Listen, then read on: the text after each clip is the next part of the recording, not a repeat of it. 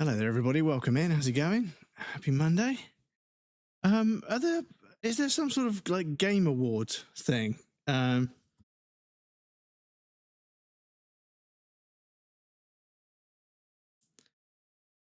there some sort of game award on them? November 17th at... No, I mean, I haven't clicked on that link, but apparently I have. So what, 5 p.m. GMT, is that now?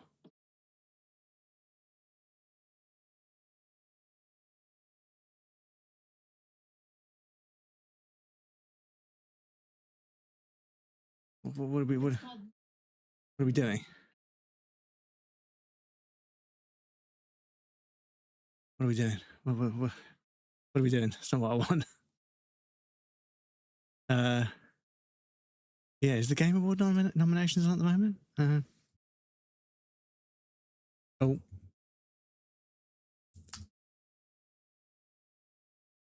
It is.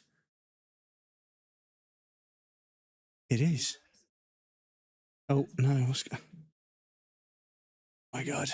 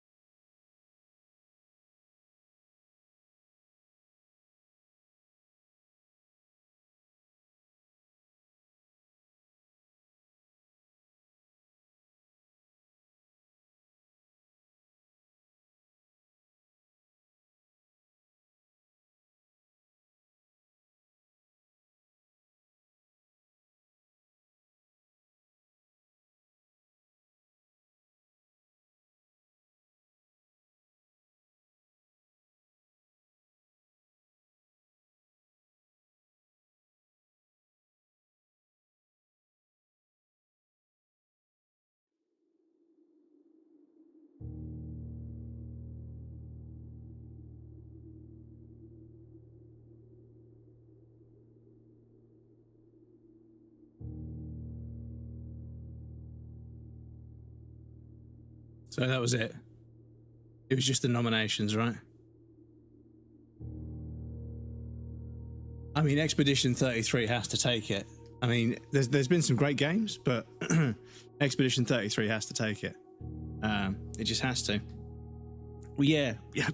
I mean, yeah.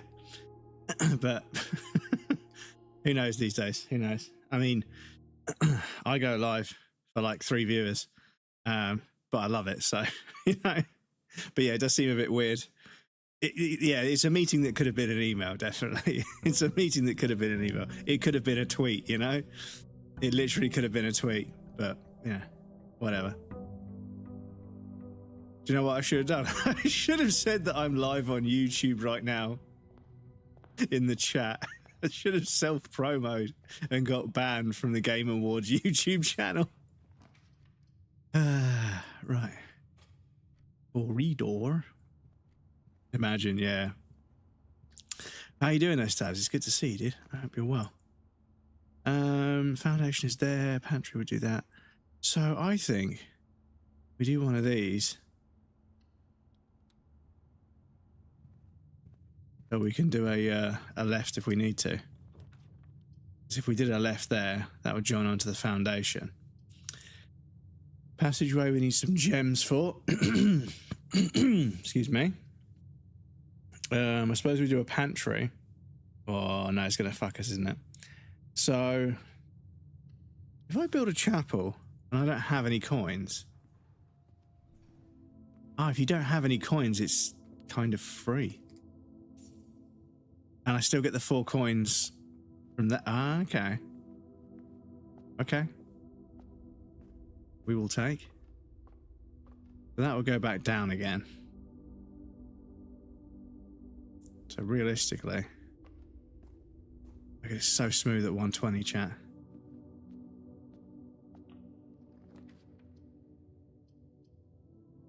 Spare room, a den. Spare room.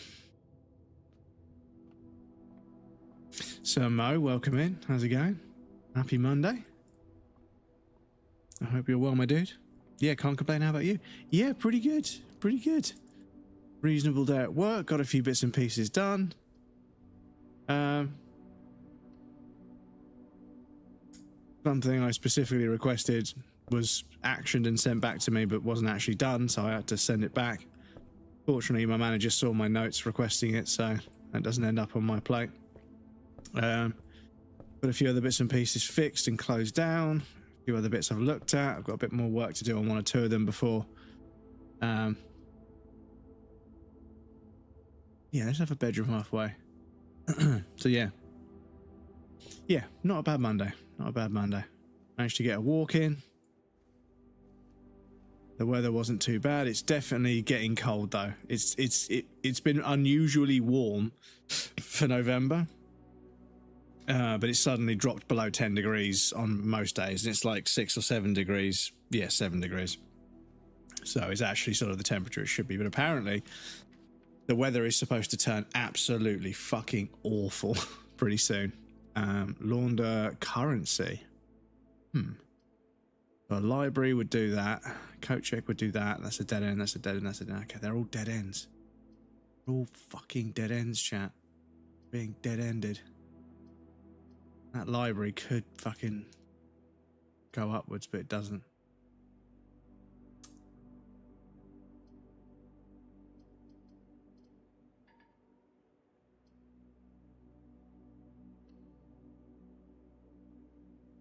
3 degrees C, yeah, here I'm in West Mids, 6 degrees a few hours ago, but it was nice. Yeah, where I am, because I live on the south coast, if it's windy, it's miserable, it's horrible outside. Oh.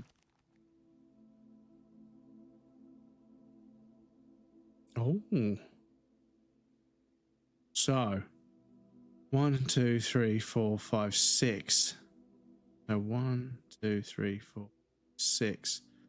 So 6 and then 1 in is some treasure. So 1, 2, 3, 4, 5, 6. So we want to get to there. So foundation, we need to go back to the foundation and see if we can build a door off of there that goes up. Dennis, welcome in, dude. So, yeah, so we've got to go back after I search the library. Dennis.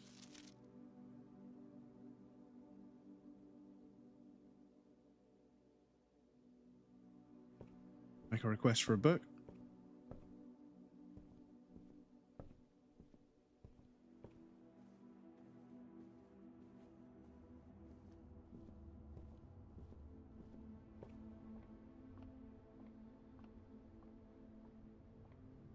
So, oh.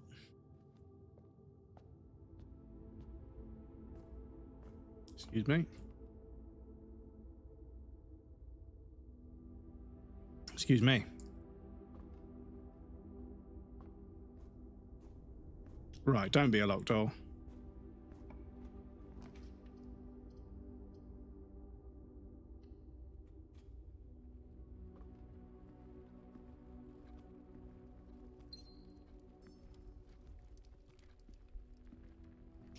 Right, don't be a locked door.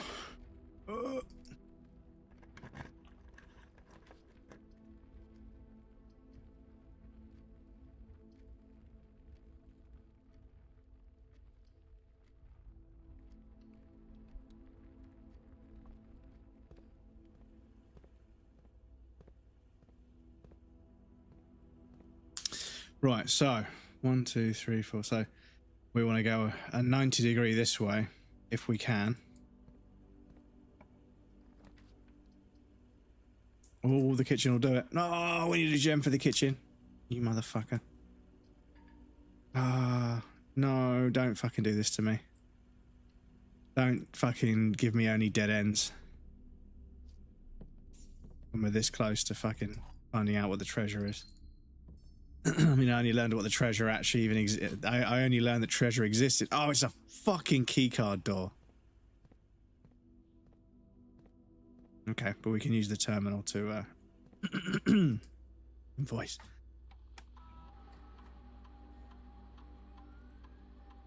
Excuse me.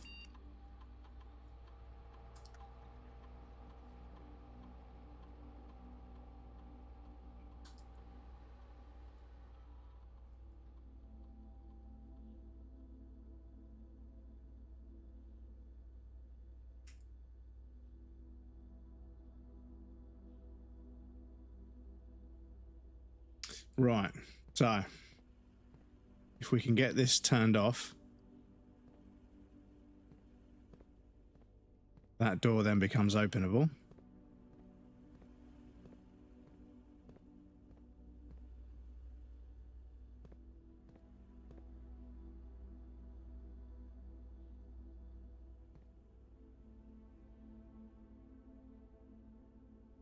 Oh yeah, now we're fucked, aren't we? So on the other side of the den, if I can build a breaker room.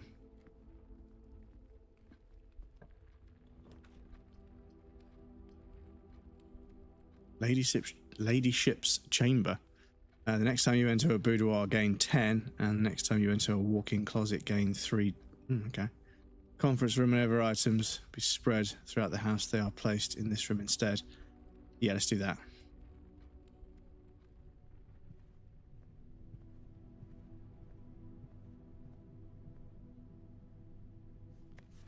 Reminder, after meeting adjourns, take all conference notes and place them in the office safe. Okay. So the office safe code 9083. Yeah, I think we wrote that down already, didn't we? I think we wrote that down already. Open recent. BluePrince notes. Ready.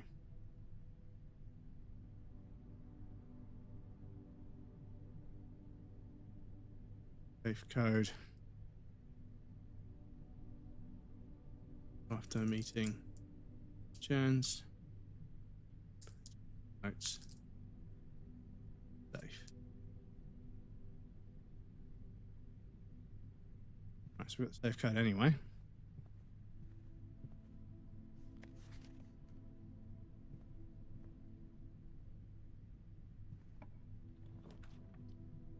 Oh.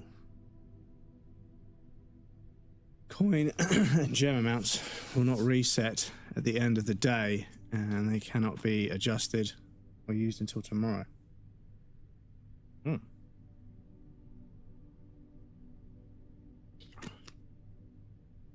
Okay. So a freezer will be very good. if we got that early on, we could chuck it on one of the doors before we leave, at the very beginning. So when we go to leave, we can save everything. So yeah, freezer would be really good. We could permanently get a freezer somewhere. Right, so all 3 boxes contain gems. That's a lie. The other 2 boxes contain gems. That's got to be a lie. This box contains gems. So that can't be true because there's only gems in one box.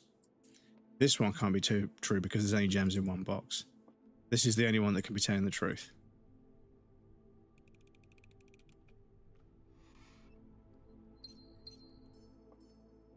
Through here. I'm going to try and connect back to the entrance hall, I suppose. Unless we get a utility closet where we can turn off the power.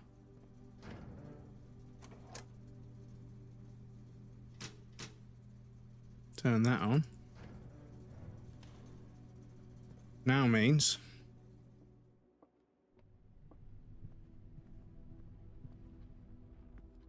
the electronic door in the security room will be openable, which means 1, 2, 3, 4, 5, 6. So yeah, we need to go into here and go up if possible.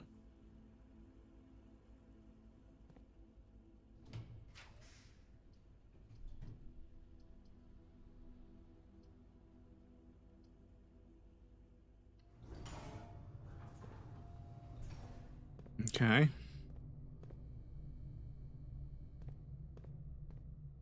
So this should have treasure in it. What is the treasure? Rumpus room? Rumpus? What the hell is Rumpus? Oh.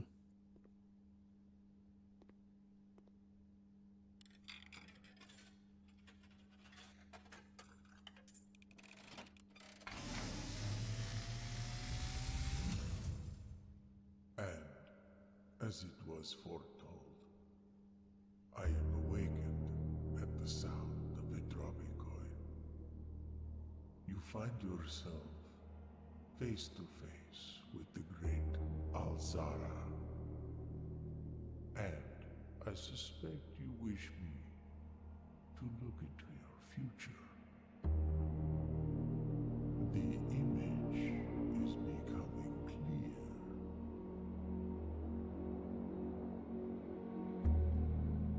I see a boy standing on a shore of white sand. He is looking for something he was told he would not find. I see a black cat tied to a red flag.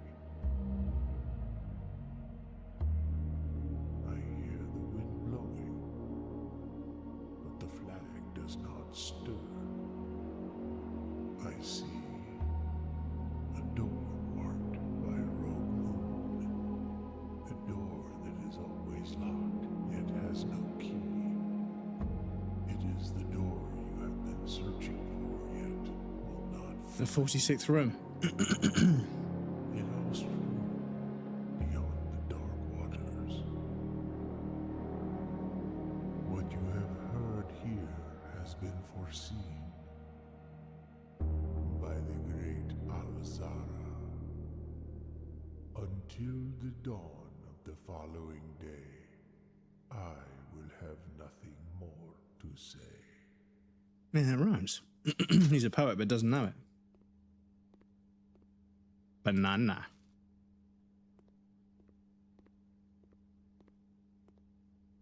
Are we on extra? No one. Okay.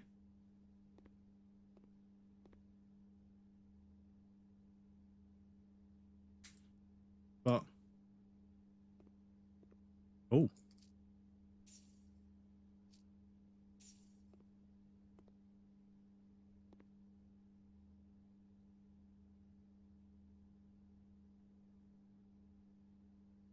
Now to find something to dig with. Oh. So I find the treasure map, but I need a shovel as well. You kidding me?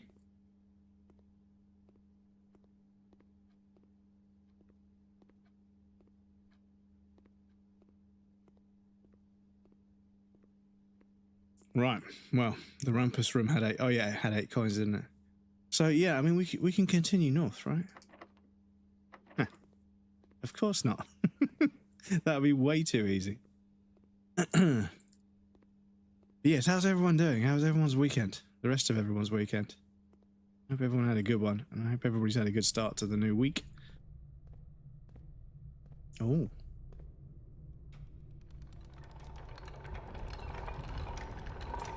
Oh, this is the other side of Foundation. This is the lift.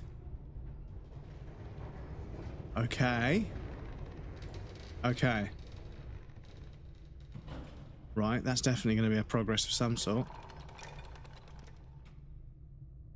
So we needed to get to the back of the Foundation to do that. Okay, and then we can go through security to there.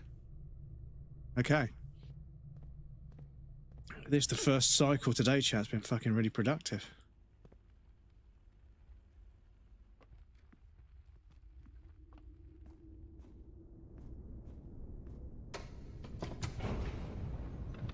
Oh, going down.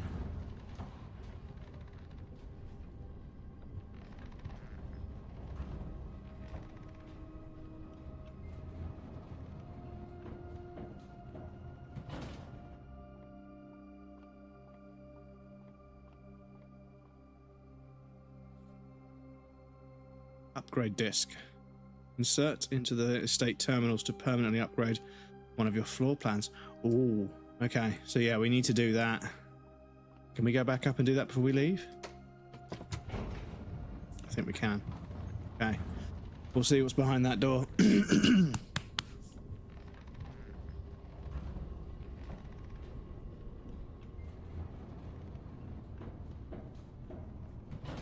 So, security room is through the den.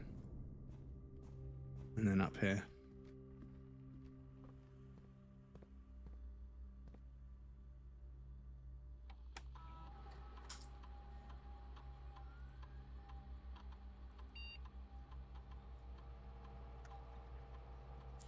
Hallway data has been found on the upgrade disk. You will now have the chance to permanently enhance this room to one of 3 different upgraded floor plans. Floor plan with a key, with a locked trunk, add extra hallway to tomorrow's draft pool. 1 extra key or 1 locked trunk. I think 1 extra key. Keys are very useful because obviously if we create a hallway and one of the doors is locked, yeah. Yeah, we're doing that, chat, because yeah, we've created hallways before with 3 options to choose from, and then like 2 of them have been locked, and it's like, well, this is now dead because the one that isn't locked doesn't go anywhere. So, yeah, I'm happy with that. Right, let's see where this goes. But yeah, not bad, not bad. Work is very busy, but unfortunately that's just how it is. Upper management, business at large in general, everyone's aware. And I've got to go into the office on Thursday for the entire day, which means getting a train to fucking London. But it'd be good to go into the office, see a few people. Oh, of course it's fucking locked. Fucking game. Of course it's fucking locked.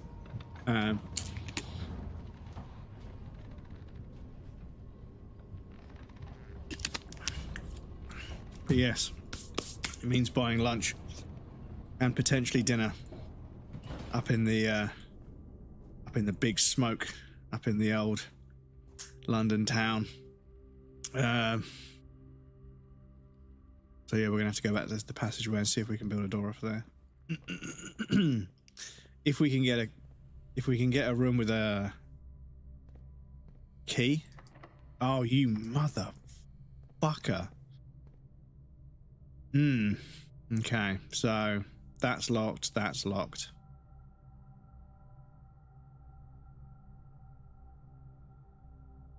So we're gonna go 1, 2, 3, 4, 5, 6, 7. See if we can do that. If not, why then? Damn. Hey.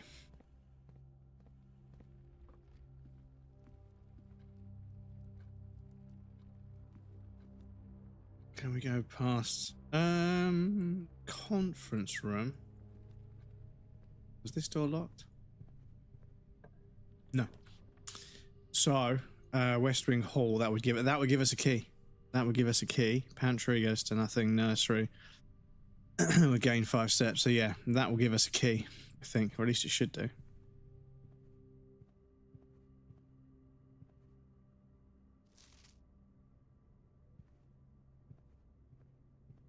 No. Okay. So those upgrade plans were a complete lie.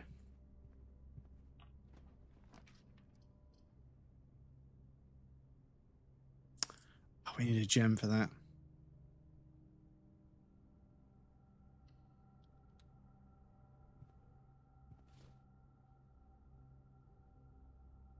Oh, now we get a gem. Okay.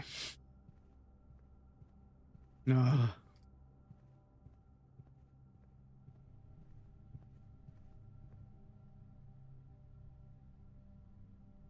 So we're gonna go through the den and the chapel.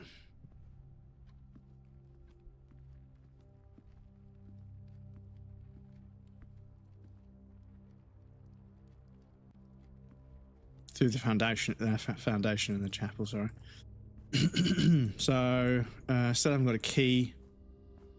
So what we want to do is we want to build something with a key off of one of the doors. Right, can we build anything with a key here? power source, pantry, boudoir.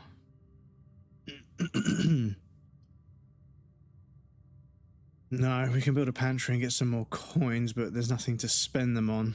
So, no. Oh, shit. Okay, so we gotta...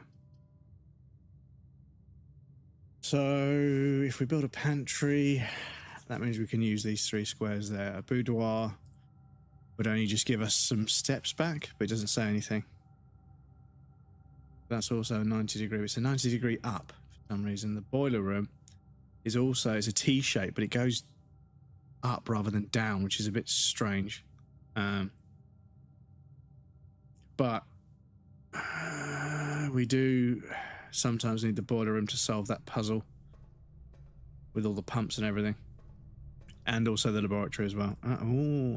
Okay.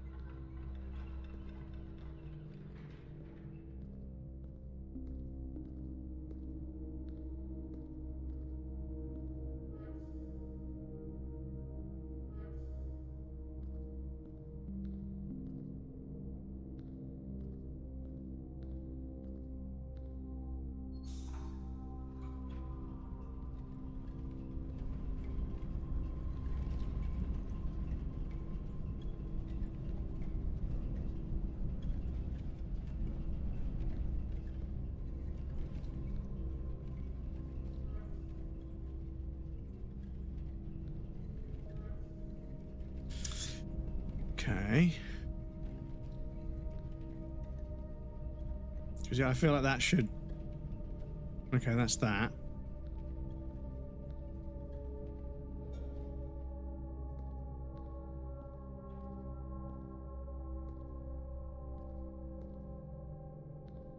Okay, do I have to click on that from there? Blind Bat, welcome in. How's it going, dude? How are you liking BluePrince? Yeah, it's interesting so far. It's interesting. Interesting concept. I like the art style. Can't seem to turn that dial, unfortunately. How are you doing, dude? It's good to see you. You're all good.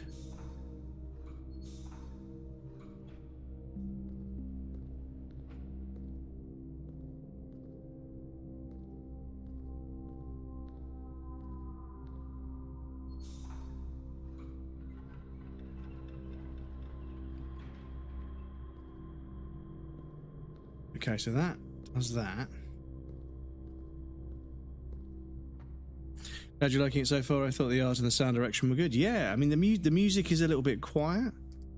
I feel like putting music on in the background, but I don't know what style of music to put on. But yeah, it's just got sort of ambient music in the background. So yeah, so there's going to have to be a way of us getting all 3 of these things to work. And at the moment, I'm not sure there is a way.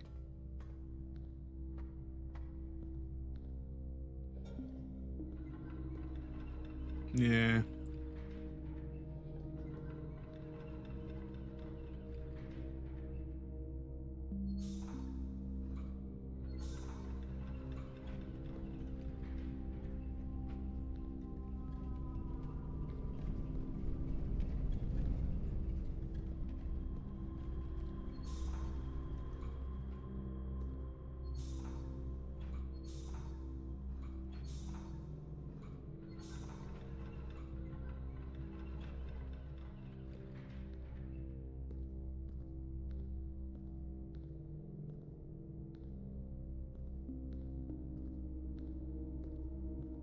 Ah.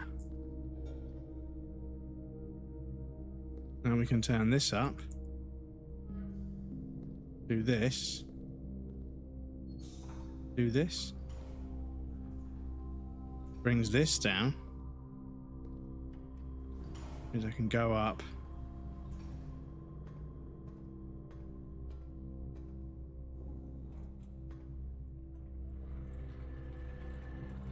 Do this.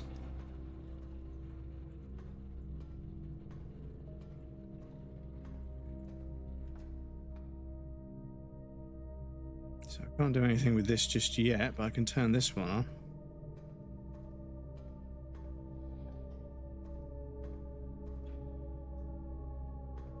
Ah, okay, so that opens that door there. Which means we can now build something on the other side of this room. So, lavatory, that requires a gem. Oh, it's 4 items though, if we had 1 gem. Damn, dudes. So the dark room will go dark, but it will allow us to connect back up to there. However, we could also make a lavatory. I don't know why. A red room as well, so I'm not too sure if the red rooms are bad. Need a gem for that. Fucking hell, blind bat. Blind Bat just donated £150 to Movember Europe. Blind bat, dude. Thank you so much. That's fucking massive. So we've beaten 300 as well. Dude, you guys are so amazing. Thank you. Thank you. That means the absolute world, honestly. Damn. I'll have to just adjust the total now. You guys always surprise me. We always raise way more than I expect to. It's so heartwarming, honestly. Thank you, dude. That is incredible. So we're up to 400. So I suppose the next logical step is to move that to 500. Thank you, dude. So much, honestly. It's been a very rough year for my mental health. So Movember this year is obviously a very big kind of a moment for me in the year where I get to raise some money for charity and do some good for men's mental health everywhere. So thank you so much. And you guys being here and hanging out helps my mental health no end. So thank you so much. Thank you for everything that you do.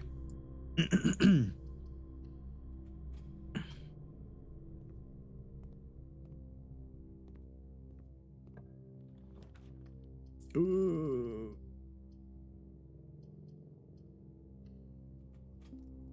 Anyway. Oh, a fucking furnace.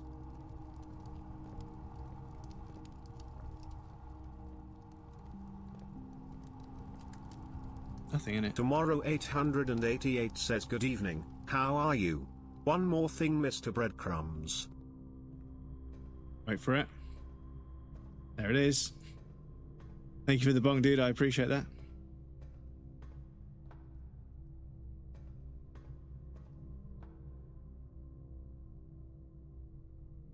Right, so can we now guide pressure up to here?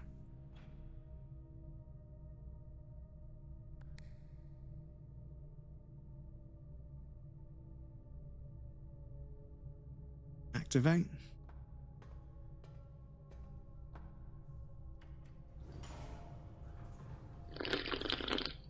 Orphan, thank you for the hydrate, dude. I appreciate that.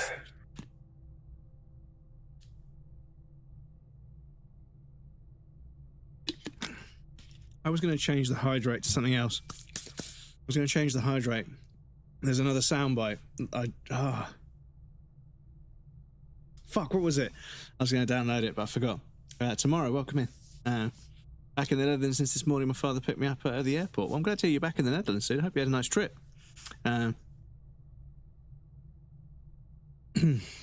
Howdy doody, coggers. I love coggers. Coggers instead of foggers. I love that. I love that emote. But yeah, no, I've been really enjoying BluePrince. Yeah, it's interesting. So now that I have powered up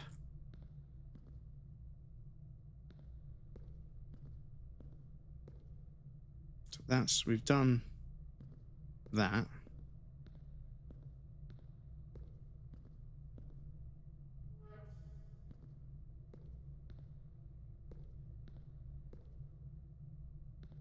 Right, so does that power it up?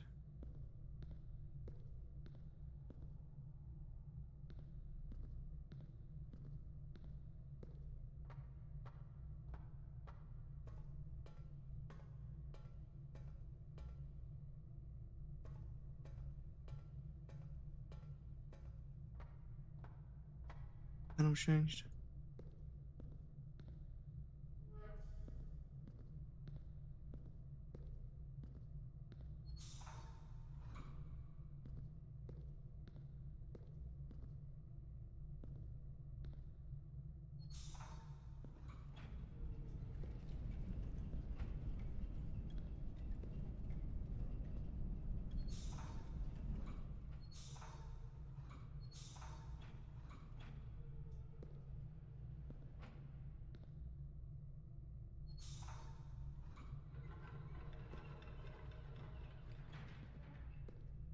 That does that.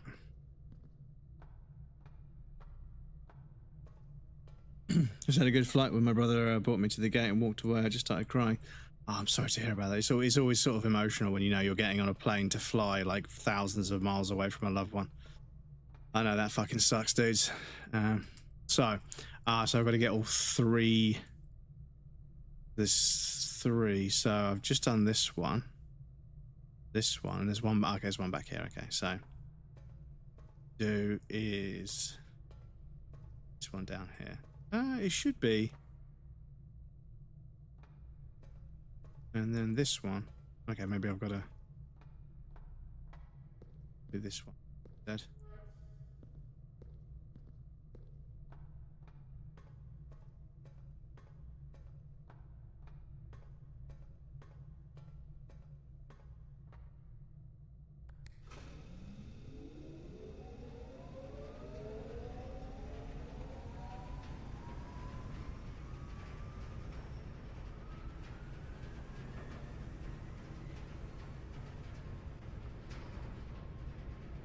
Okay, so the border room is our power source. Right, so down to the main hall. Got 22 steps left. Many. Down to the main hall. Because yes, if we build anything that needs power, we've just created a power source. So yeah, we're good. So this side, we can only build one room, so let's find out what it is. So kitchen requires a gem, laboratory. Why is everything sort of like heat haze? Why have we got striation? What's it called when the heat distorts the light above a fire? Can't remember. So a kitchen would do food, and we're low on steps. So actually, I think a kitchen is a good shout. Oh, we need a fucking gem. Sake, I'll build a pantry and see if there's any food. Right, I'll take a banana. So we've got a ton of coins, so I think we should build a commissary at some point. Aquarium. Aquarium is every color of room. So a guest bedroom. Give us 10 steps. That requires a gem.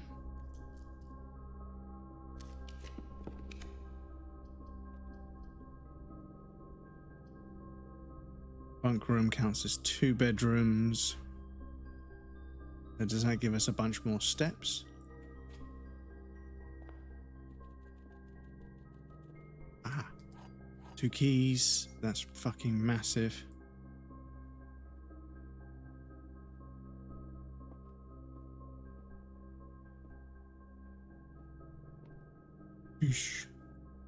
Hello, Mr. Hamster Friend. Right, so we've got a couple of keys. So locks doors. So at the rumpus room, yeah, and in that hallway. But the rumpus room would allow us to go north. So we haven't got a lot of steps, which is a fucking issue. So 1, 2, 3, 4, 5, 6, 7, 8. Should have 10 steps left. Get up there. Straight up and then left in the chapel.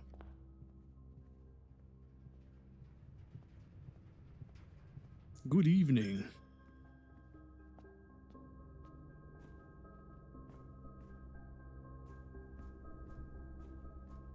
So straight across and then to the right.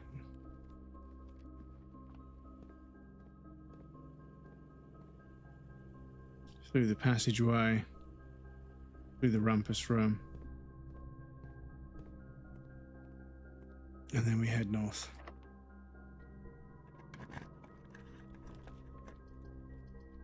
So, don't want to lose two. Aquarium. So I suppose an aquarium is the way to go. That gives us options to keep moving upwards. No, we haven't got a gem. Observatory, we haven't got a gem. Oh no, we have to build something that's going to cost us steps.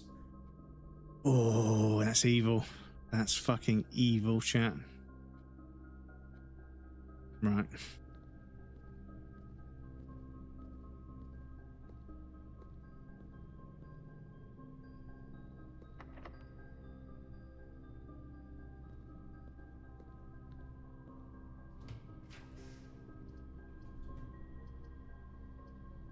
Oh, we're going to have to make a bedroom, aren't we? Because we haven't got the gems. We had some gems earlier. Yeah, fuck's sake, we'll have to make a fucking bedroom, won't we?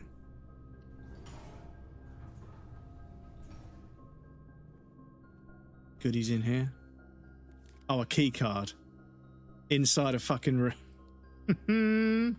Inside a fucking room that we got to through a key card door that we've already powered down and set the power down behavior to be unlocked.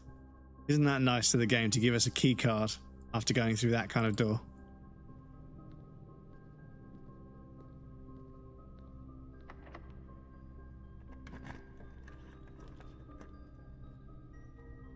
Oh, that would go up. That would go down.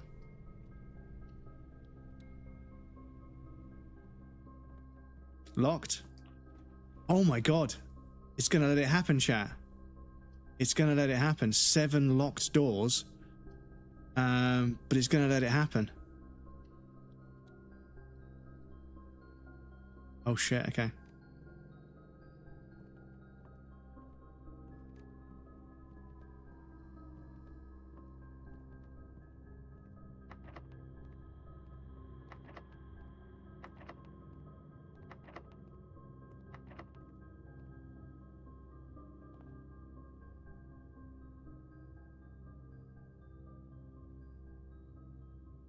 Objective. From its root meaning the room before, all signs and paths point towards the antechamber. Mysterious sealed room resting on the 9th rank may prove, however, quite the initial challenge to reach, even let alone enter. Still, you can't help but draw a connection between this chamber and the room and room 46. Yeah, I'm here. I'm here. Let me in. Let me in. Let me in. Okay, well, we made it to the antechamber, but obviously there's something else we need to do. So, the Great Hall, we can't build anything off of there. Gymnasium, so yeah. That is it for rooms, I'm afraid. We built a closet somewhere. No, we built a utility room somewhere, right? Utility closet. Because the dark room, we should be able to turn on the lights. Should have remembered that. But yeah, the utility closet. So if we go 1, 2, 3, 4, 5, 6, 7. No. Go down through the parlor, don't we? So we want to go straight from down here, left through the rumpus room. Passageway, we want to go into the security room and then down.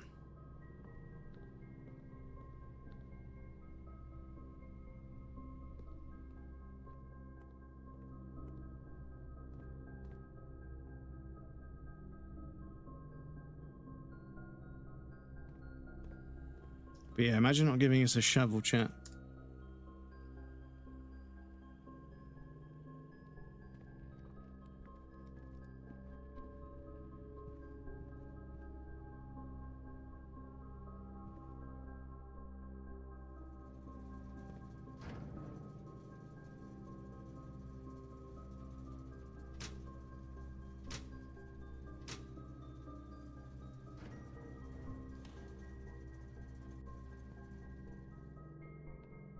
We've only got 5 steps left, chat, to get to the dark room.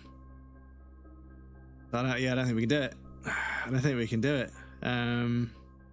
Up here and then into the den.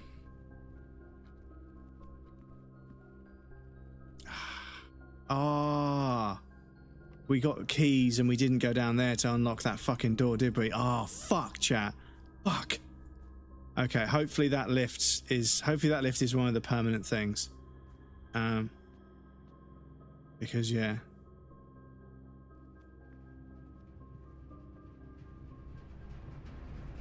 No.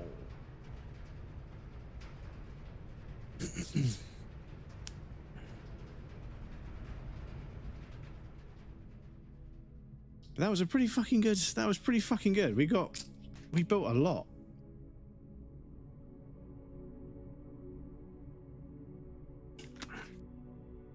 Red in, whatever that means. My voice is all over the fucking place. Excuse me. Right, continue.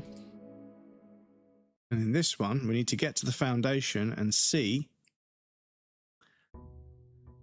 if the lift is down. Because as soon as we get a key, we need to unlock that door. Because I think there might be some more story behind there.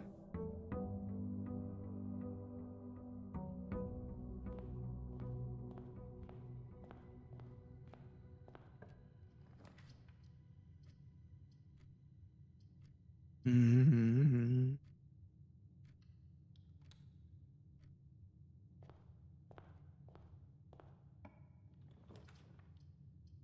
Oh, what? What does a laboratory even do?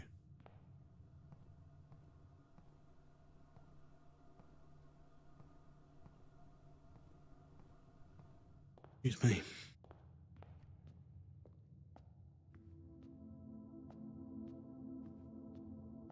I love it when you've got no coins, so the chapel doesn't affect you.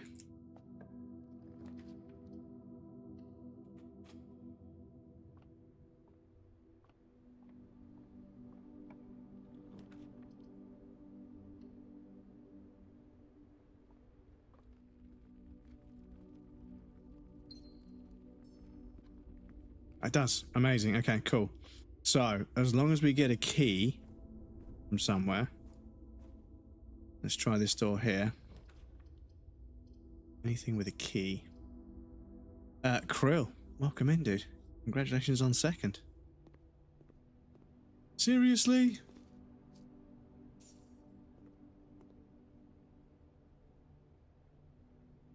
So we need keys.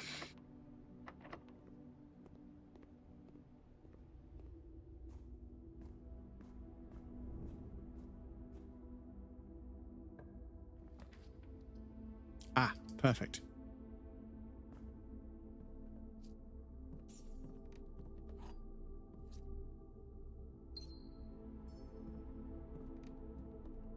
This ain't no Hello Kitty adventure, world adventure. Hello Kitty world adventure. I think Pizza might have played that. Or it might have been really, really expensive, so they didn't bother playing it because they're going to wait for it to be cheap, which is the right thing to do because it will be a kid's game. So this, like, you know. Look at Eric Cartman. Ang.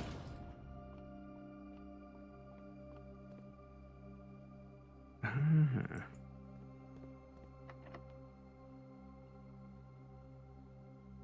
What? He does not fit? Fuck do you mean?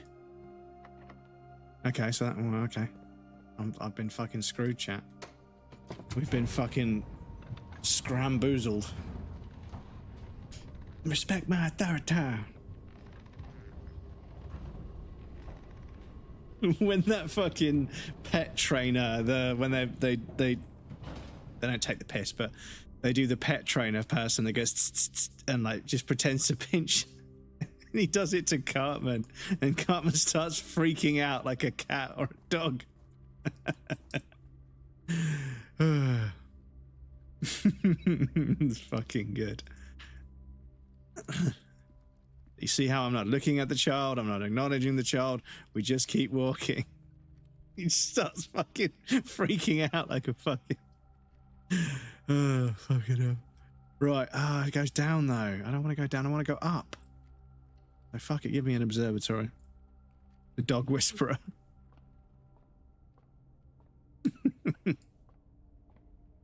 Hey, cut it out.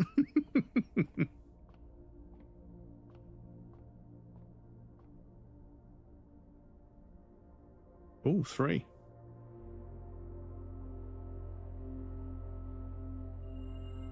The slice.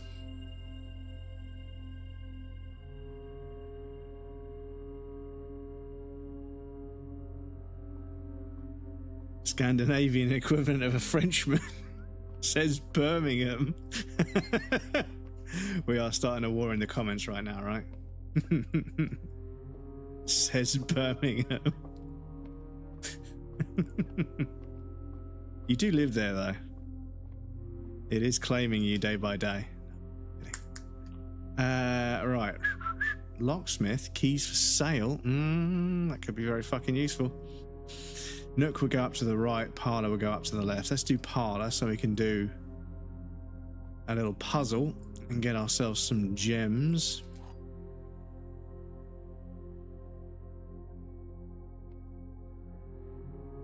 I mean, yeah, you have Stabby in your name.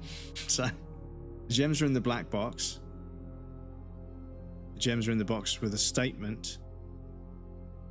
That can't be true because there's 2 boxes with statements. Gems are in the black box. Gems are in the black box. Gems are in a box with a statement. That can't be true because there's 2 boxes with a statement. So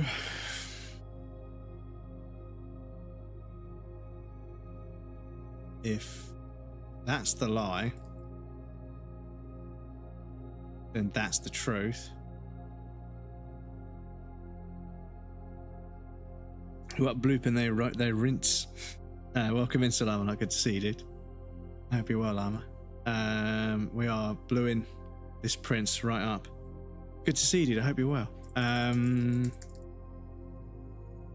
Not too bad, Tuck. Glad to hear it. Glad to hear it. So the gems are in the black box. That could be true or false. The gems are in a box with a statement.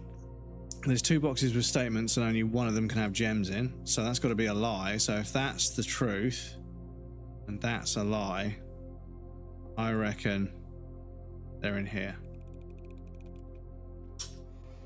Oh, they must have been in here. Shit. So, a locked door already?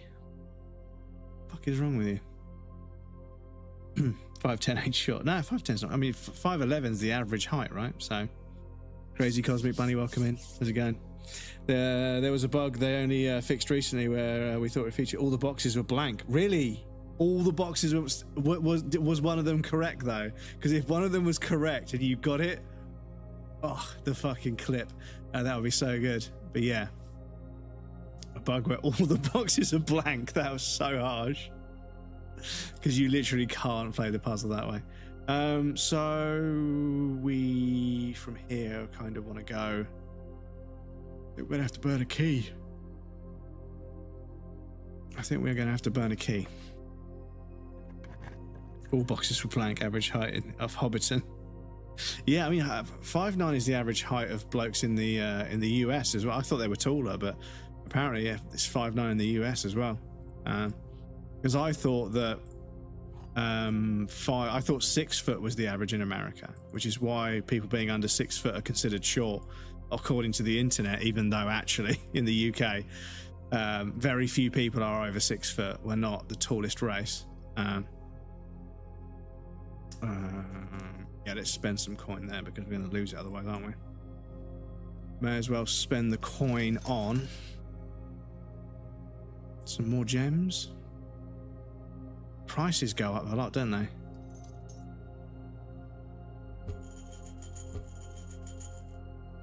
Prices do be going up. Americans get a lot of chemicals, not a lot of radiation. Yeah, I'm not too sure because, like, I mean, a lot of the Americans I've met have been, like, massively tall, like, big blokes. I just thought they were just bigger in general. But also, on world measurement, very rarely tall average. Yeah, well, this is the thing, is that the internet has this kind of, like, this kind of idea that, like, you know, you're supposed to be like 6'3", 6'4" before you're considered tall, but like the percentage of human beings on the planet in general that are that tall is very low. So yeah, it just isn't true, but people seem to be obsessed with it on the internet, like to the point where like dating apps have to have like a specification where you have to tell people your height so they can ignore you if you're below a certain height. And it's like, fuck, people are really obsessed about it. I mean, you can't change it, it's your legs, right? It just comes down to your legs, because when you get, like, if you go shopping for men's clothes like men do, you realize that t-shirts come in like 3 sizes, right? It's the trousers, you got short, medium and long. If you've got long legs, you're tall. If you've got short legs, you're short. But everything else is the same. Like, most blokes wear a medium t-shirt or a large t-shirt. But yeah, most blokes just wear like short trousers or medium trousers. So yeah, but I don't know, people are obsessed with it. Anyway, we have got an ad break coming up. Need to pop you guys on the BRB screen. You guys know the drill. I'll be right back. And then hopefully we don't get fucking dead-ended in this game again. Yes, I'll be right back.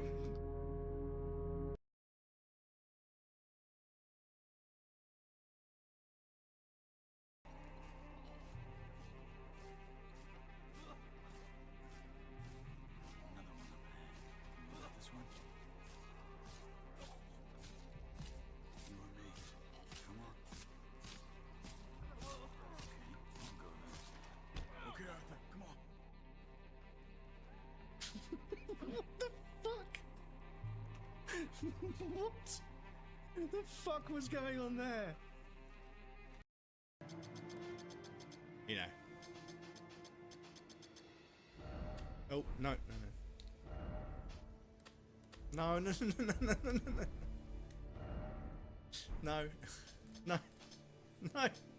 No. Hang on.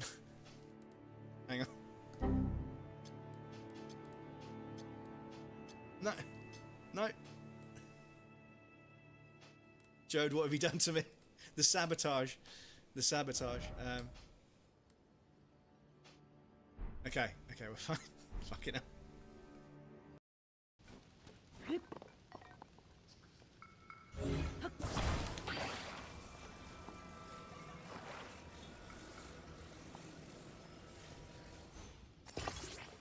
Right, okay. Once again, hold on to your butts.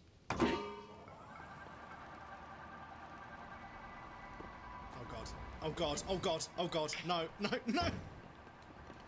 Oh my god. No! Oh my god, no! Okay. Shit. Okay. The thing is, I think, you! That's the best one we've done. Get real.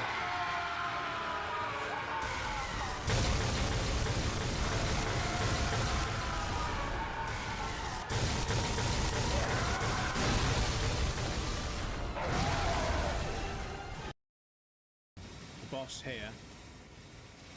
Oh, is it this fucking oh, it's Pumpkinhead, okay.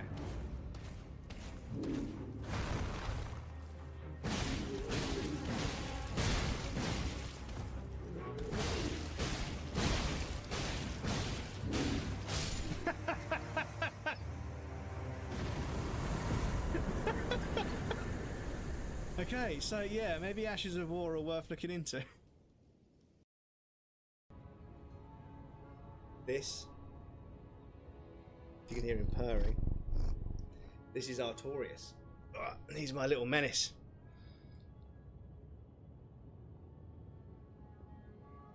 And he likes head scratches, as you can hear. Hey, my little baby boy. My little baby boy. Hey? That may have overlapped a little bit, I do apologise. Right, run, and there. Oh no, I've got a health! I can't make that jump because I've got no health, excuse me.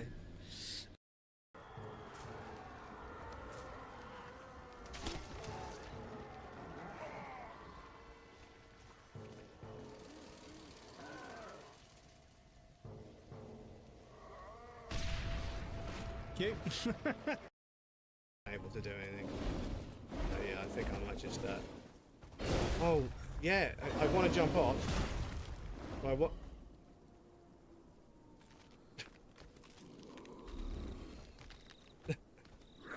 Ah.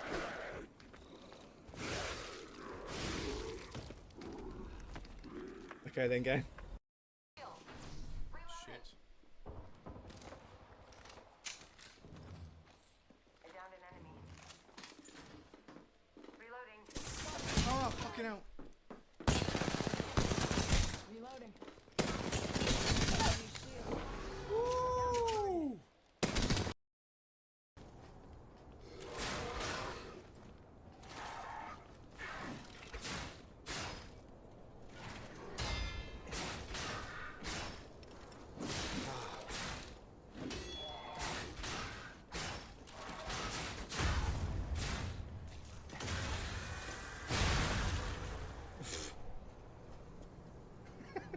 He got fucking yeeted.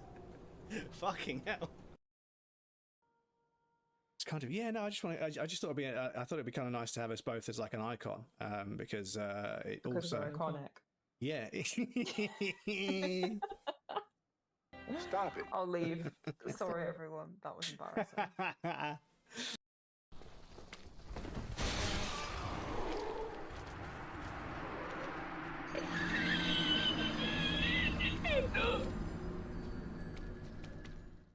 I don't know why Dark Souls fans get so upset by Blighttown. Far too afraid to ask. I mean, it's kind of enjoyable when you learn the basics. Welcome back, everybody. Thank you for your patience. I appreciate that. Jenga, welcome in. Good to see you. How's it going? Let me just scroll up, make sure I haven't missed anybody. Where were we? 510 short. But yeah, all the boxes were blank. Average height of Hobbiton. Americans get a load of chemicals, not a load of radiation. Swedes are also on world measurement, very rarely tall average. Americans are big in mouth, nothing else. Well, I just think that like Americans, like most of the really big people I've met are American. I mean, like tall, like, you know, I've met like massive, great big guys, but I suppose I met them through extreme sports, which is probably skews it a bit.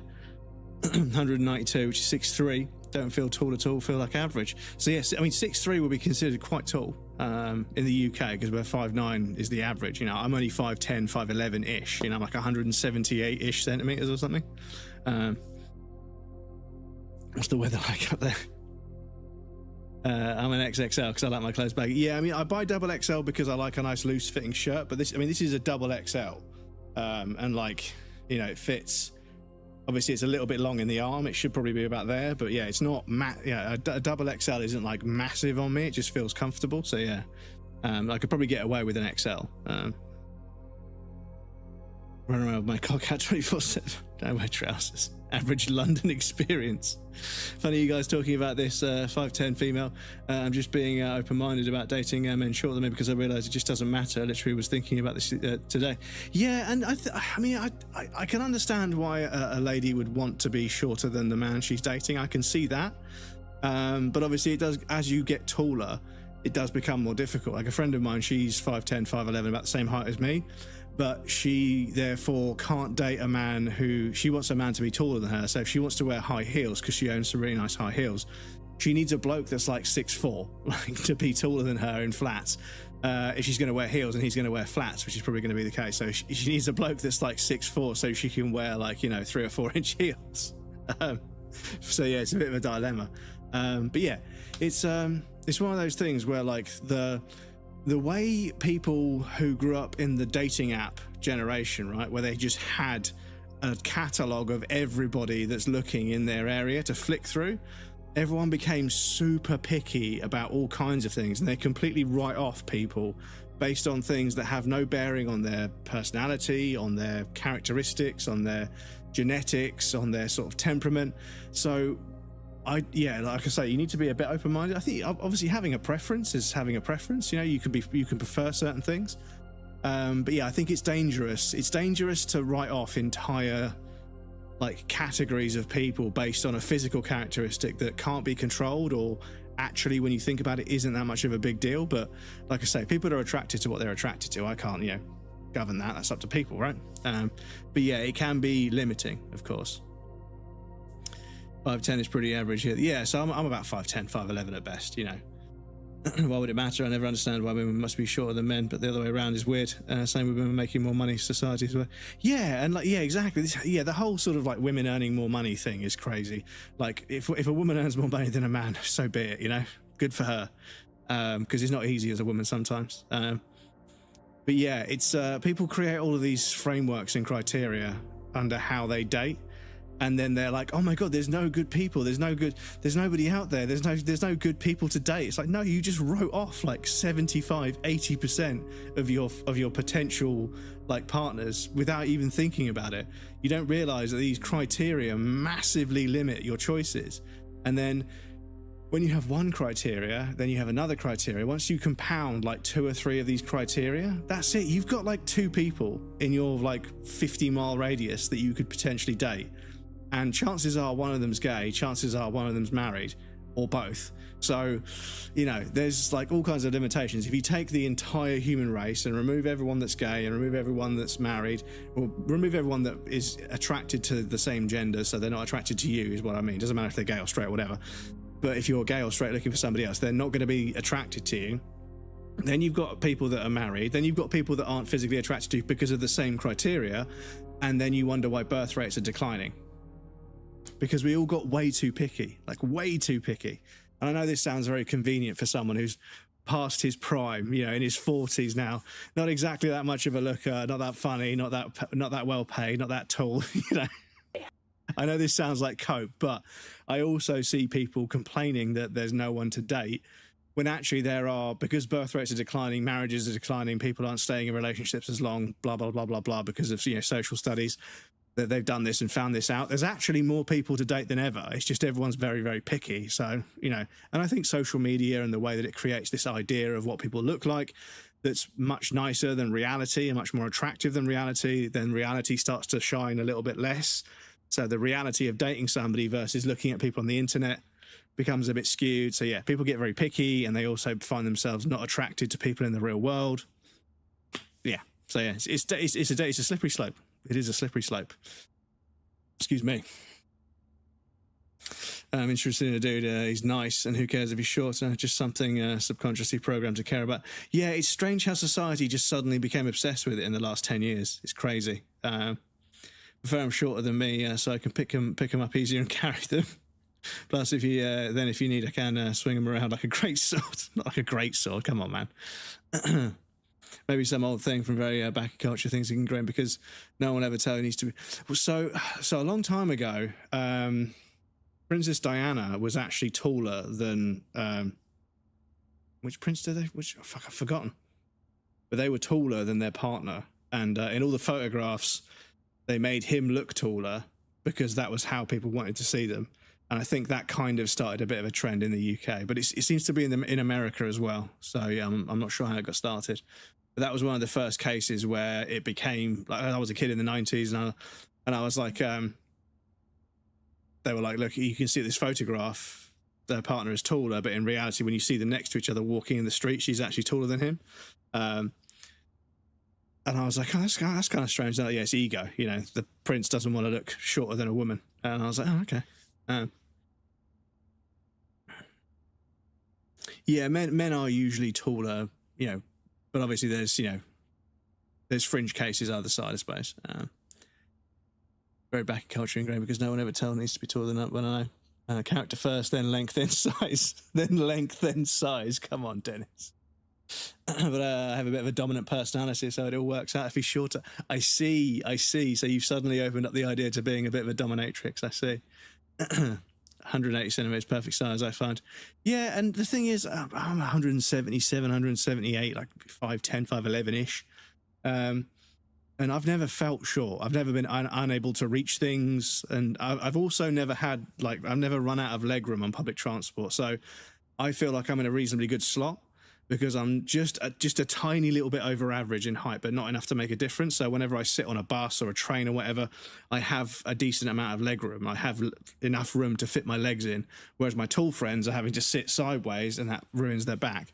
Also, my friend, bless him, he's 6'4", And in the bath, his knees are always cold because he can't put his knees down because then he'd be sitting bolt upright in the bath and his top half. Me, my legs just about, my knees just stick out of the water, but because his legs are so long, like, yeah, he doesn't fit in normal baths. So, like, he'd have to get, like, a fucking massive extra long bath to fit in one. But, yeah, every flat you find these days, the bath has been squeezed in. So, yeah, he doesn't like baths very much. He does shower, of course, but obviously when he showers, the shower head is like here. It's not like up here. It's like here. So he has to do this to wash his hair. He was like, for fuck's sake, man, this fucking sucks. Why is everything so fucking small? It's like, it's not. You're just a fucking giant, mate. Can't help it. I can almost look down at you, little German friend. Let me look up a crew. I have to take crumbs to Stockholm and land of the tall supermodels. Dude, I've met people from like where you're from and it's scary how beautiful they are. 6'3", beautiful eyes, beautiful jawline, really physically athletic, just beautiful fucking hair, like just perfect, right? Just perfect human beings. And like, yeah, I walk around, I'm like, God damn, all the women here are so beautiful. But then I'm sort of looking around, I'm like, damn, all of these men are way more handsome than me. They're way taller, way better looking. Like, I feel so fucking repugnant in this place. I'm not coming back here ever again. I'm a massive guy. Yeah, well, yeah, as long as you're comfy, that's the thing. Clothes-wise, yeah. 6 or 6'1", undeveloped, if you're in your undeveloped measure system. Don't mind a sugar mum. Nothing wrong with a sugar mummy. I like sweet film. Yeah, I mean, as long as it's all consensual and the relationship works. This is the thing, is that I think if we were more open-minded about what people want from a relationship, we could be more open about talking about it. We could therefore narrow down what we want and how we want to find it. People could know what they want to find, and then you would find something where you complete somebody else. And those relationships always work the best. I mean, they hurt the most when they end, which is the risk you have to take. But when you find somebody that wants to do the things that you want a person to be like, and you are the person that they want you to be, it clicks in a way where you just fucking click together and it works and it's beautiful. And you've got to fucking try and keep that relationship going as long as possible, because it fucking hurts when you break up with somebody like that. Because you get into a bunch of relationships afterwards, it just doesn't feel the same. It just doesn't click. Everything's way more difficult. There's way more friction. You're like, for fuck's sake. But yeah. That's why it's worth it. That's why it's magical. You're right. A short sword. Once I took myself away from dating apps, definitely found myself caring less. Yeah, and this is the thing I was saying earlier about dating apps, how it's made everybody think that, like, everybody massively overestimates their own sort of draw. But it also means that everybody's kind of dating this trying to look for this imaginary person. They're looking for somebody they've seen on social media. And one of the side effects of this cultural change with dating apps and how it's made people look for people that don't technically exist is you'll see lots of people will put catchphrases and sort of, descriptors in the bio of their social media. And when somebody's describing themselves, it's okay for them to say certain things. If somebody sees lots of people they're attracted to on social media and it says they have autism or they're mildly autistic or however they prefer to describe it, if you put in your dating bio you're looking for somebody that's autistic, that's a bit different. But if you see it in someone's bio and that's the sort of person that you like and you keep seeing it and that's a criteria that you're then going to look for, there's a logic for why people put that, but you shouldn't. You obviously shouldn't put that because that's fucking weird.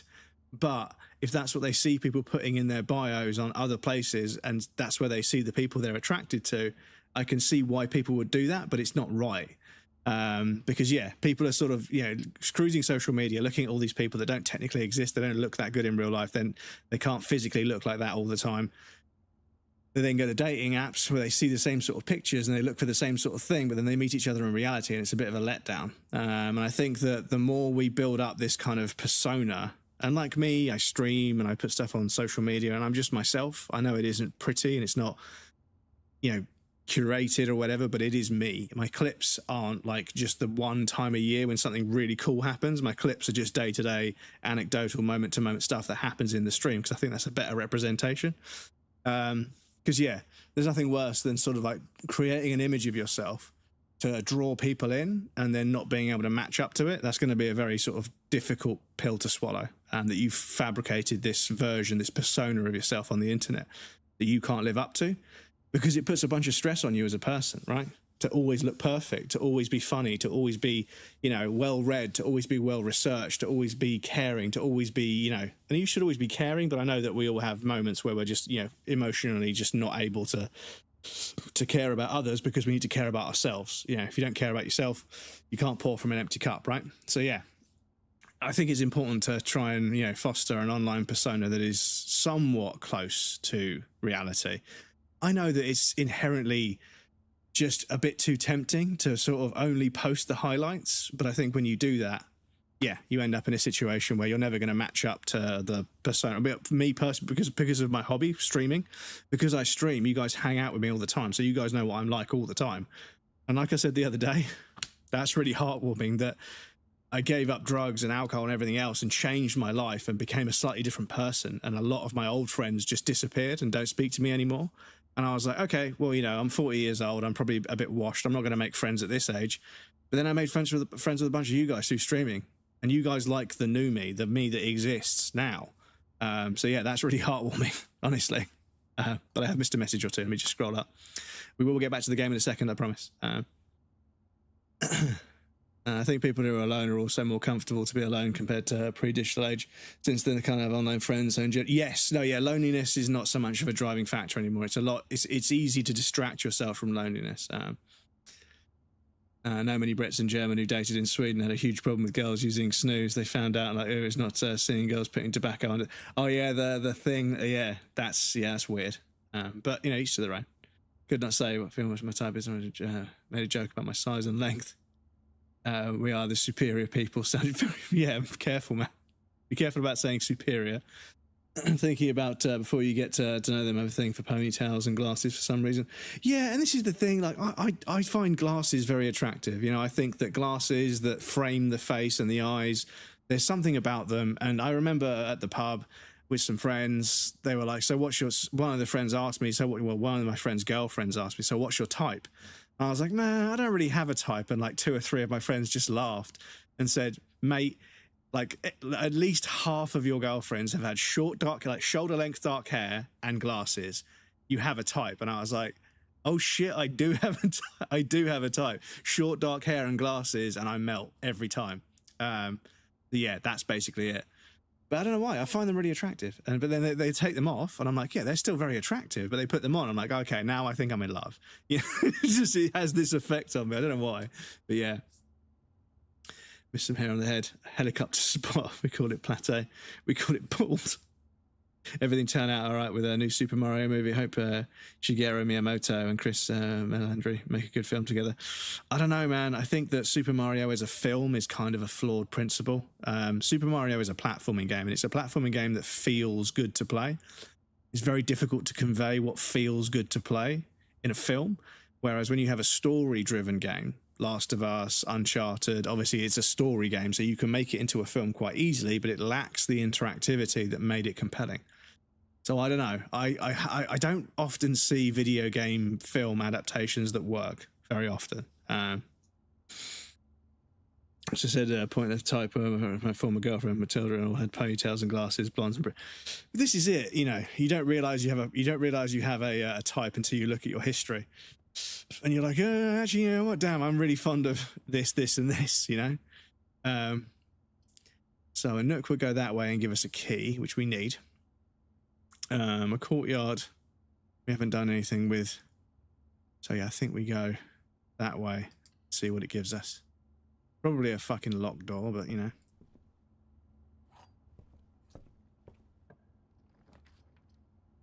So a workshop, combine items. We can still build a courtyard.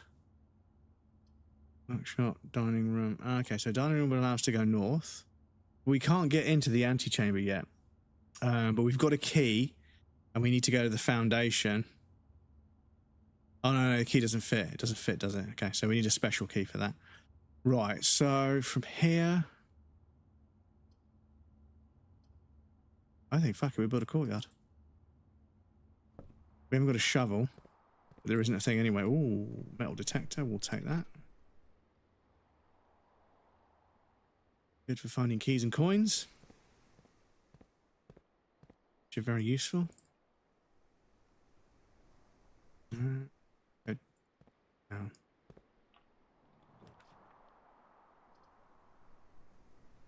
So we could make a yeah, that tucks that away out of the way, doesn't it? In case we need to do that. Placed in the forest, they've cut down a lot of trees, just empty grassland. Kaligi, word for a place. Oh, is that what you call a bald spot? Similar words we have both Germanic. Yes, yeah, the Germanic languages do share a lot, don't they? Turn that on, turn that off. Cool. But yes, no, I look at all the various different people that I've dated. They're all different shapes and sizes and everything. And I think that comes down to the fact that, like, I need to get along with the person, you know, on a personal, like a personality level. Beyond that, you know, I'm not super fussed about, like, their looks to a degree. But if they have dark hair and glasses, it's always a plus. Oh, shit, I didn't want to do that. It's always a plus if they got dark hair and glasses. I have to use this key, won't I?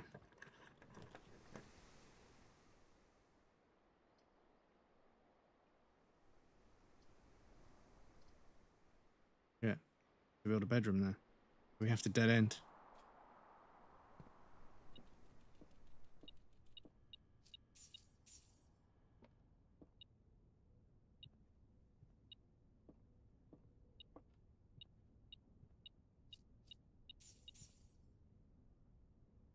Have all that. Coins. I don't know if we built a commissary anywhere yet. Hello, friend. Yes, we did.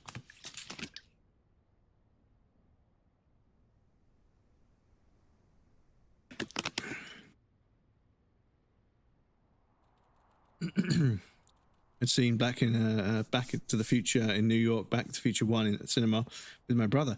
Did you watch it in the cinema? Was it being played somewhere? I haven't seen Back to the Future in ages. Obviously, is his name Michael Scott? I can't remember. Bless him, the actor got Parkinson's, unfortunately. But Nike did make the shoes with, like, they were obviously a prop in the film, but they made some shoes that would lace themselves up. The sort of straps would sort of tighten up for you. Set of gems, running shoes, sledgehammer. The sledgehammer allows us to break. Was it allow us to break down again? I can't remember. We've got to. So a set of 4 gems would be 10 coins, which we ain't got. Running shoes would be 8. Sledgehammer would be 8. Let's grab a sledgehammer just to see.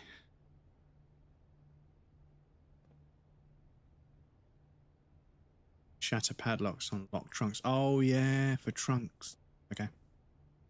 So I could do with building a coat room.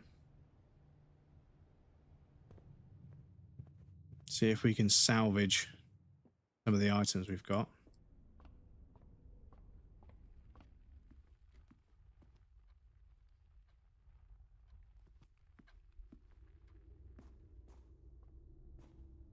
It would be nice if it told you that doors were locked. So I'm going to go all the way over here. Ah, this is locked, isn't it? Oh, and you waste the steps. It's so annoying. It would be nice if, like, when you click on a door, it just said locked. Oh, no, don't go there. This is the problem, chat. My fucking Papago brain. Fucking all over the place. So we never built a door off this way. A dark room. A study. Crafting may spend gems to redraw floor plans up to 8 times. Bedroom. Gain some steps. So we have...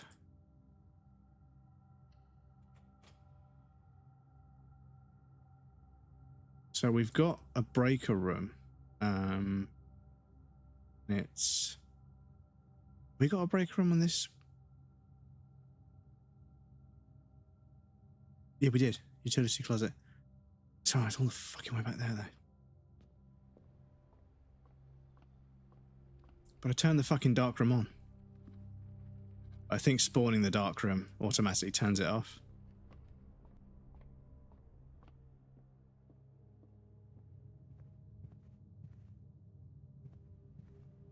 So up here and then around, okay.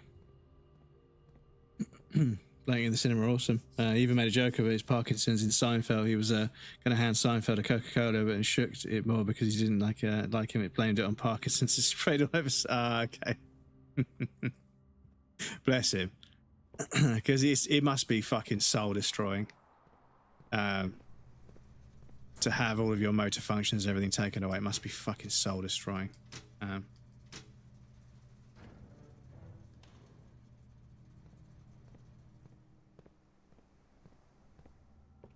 But yeah, bless him. They were showing him the shoes and they sort of like, and they tightened up and everything. And I was like, oh, bless him. That must mean so much. Like a prop that was like so back in the, because in the 90s, that film, like the hoverboards and the self-lacing Nikes, it was like, damn, this is like, that's so fucking cool. But it was probably about 2007 in the film. And then obviously in 2007, we were like, well, okay, this is not anywhere near as good. But, so yeah, straight down and then through the chapel to the darkroom.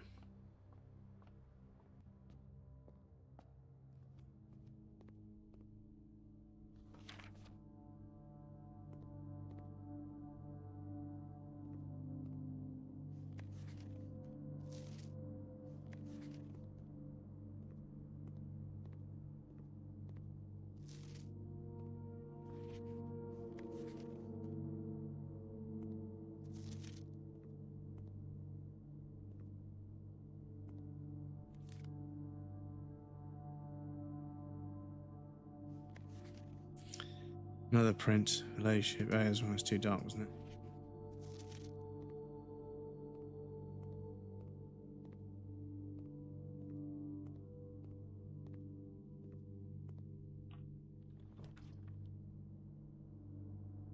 So, billiard room would give us a puzzle and reconnect us back to the main entrance, which is what we want.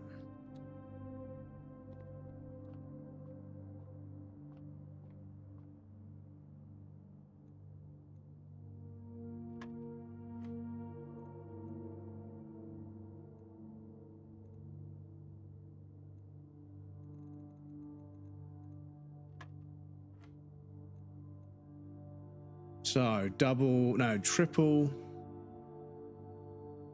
3 is 9, so 29.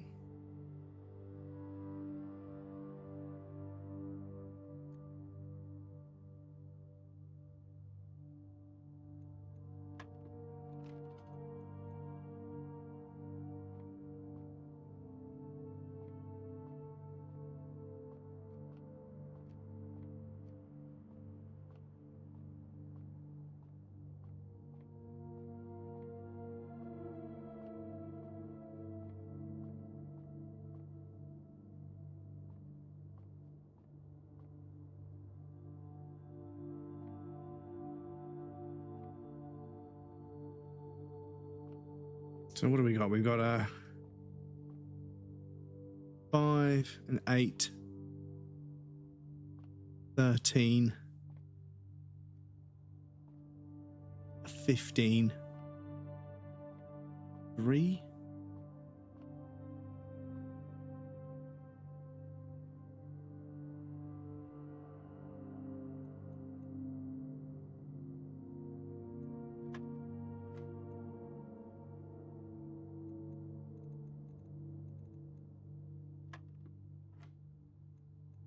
Okay, so it is to do with so 20, and then what do we take away?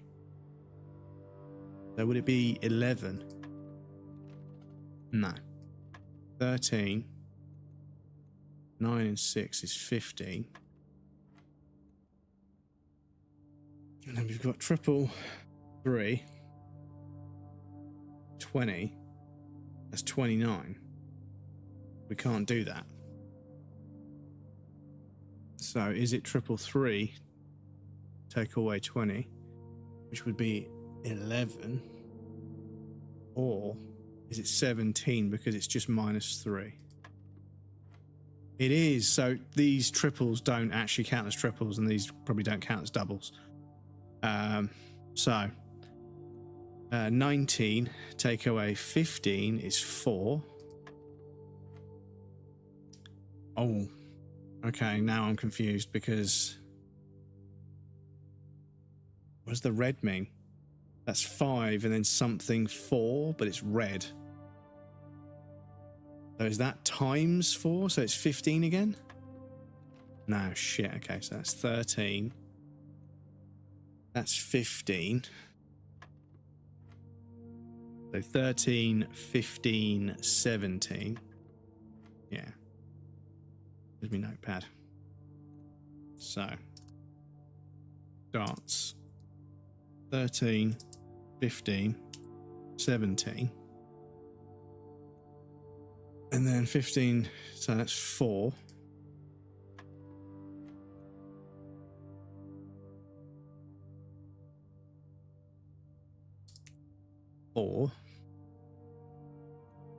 So what does red mean?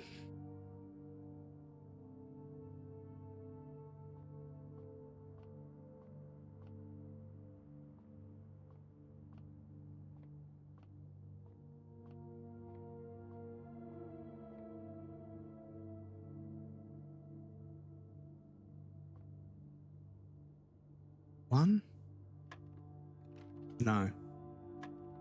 13, 15, 17, 4.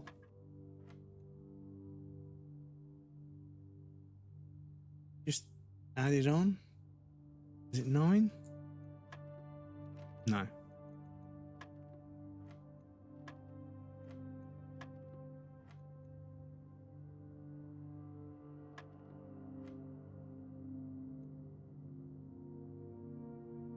So what can we do with 4 and 5? So it can't be subtraction because that was yellow. Can't be addition because they'd both be green. Can't be divide because 4 doesn't really divide into 5. Unless red means subtraction as well.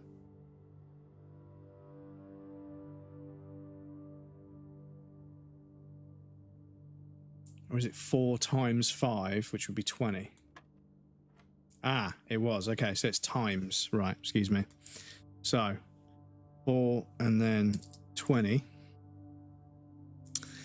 Right, so this is where it gets interesting, because if we were to do 20 plus 18 times 6, we're going to get a fucking huge number. So I reckon it's going to be... that's triple 18. Let's take away. So 20 take 18 would be 2. Times 6 would be 12. Okay, cool. There we go. Couple of keys. Lovely stuff. That was a cool fucking puzzle. That was a cool fucking puzzle.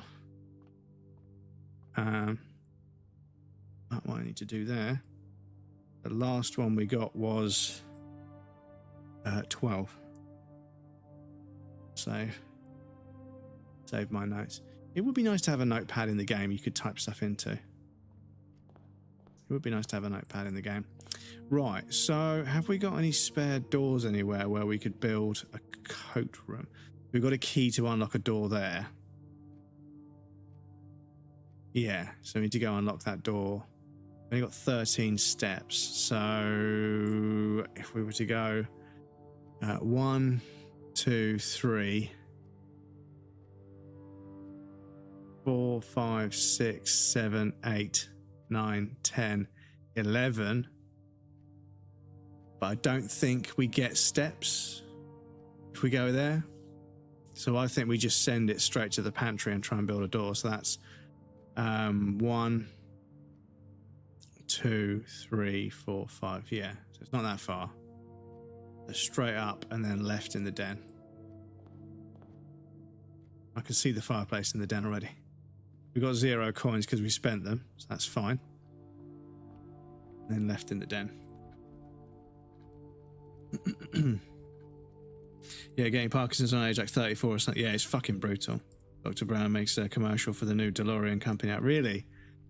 I mean, it's a shame he's doing it without him, but I suppose it's just, yeah. But yeah, we should. Yeah, that's another trilogy we should do in the Discord. We should watch the Back to the Future films in the Discord, shouldn't we? I'll get a marker down there to see if I can find the DVDs. I might have them on DVD somewhere.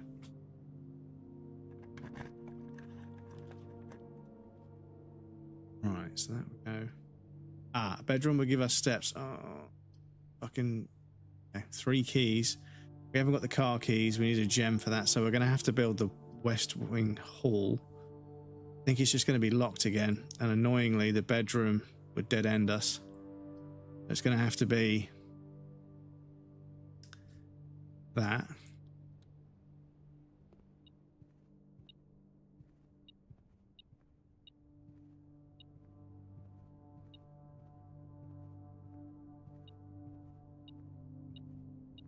Oh, free key. I'll take it. Ha! What a surprise. What a surprise. Ah, coat check. We've got some stuff to put in, I think. It would be a dead end, but we've got some stuff to put in there. To keep for later.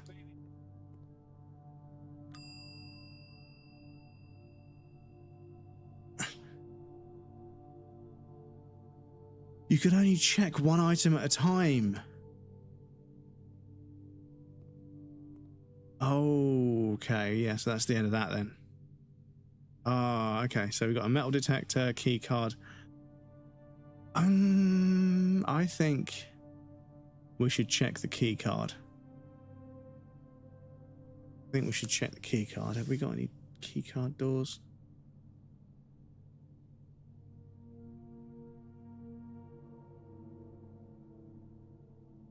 I think we should check the key card because we might get stuck. So I need to retrieve key and then I need to check key card. Cool. Right, so now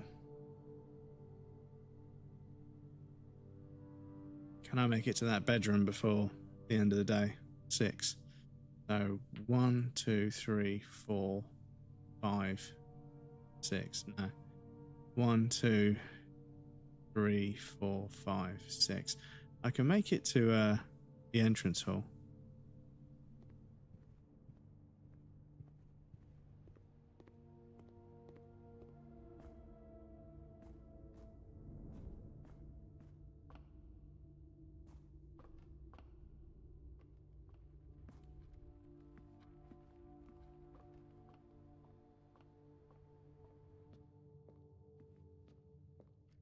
Ta-da. Murphy, welcome in. How's it going? Good to see you. Always wanted DeLorean even when they're shitty. I think they're okay, but yeah, obviously the body work is very difficult to maintain because you can't fill it and just, you know, you have to get a new panel pressed. And I'm sure there are people that make panels, but it's probably artisan work, which is probably pretty expensive. How's the game treating you? Yeah, it's pretty good. It's pretty good, yeah. Just sort of getting to grips with the sort of the overall kind of framework and sort of gameplay loop of sort of like, right, each day I've got to lay out a bunch of these cards, see what I can get done, and then eventually I'm going to have to run out and let go and start again. So I'm starting to think about, should I build a coat room and check this item because it's dead to me now. I can't use a key card because there's no key card doors here. But I might need a key card later on. So if I can build a cloakroom in another cycle where there is a key card door and I can't turn the power off and then set the power off to be unlocked, I know I could build a coat room and get the key card. And then say, I'm trying to think of how to sort of store things for the next cycle, sort of take something away from each cycle. So yeah, absolutely love this game, deserves more hype. Yeah, loads of people have told me it's their game of the year. I personally think that Expedition 33 is the game of the year. I loved it, and I know lots of other people loved it, and I love the story behind it. But this is really interesting. It's really interesting. I don't know how much it's going to get hold of me. This is the second stream. But yeah, so far it's been really interesting. They're quite badly made doors. They are very easy for water to come in and mechanical work, I suppose. Yeah, and I was watching a YouTuber restore one, but it's annoying because there's restoration videos and then there's the restoration videos that I like. And there's a video of a guy restoring a Datsun, sort of a Fairlady Z, you know, Nissan. And this guy is fucking insane. Like, when they take something apart, if like one of the brackets that's like spot welded to the outside of it is like a bit dented and scratched and sort of rusty, he'll cut it off, drill it out, cut it off, buff it. He'll make a jig, stamp a new metal part, and then spot weld it back to replace it. It's like with restoration videos, you have what's called nut and bolt, where people literally dismantle the entire fucking car and clean it and restore it. But this guy goes beyond that. This guy recreates parts and remakes parts from rubber, plastics, metals, all sorts of stuff. He remakes the part if it's not fixable, and he'll straighten out like dents in like internal body parts that you can't see. So like if like when they were sort of like spot welding two body parts together that have like a lip, if it got dented, he'll get a hammer and straighten that dent out and then polish it to make sure it's a straight line on the inside of the bodywork where the panel's going to cover it up. And I'm like, what the fuck is this guy doing? And then yeah, I watched like 5 or 6 videos. They're like an hour long each of him like, and he'll take an internal component of the suspension geometry or something, and there'll be cast marks where like the thing was cast in like a die, and obviously it's an internal underneath the car part. You can't really see it. It doesn't really matter. It's going to get powdered, but he'll sit there and buzz the fucking cast marks off to make sure it's a smooth piece. And if they weld like a tab on the end of a rod, he'll like tack up and build up material and turn it into this smooth shape. And I'm like, this guy's fucking ridiculous, man. And like, I don't know what it is, but I can watch it for days. I absolutely love that shit. If you don't have a journal near you, you should get one to keep track of your notes. Yes. So what I've done is I have a notepad file with notes that I've made so far. So we found in the laboratory, the puzzle with the periodic table, push 3 up after 9. So there's switches after 9. So after meeting adjourned, so they put all the notes in the office safe, and the safe code is 9083. The terminal passcode we saw is Swan Song. The gate code for the garden was 1128, which we've opened. Memos there, so memos in Hartley's office. So if we find Hartley's office, we know all the memos are fake. Blue memos are true, red memos are lies. That's not how you spell lies. Neither is that. Lies. And we found a maid was called Mila, and wrote that down as well. And then obviously the darts puzzle we just did was 13, 15, 17, 4, 20, 12. So we are making notes, but in Notepad, just so that you guys can see what I've got on the screen. And also I can't lose the notes so the cat can't eat them or something. Not that he would, but yeah. 420, yeah, blaze it. Right, so. Ooh, breaker box could be useful. A breaker box could.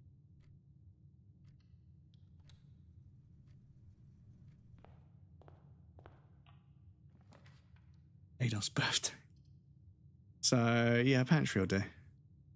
Parlour would do it as well though, and we get some gems. So let's do that. Right, what do we got? This box is the white box, has got to be a lie. This box is the black box, has got to be a lie. The blue box contains the gems, so we've got 2 lies, 1 truth, and that truth is that the blue box has the gems. Because at least one of them has to be the truth. And it can't be the 2 that are lies. Very much. Right. So a den would give us some options to go upwards from here. We've got some gems to make a courtyard, but that wastes a door on the left. So the den doesn't waste a door. It gives us another gem. Gives us 2 more options, whereas that will give us 1 more option. So yeah, let's do that. Mussolini. Man, the way people describe, like the way people sort of make everything the devil or something. There's a woman talking about Monster Energy. And yeah, it's got like a crucifix on it, and when you drink, you turn the crucifix upside down, and like the Hebrew symbol for 6 is like that notch, so it's like 666. And she's explaining it. I was like, she's got a really good compelling pitch, but it's obviously not. It's obviously not true. So a pantry would go down, which unfortunately would lead us to a dead end in the next room, but it would give us 4 coins, which at this stage is pretty useful. So yeah. And we'll take. And an apple as well. So a closet with 2 items would be pretty good. Because we had a closet back there. What are the 2 items going to be? A rabbit's foot for luck. Greater chance of finding items. Lovely. And a key. Right. A good start, I would say. Seeing the Oreo conspiracy. No. If you've got a link. You're a VIP. So if you've got a link to the YouTube, we could watch it. Right. So let's continue to head north. On this side of the building. So a commissary would allow us to get close to there. A nook would also do the same thing, but a commissary would allow us to buy some items with the 4 coins that we've got. But at this point,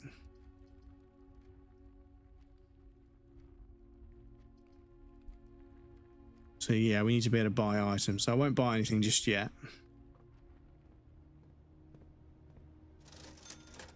Because everything's too expensive. But there's a sale. 2 days only. Oh, does it count down? Does that actually count down? Oh no, 2 days only on the 20th and 21st. Okay, and we're on day 14.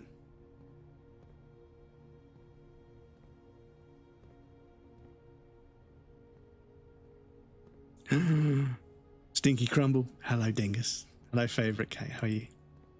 Dude, I'm so fucking psyched to see you play Alan Wake 2. It is, unfortunately, it does have some horror elements, but it also, I hope that the cinematography in that game resonates with your love of film like it did for me. It's like, yeah, you can, it's a David Lynch film that you play through, but it has some fucking absolutely ridiculous sequences in it, and it's just, yeah, like, there's nothing like it. Welcome in, Case. Lovely to see you. I hope you're feeling as best as can be expected. I know you've got a lot of stuff to do, so if you need to dip off and pack, please feel free. Not that I'm kicking you out straight away, but yeah. I'm really psyched to see you play Alan Wake 2. It's a good one. We had some fun with Alan Wake 2. I got a bunch of good clips. I was just checking. I got a bunch of good clips out of that game.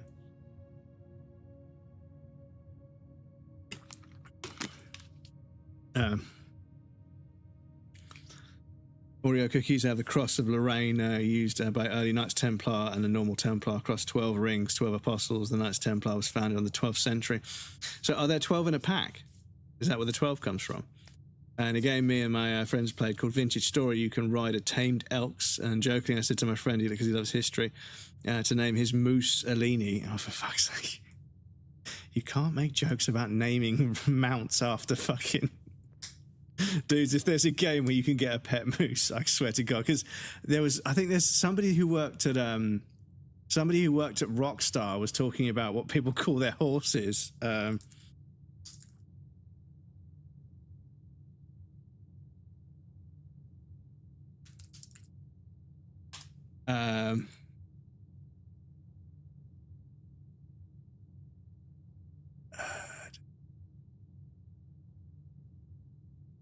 I don't think I'll be able to find it. It was a TikTok though, and there was a TikTok link here. Is it this one?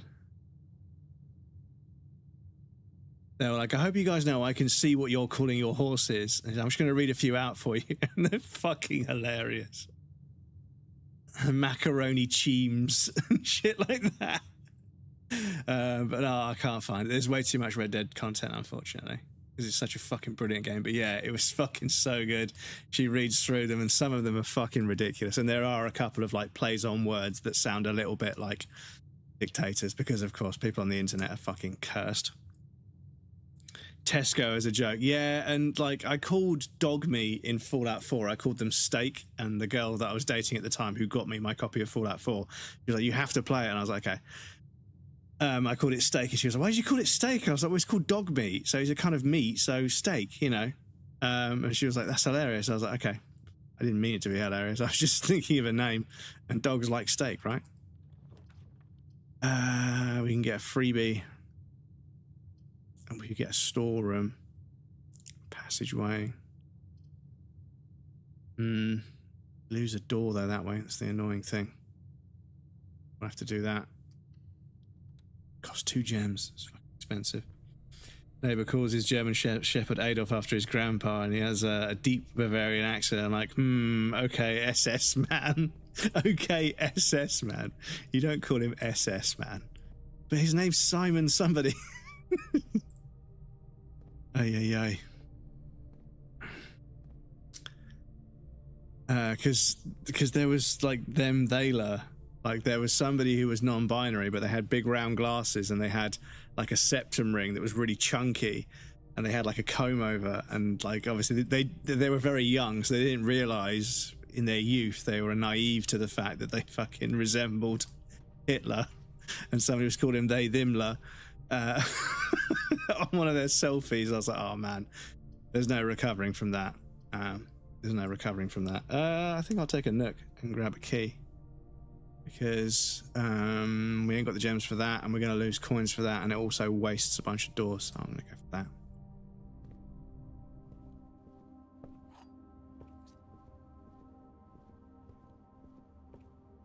Ah, magnifying glass. Now I can find my dick.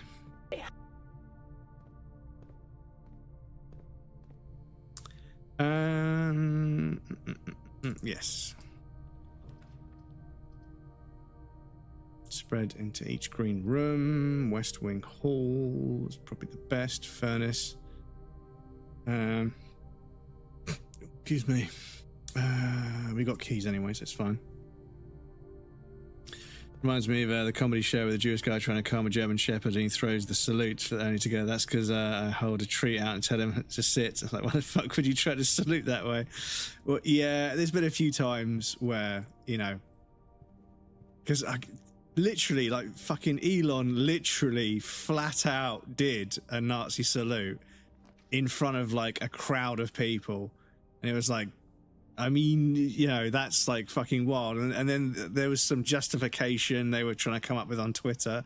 And it was like, nah, dude, you just did a fucking Nazi salute. Like, just a flat out fucking Nazi salute. Wearing your little hat. Your goth MAGA hat. Because, oh, man, it's just literally, I cannot believe, right, that in the timeline that I exist, right, the fucking weird Reddit moderator that looks like a human being wearing another human being's skin as a onesie is one of the richest people in the world. I don't understand the timeline that I'm on. I really don't. Like, stop the world, I want to get off. Because, yeah, like, I don't understand how you could have that much money and be such a fucking loser. Like, you could do so much cool stuff, but it's pretty clear they don't know what cool stuff is. Like, they just don't understand, and thus you get this person that has all this money but no idea what to do with any of it. And like, even with a fraction of the money, almost anybody could do something. Because you hear about these fucking people that have like a sanctuary where they raise fucking some random animal that nobody really likes, and they're obsessed with them. And you know what? I respect it. It's not for me. I don't give a fuck about it, but I respect it. You know what? They made a bunch of money in their lifetime, and then they retired to go raise some fucking rare form of lizard or something. Or they fucking bought like an enormous plot of land to make like the best like log slide ride ever. And that's the only thing that's there. Or, you know, and it's just eccentric, right? It's the eccentricity of it that's interesting to me, right? But when you get these fucking billionaires, right, they could fucking make an island in the middle of nowhere and make a theme park with all the best fucking roller coasters ever. Or they could, like, build cinemas all over the world so everybody gets to experience film. Or they could build skate parks all over. There's so many fucking interesting things you could do that would still make you sort of, you know, it'd still give you notoriety. But yeah, just sitting on the money, and like even stuff like when they bought Twitter, it's like you got blocked by your ex-girlfriend, so you bought the platform because you were sick of being the most blocked person on Twitter, so you bought Twitter. It's like the biggest ego purchase ever. It's hilarious. Sax, welcome in. Look, we're finished up for the day. Hope you're enjoying the BluePrince bed. Welcome in, Sax. Good to see you. Yes, I think I was lurking in yours. I had to go to bed, but I think I was lurking in yours last night before I went to bed. Apparently he really sucks at, yeah. He did pay people to level him in Diablo, choosing a skill tree. Yeah, like he got somebody else to play a video game. Like, brother, you've got all the time in the world to play the video game. You can just play the video game. You could just. I'm almost certain you have basically no fucking input at fucking Tesla because you're not actually that smart. You have all the money to buy all the smart people, and you've put them all together onto a project together, and hopefully that project is going to bear some scientific discovery which helps humanity. Reusable rockets sounds like a pretty good one to me. So fair enough. I mean, the space in Florida where they've bought it, they were supposed to launch one every month, but they're launching like 2 a day. But anyway, there's a whole other side to that because what they're doing is actually pretty shitty as well. But yeah, like, they're not actually that smart. Everyone's like, he's a fucking entrepreneur, he's a genius. And no, his parents were fucking like emerald miners from South Africa, like some of the most evil people you could imagine, right? And he inherited all that money, and he's an evil piece of shit as well. Big surprise. But he's not smart. He bought Tesla off somebody else, and SpaceX, all he did was just say, right, I'm going to buy all of the best scientists and get them working on the same thing. Cool, go for it. But it's not his idea, and in interviews, when he tries to explain something, it's like someone having a stroke. He can't fucking explain any of it. He doesn't know what the fuck's going on. Are they still alive? Okay, so he didn't inherit it, but obviously he got a fair bit of money from his parents in one way or the other. Probably do more input in SpaceX than Tesla. I don't even know if he's got the qualifications to do anything with rocket science, to be honest. I know that when somebody has billions and billions of dollars and they sort of they create grants to basically just buy all the best scientific minds, that's where the science is going. And obviously NASA is massively underfunded, which is a fucking huge L because of all of the amazing things NASA has done for humanity. For it to be underfunded these days is a crime. Just because we're not going to the moon anymore doesn't mean that there isn't like infinite amounts of space for us to be trying to fucking look into, because who knows what the fuck is out there. Maybe the fucking cure for all of our problems is out there, some material that we don't know about yet. But, yeah, we're not going to fund it. So, you know. Anyway, we have got an ad break coming up. I need to pop you guys over on the BRB screen. You guys know the drill. I'll be right back. I'm going to do a quick stretch. Make sure I'm not going to fucking crumple up into a fucking shrimp because my back is fucked from playing golf in the cold. But, yes, I'll be right back.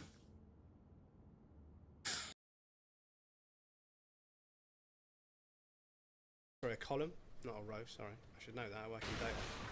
They're now all in the same column, which means I can do a total count on the column for valid versus non-valid to get how many that I've ticked off. Excuse me, mate. I was right in the middle of explaining some spreadsheets. Very exciting. If you could shut the fuck up. Excuse me. Before I was rudely interrupted. So yeah, I can count all the ticks that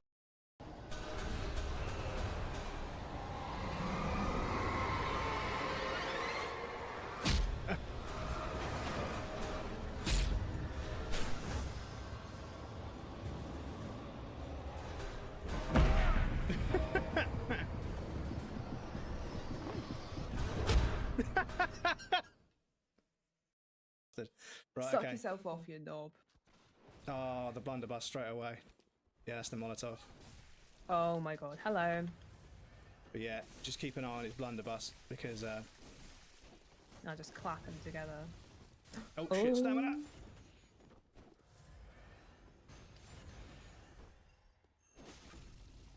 The synchronized R2s! Suck me off, you bitch! Don't you heal, you pussy-hole. Come here. I'm gonna die. Oh, you got both of us in the fucking... Mind the molly. Oh. Whoa. Oh my god, oh my god, oh my god. Oh my god, oh my god. Get off the ride, you bitch! Ah! How are you not dead? How are Don't you not you dead? fucking How are you dare! not dead? Die! Die! Die! Get fucked! Fuck yeah, dudes. Fuck yeah. Fuck yeah, dudes.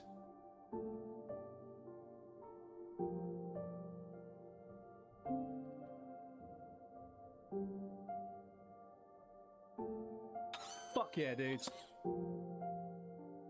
Fuck yeah. But yeah, I thought of a terrible French joke the other day.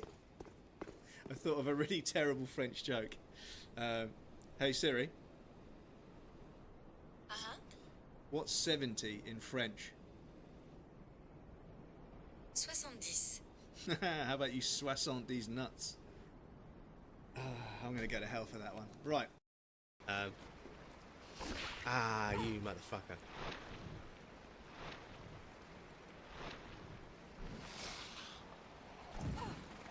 I need...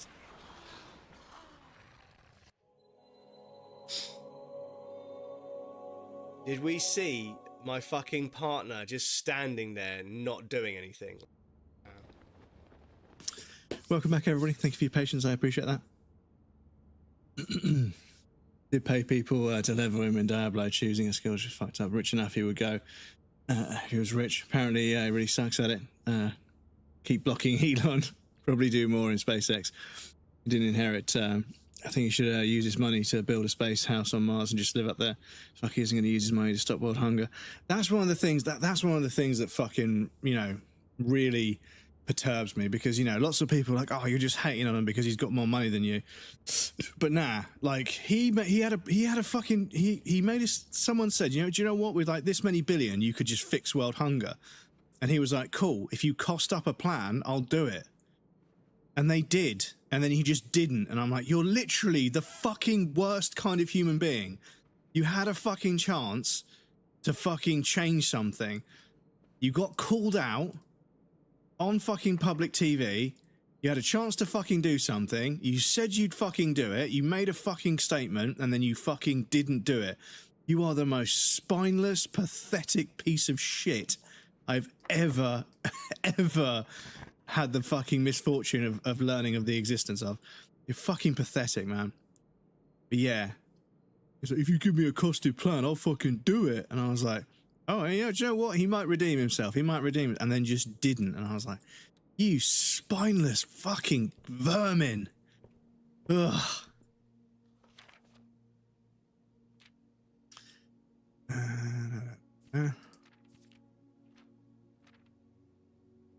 Cool. But yeah, like, if you gave me fucking 20% of his money, the fucking Victorian townhouse with like ensuite bedrooms with like streaming setups in them that would exist somewhere in the countryside of the UK, where anybody I know could just come and stay and stream and live, you know, for a while, you know, like it wouldn't be like one of these toxic streamer houses there with the IRL streamers or the just chatting streamers. It's just a bunch of fucking teenagers being fucking awful with no supervision. And they're fucking streaming it live and then wondering why they end up in all this controversy. But no, it would be like a proper place where creators and their communities and, you know, me and my friends could get together and create content and, you know, just not have to worry about rent and bills and shit and just be fucking creatives, because that's what we were supposed to do. But yeah. I think he should just use it to fly into the sun. Yeah, he needs to try and land on the sun. That's what he needs to do. Bankrolled him, but not all dads help their children. Yeah, but I mean, it's pretty clear that he got a fucking substantial amount of money from his parents, and he's obviously cheated his way up to the top from there. Said rocket science too complicated, and I think SpaceX better than Virgin. Yeah, well, I mean, Richard Branson was just an entrepreneur that obviously... Richard Branson's a different case. I mean, I also think that they're sort of a multi-millionaire, but then I don't think they ever became a billionaire, but I haven't heard from them in a while, so maybe they're just as bad these days. Hallway doors are always unlocked. Oh, we need 2 gems. Shit, we need 2 gems.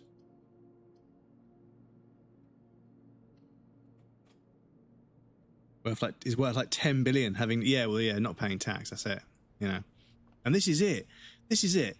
Like, I swear to God, right? If you get put on the cover of Forbes and they're like, look at this amazing human being, look at the business they started, and then you find out the only reason they're so fucking profitable is because they don't pay their staff more than minimum wage and they just dodge a bunch of tax. That to me is not a successful business.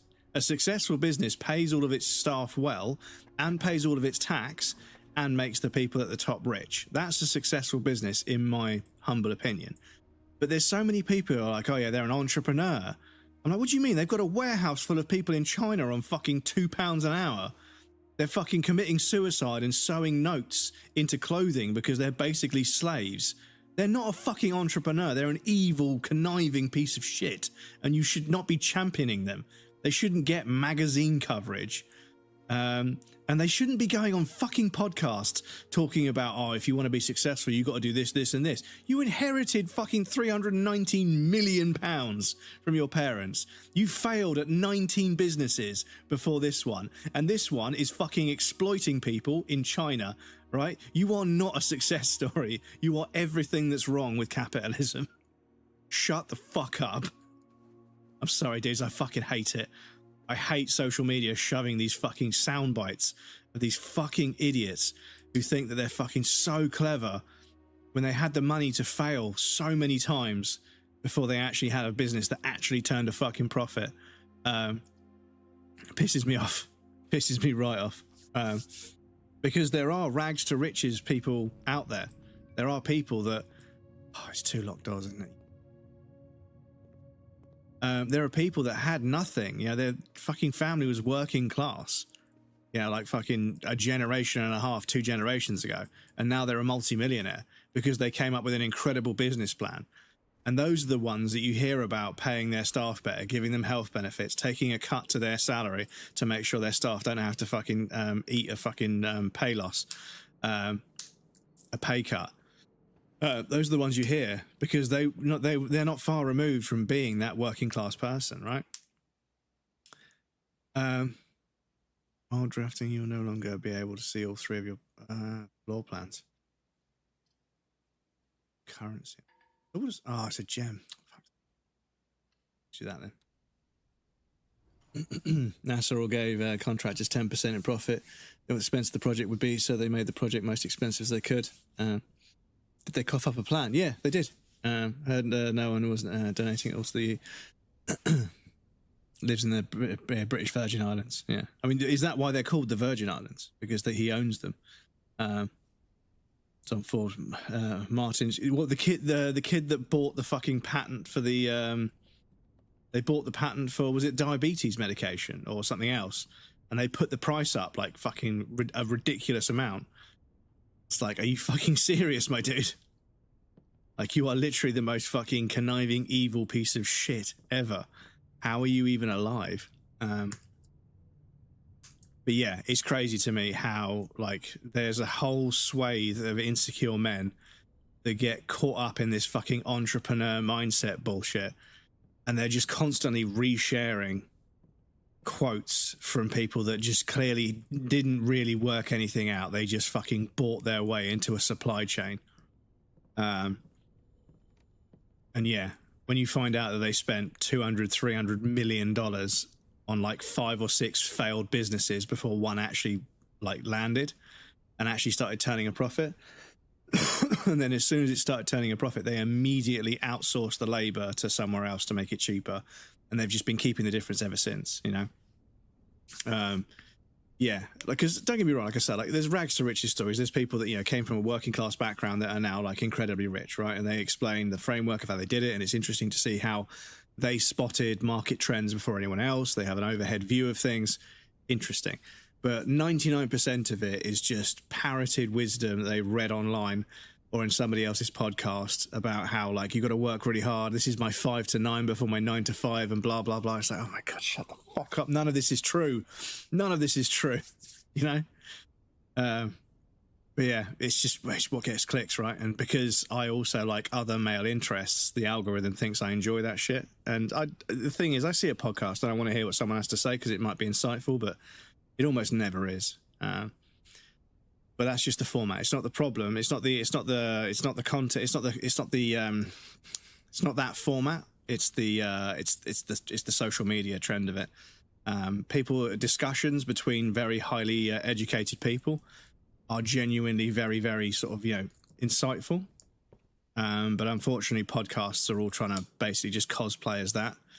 And they just parrot wisdom from other people. And the thing that annoys me is they don't quote the person. They don't cite the reference or they quote the person, that they're ripping that wisdom off. And don't get me wrong, I know that in philosophy, which is what a lot of the stuff they're pulling off is, you know, philosophy, but philosophy is also, you know, you had one philosopher that thought something, and then somebody else pondered on it and thought this, and somebody else pondered on it and thought this, and it's evolved over time. But it has evolved, you know. Whereas, you know, these guys are just like saying something philosophical on a podcast, and then the host is like, that's interesting. Yes, very interesting. And everybody just smiles and nods, and it's like, ugh. Anyway, so I'm Spider-Man. Welcome, Indeed. How's it going? Anyway, this isn't a podcast, Breadcrumbs. This is a live stream, so be quiet and get on with it. I'm okay. I'm glad to hear it, dude. Glad to hear it. So I think we have to use a key here because we haven't got any other doors. That one and that one are both electronic key locks in the dark room. Have we got a utility closet somewhere? Yes. No, that was just a utility closet. Yeah, we have. So we could go and turn the lights on in the dark room if we need. But we need a key card, so we need a cloakroom. So if we can build a cloakroom on this, we can get the key card and we can go through those doors. So, can we build a cloakroom here? No. We can build a rumpus room, whatever that means. The dining room would give us one extra door and allow us to get meals. The rumpus room would give us 10 coins and go straight across, which is kind of what we want. So let's do that. Get some... Oh, we need a gem, don't we? Yeah, I think this might be curtains. Oh, it's not a gem.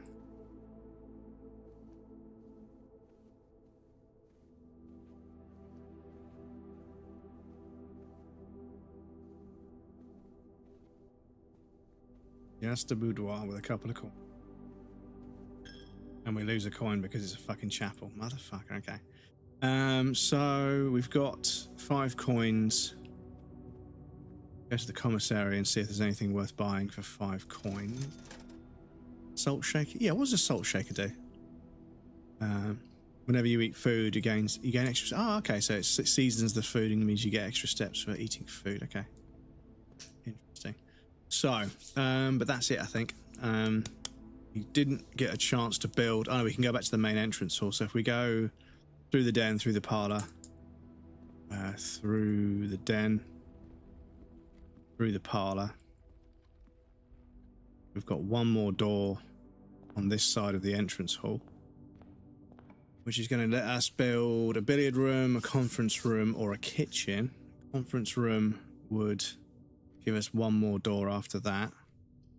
The billiard room would give us a puzzle, which would give us maybe a gem. Maybe it's going to give us a gem, which we need, or a key, which we might need. So, banana. Extra steps because of the salt. Salt on a banana. Right, so that's triple, so that's 19.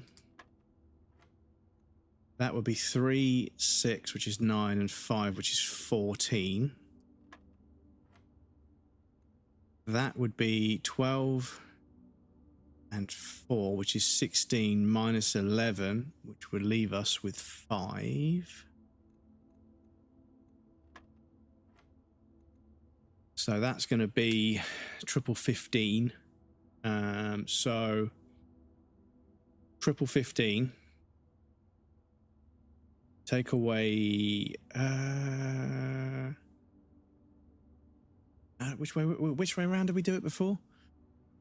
Oh, we need to have a low number, so that's 17. 17 minus 15 is 2. And 2 times 2 is 4. So 9 minus 1 is 8.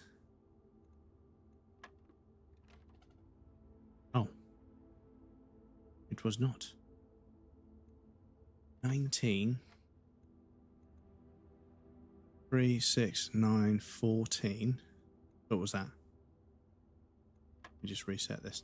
Let me reset this and make a note because sense. So darts. Complete. Darts. So 19. And then 14, was it? 15. 3 and 6, 14.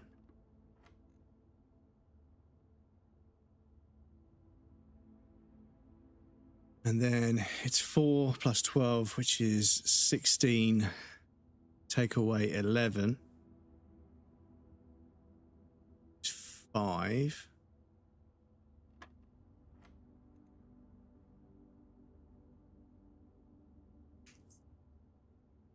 And then this one,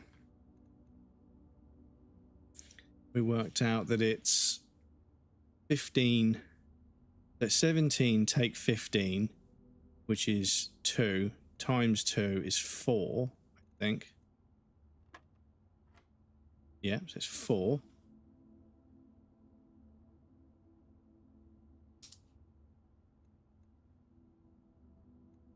And we got this one. It's 9, take 1, which is 8, times 2 is 16.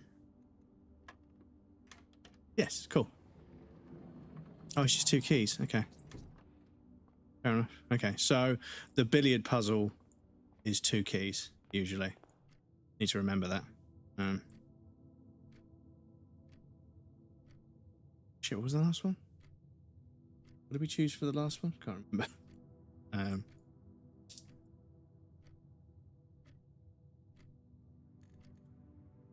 Right, so we've got a couple of keys. Those are both electronic door locks.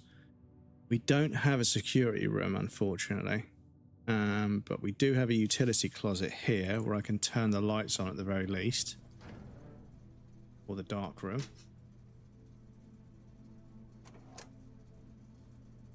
Turn that off now. Garage I'll turn on just in case we make a garage later on. So, from this stage, we've got no doors whatsoever, have we?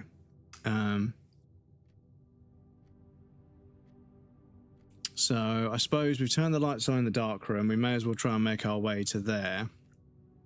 And see. Dears, welcome in. GG's on 3rd.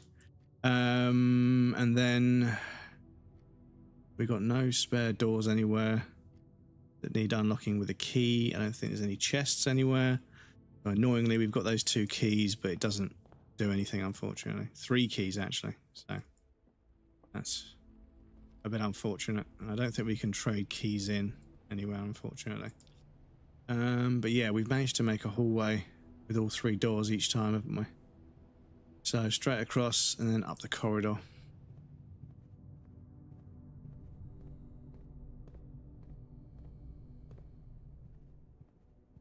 But yes, excuse me, chat, I'm being a terrible streamer. I've missed a few messages.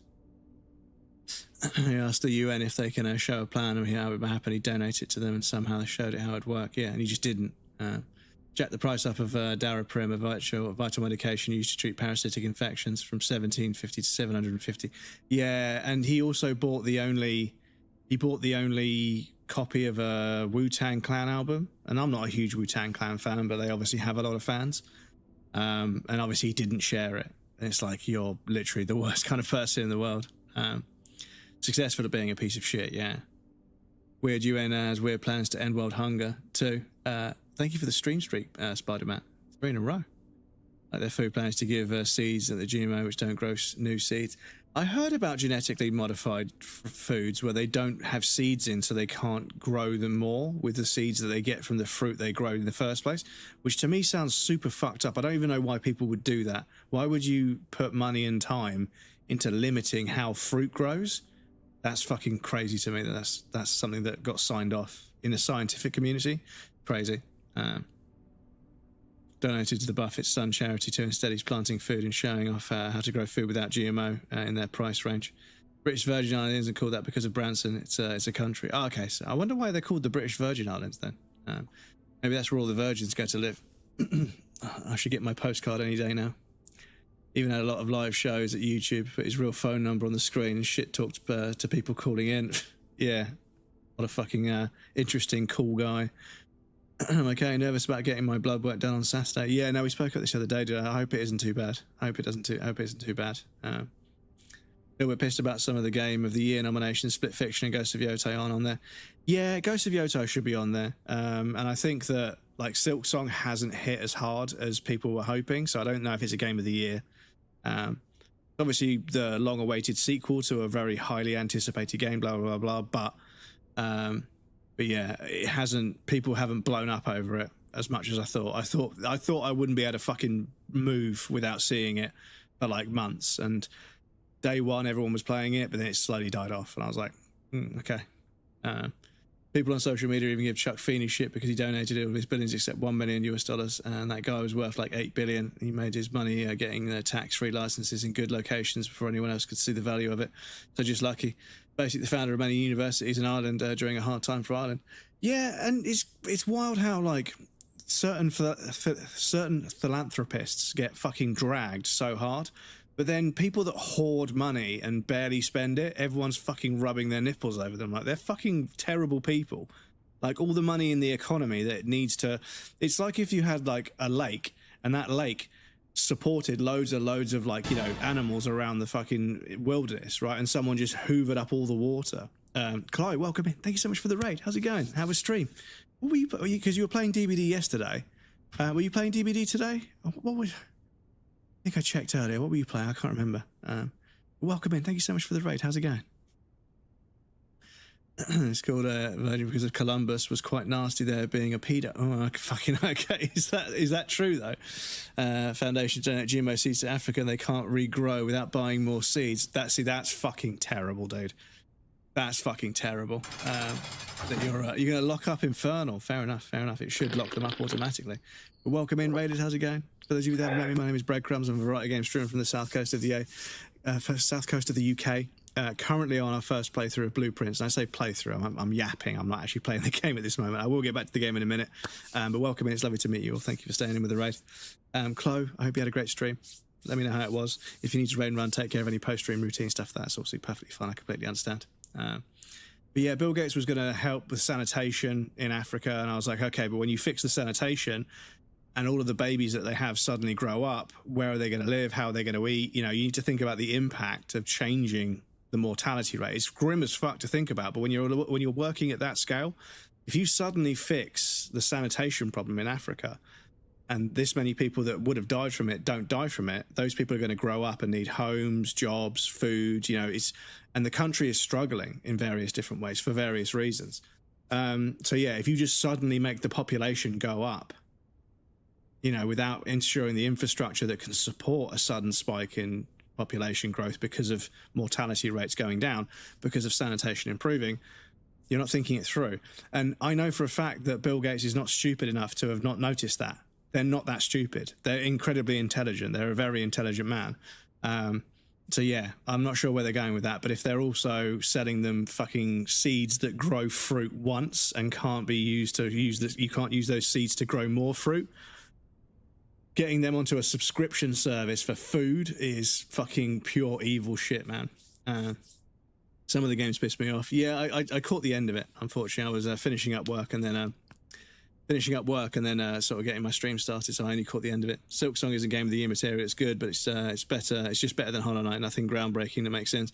Yeah, and sequels, when it comes to like Game of the Year, sequels don't make a lot of sense to me because they have such a fan base already and they have such a foundation to work from. I think a true Game of the Year is a new game, which is maybe why Ghost of Yotai wasn't considered, because it is building on the amazing game that came before it. So... But yes, let me just say hello to everybody in the raid. Infernal, nice to see you. Soulstrike, nice to see you. Chloe, nice to see you, of course. Whoa, Infernal. To leave, to go to jail on the other side eating peanuts. Howard Buffett is charity goal is to help Africa farmers become farmers with what they have, and so they can continue without him being there to try and solve the food crisis there. Yeah, and the thing is, it's just obviously that they live in a very, very barren landscape where growing food is going to be very difficult. And this is one of the fundamentals that a lot of people don't seem to understand about the evolution of humanity, is that people that had the poor fortune of being born somewhere where survival takes all of your time, and agriculture and industry and all sorts of other things are impossible because you can't stop trying to find enough food to live. they're not going to be able to develop anything else. So they're not going to be able to fucking develop societies and factories and industry and economies and stuff because it's such a barren landscape. They spend all of their time and effort just trying to stay alive because of where they live. Now, that's unfortunate for them, but we are all human beings on this planet. So when people are like, well, why don't they just fucking fix all these problems? My brother in Christ, if you fucking lived in a fucking desert and you had to fucking basically struggle to find enough water and food to survive, you wouldn't have any fucking time or energy to do anything else either. So please get off your fucking high horse. Can we pick locks? We'll occasionally be able to unlock some normal doors. Okay, gang. Occasionally.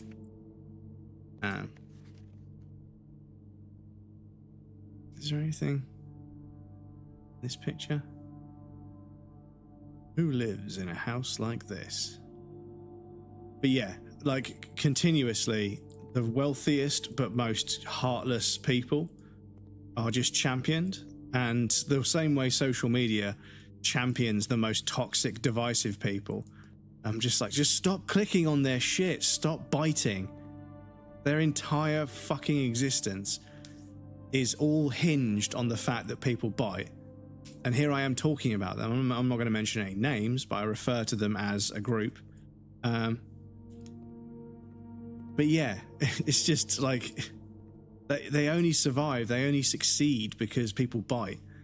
And you just need to ignore them. We all need to collectively ignore all of these rage-baity, fucking clout-chasey voices until they realize that doesn't work. In the same way that supermarkets that sell really processed food, we all just need to start buying the unprocessed stuff, even though it's a bit more expensive and you have to prepare it at home. We all need to make a conscious effort collectively to vote with our feet or to vote with our wallets.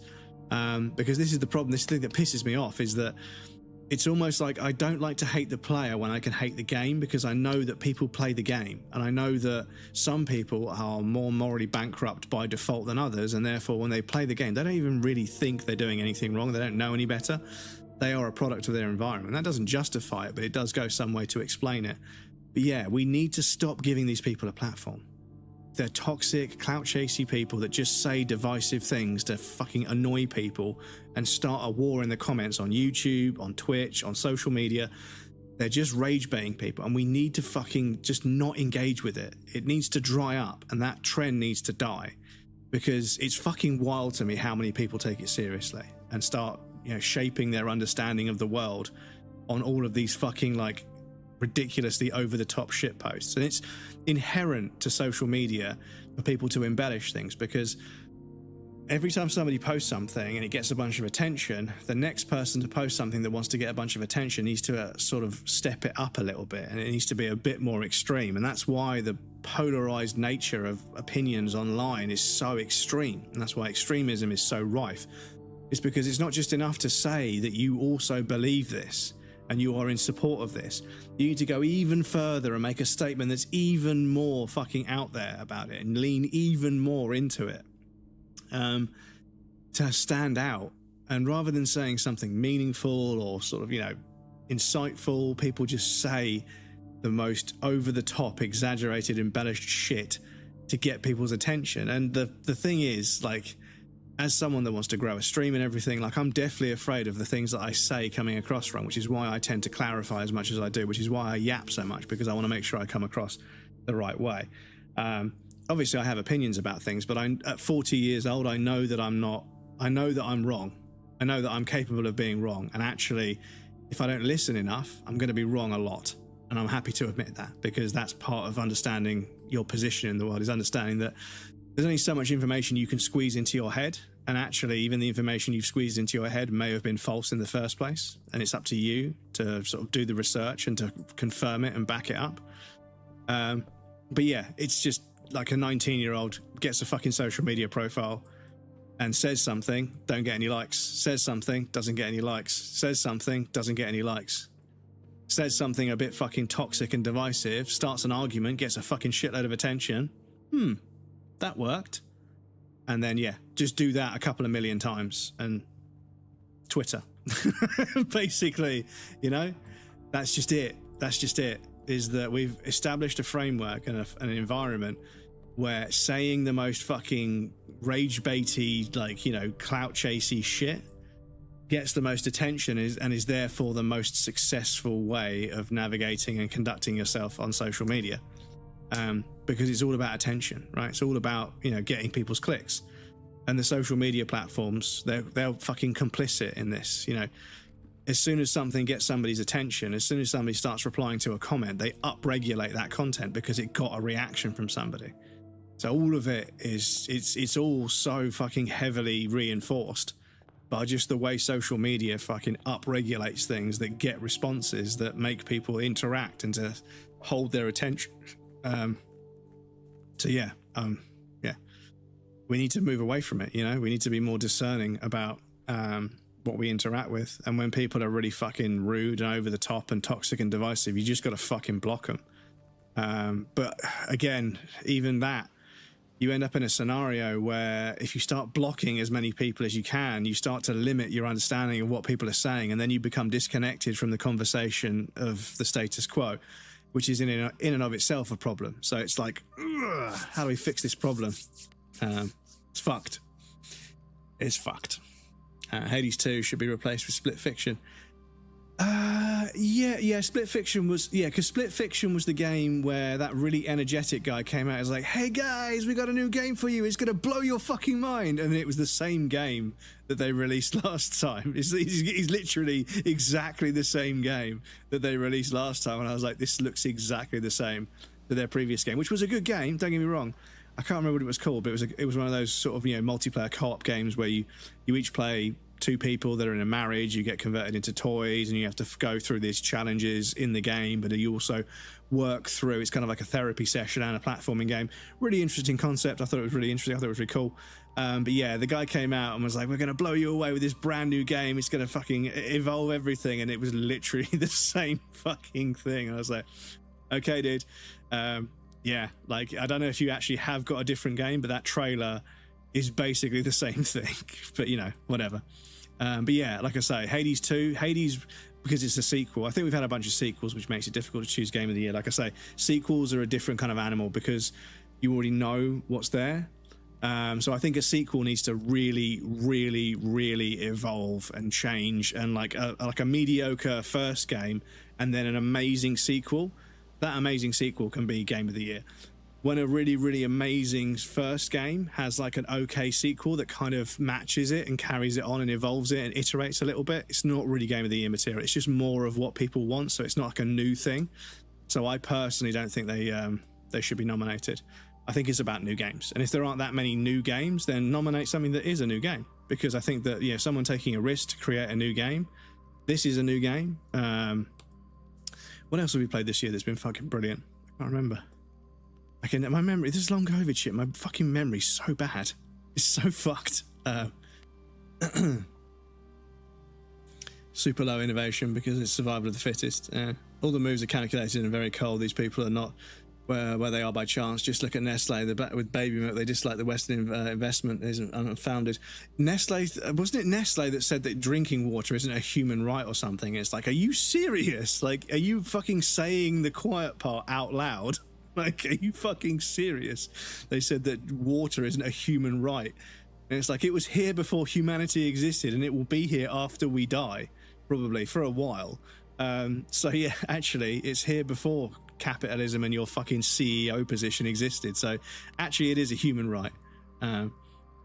Paying for it to be filtered and pumped to your house and the convenience of it is unfortunately where we're at, but water is water. It's a human right, you know. African countries are now a lot more better than 20 years ago. Some of the poorest are the ones being under the France colony monetary union, where they keep those countries poor by changing the monetary value of the colony currency to what they want. So France back home, Paris makes a fortune. Yeah, and this is the thing, is that countries like Africa have just been completely screwed over so many times. It's really unfair when people say, well, they just need to fucking tidy themselves up and just work harder. It's like, no, they've been generationally fucked. You know, resource-wise, the British took all the resources, and then they took a bunch of the strongest and hardest working people to act as slaves in the UK during slave times. So yeah, we've like massively depleted their resources, natural resources, and we depleted their workforce. You know, I'm not going to fucking pretend that didn't happen, because it's fucking ignorant and racist to pretend that didn't happen, because it did. That's what happened, you know? So don't look at Africa and say, oh, yeah, they need to fucking sort themselves out. We kind of need to sort it out, because we made the mess in the first place, and they haven't been able to fix it by themselves because they haven't got anything to fix it with. So actually, you know, when you look at it, you know, nobody's washing their hands of it. Our country, fuck their country. So actually, we do need to help them out. Actually, if you know the history, but you know, who actually reads up anymore? You know, according to the social media, nobody. Bhopal disaster in India when DuPont made world's worst industrial disaster. I don't remember reading about that. Bhopal disaster. I don't think I've ever read about that one. I'll have to look it up.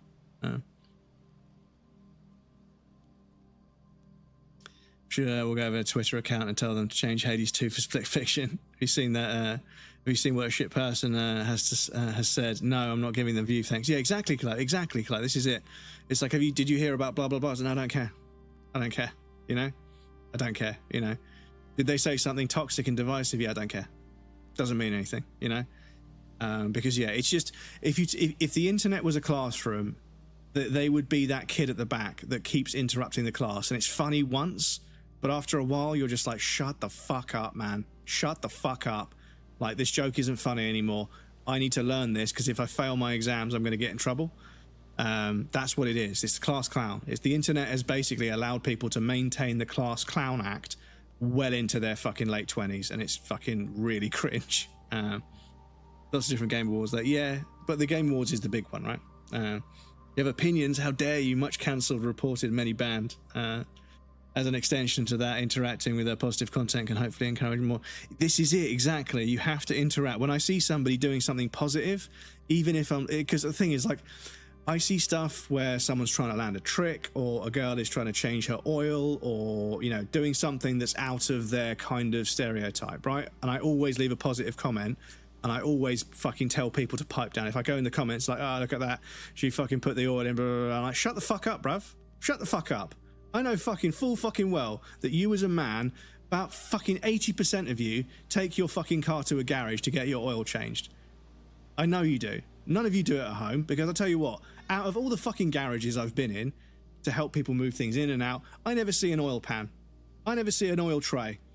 I never see one. You know, the tray that you can fucking catch oil with, and then you've got like a thing to sort of like take it out and then pour it out. Big wide tray that's the right depth for the size of the engine you've got. Never see one. You take it down the fucking garage. You don't change your own fucking oil. You're not in any fucking position to criticize a girl for not doing something when they change their oil properly. At least they fucking tried to change their oil. I tell you what, they got oil in the engine. It'll be fine. Maybe it's the wrong oil, blah blah blah blah blah. But they got oil in the engine. It'll be fine. You know. But yeah, people love to fucking criticize others for trying things, and that's why I've always said that I pity the young generation of today, because I got to have a childhood without the threat of global humiliation. Now, when a kid does something, everyone's got a smartphone and you could be the next meme. And it's made children terrified to experiment, to push the boundaries, to go out of their comfort zone, to try something. It's made them all petrified of putting a foot wrong, because they don't want to be publicly humiliated. And it's not just a few kids at school after you. It goes on the internet. It goes around the world. That's it. You're a meme for the next 5 or 6 years until you physically look so different that nobody recognizes you anymore. You are that meme. I can't even imagine the fear that would set in my heart, knowing that somebody's probably filming this when I crash on my BMX and I could be publicly humiliated, globally humiliated.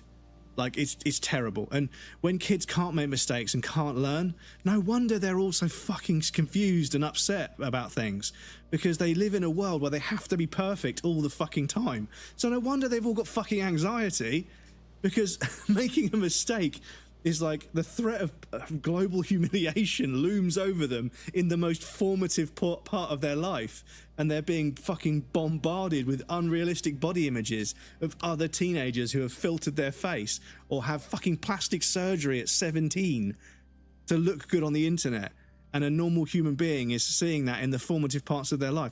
No wonder they've got anxiety. No wonder they're fucking depressed. Like, it's just, yeah, it's fucking, I feel so sorry for them.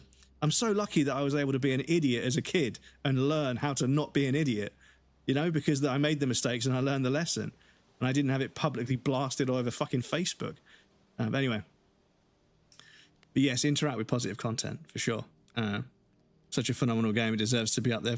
Yeah, I mean, Split Fiction and the one before it, they were both really good. But it is a sequel. So it kind of, you know, like I say, it is iterating on something that already exists, which I think limits its validity as a game of the year. I think game of the year should be a new game. There could be sequel of the year.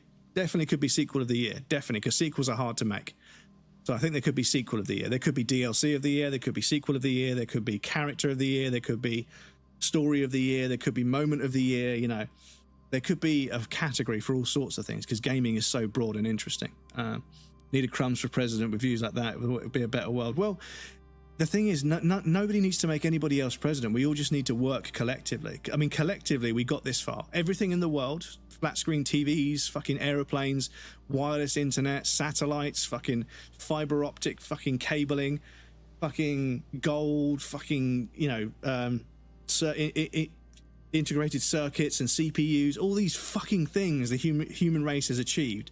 All of these unbelievably complex and amazing things we as a sentient species of being have been able to achieve, and all we've got to do is just fucking agree with each other and guide society to a better place. That's all we've got to do, is stop letting the millionaires and the billionaires affect public opinion through the media, divide us and create class warfare which makes us hate each other when we're all in this together, right? We all bleed the same. If you cut us, we all bleed the same fucking blood, right? We've all got lungs, hearts, stomachs, eyes, brains. We all bleed fucking red blood. We're all the same. We're all fucking human beings, right? We just need to fucking learn to just get along and stop fucking arguing with each other, because it's not that fucking deep. It just isn't that fucking deep. Your bigoted fucking narrow-minded opinions that they fucking perpetuate through the media at the cost of millions of pounds and dollars to fucking incite these fucking mindsets in young people that person's the problem. That's why you can't get a job. That's why you can't earn enough money. That's why everything's so expensive. It's fucking horseshit. It's not that deep. There's a whole fucking planet full of fucking resources. Supermarkets throw away so much food every day. There are piles of clothes that people don't want to wear anymore. There are fucking flats being sat empty because they earn more money in the fucking property appreciation than they would do by putting that money in the bank. It's fucking bonkers. We have enough. There is enough. There is enough of everything. The Industrial Revolution and the fucking automation of manufacturing has ensured that every year human beings make more than they did last year, but this has never resulted in us working less hours and having more time to be human beings. And I don't get it. I don't get it. You guys, me, everybody deserves better. But anyway, I'm not going to try and change the world. I'm going to play a fucking video game when I catch up with chat. Excuse me. It would be interesting. I have no idea what it would be viable for a not-for-profit social media platform. We had no reason to manipulate the algorithms. Unfortunately, Diz, the cost of running an infrastructure behind a social media, all the servers and delivery, it's expensive. So unfortunately, Discord is the closest it's going to get, but that's already sold out. Because Discord allows people to share and interact with each other, but obviously behind closed doors, which is a limitation that I think is beneficial. People aren't bumping into each other, but obviously then get the situation where because people are all fucking like in their own little bubbles, they become radicalized by their own little bubbles because they become echo chambers. And that's been the same as, you know, pubs and, you know, secret clubs and messaging boards and forums. You know, the like-minded people group together, shut themselves in and begin to radicalize each other until they hate the outside world. And that's where you get these pockets of radicalized individuals that then spew toxic shit on the internet. So behind closed doors is another factor. But yeah, Discord as a platform where you could post videos, you could post pictures, you could host events, you could stream things there. It was everything that we needed, but it got sold. So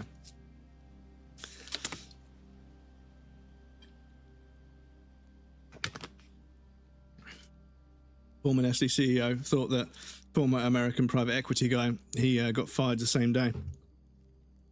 The continent of Africa, sorry. Doesn't matter when Split Fiction came out, it matters to me this year, and it's bullshit. It's not up for Game of the Year. Yeah, it's harsh when a game that you love doesn't get nominated, because when you see other games that you're like, yeah, it's okay, but it's not Game of the Year. It's difficult. We have had a very busy year, to be honest. So Britain is known for that. Time our country taught real history in school rather than washing it down to make us positive. Yeah, I was lied to at school. I got told about how we won the war and blah, blah, blah. And it's like, we didn't fucking win the war. We had fucking shitloads of people from India and shitloads of people from other parts of the world. You know, shitloads of people that would be classed as immigrants helped us win the war, you know? But you don't want to believe that, do you? When you're fucking hanging flags everywhere because you're a patriot. Fuck off. But no, we need to teach the truth. Potato famine is actually partially caused by Britain, or at least they exacerbated it. Yeah, because it was the supply that we stopped, right? Slavery, though, Mauritius, if African ended slavery in 1981, was enforced before 2007. Yeah, 1981 is crazy. 1981 is crazy. That's like really long after other countries abolished it. Ended slavery in the 1960s because of the UN, yeah. Just saying, people give Britain a lot of shit. A lot of countries did slavery. Well, yeah, this is it. Lots of countries have dark histories. Every empire rises and falls, and lots of countries have a dark history. And I think if we were more honest about it, we would learn from the mistakes of the past, because if you don't teach people about the past, history repeats itself, as we've seen. So it is important that we learn about, you know, the truth, you know, so people know what happened, because it's kind of ignorance and racist racism to sort of say, well, yeah, but you know, England's great. So it's not, though, is it? It's great for you, but it's terrible for other parts of the world, and you need to be honest about that, because it needs to be put right, you know? I mean, up until recently, we were still paying off the debt the government paid to the slave owners. The slave owners were reimbursed when we abolished slavery. They were reimbursed by the government, and that was put on the national insurance, that was put on tax. So people of colour were getting up and going to work every day, paying their tax, and some of that tax was going towards paying off the fucking slave owners' debt. Fucking what the fuck? What the fuck? Are you fucking serious? And it was only a few years ago that we finished paying it off. And then they have to walk past statues in the street of landed gentry, and they were fucking slave owners. They have to walk past it in the street. There's a fucking statue to it. Oh my god, I can't even fucking fathom it. I can't even fathom it. It's fucking disgusting. Absolutely disgusting. Kids shouldn't have phones. Kids shouldn't be allowed on social media. It's, filming and upload. Yeah, this is it. It's somebody else filming, then that's the problem. Shelters them more. Yeah, and if they don't know it's happening, I suppose. And obviously, if kids aren't supposed to be on social media, you could get the content banned, right? So it's Death Stranding 2 and Hades 2. Yeah, but I wouldn't call Death Stranding 2 Game of the Year. It was okay, but it wasn't Game of the Year. And I fucking loved Death Stranding 1. I fucking loved Death Stranding 1. But I wouldn't call it Game of the Year. I wouldn't call Death Stranding 2 Game of the Year. It was way too soft. It was way too much of an iteration. And I know sequels are supposed to be iterations, but not Hideo Kojima. Hideo Kojima should have done something a bit more. But I think they were stretched between too many projects. I think they were directing multiple projects. They were running a company, they were making decisions about all kinds of things, and they couldn't just focus on just directing the video game.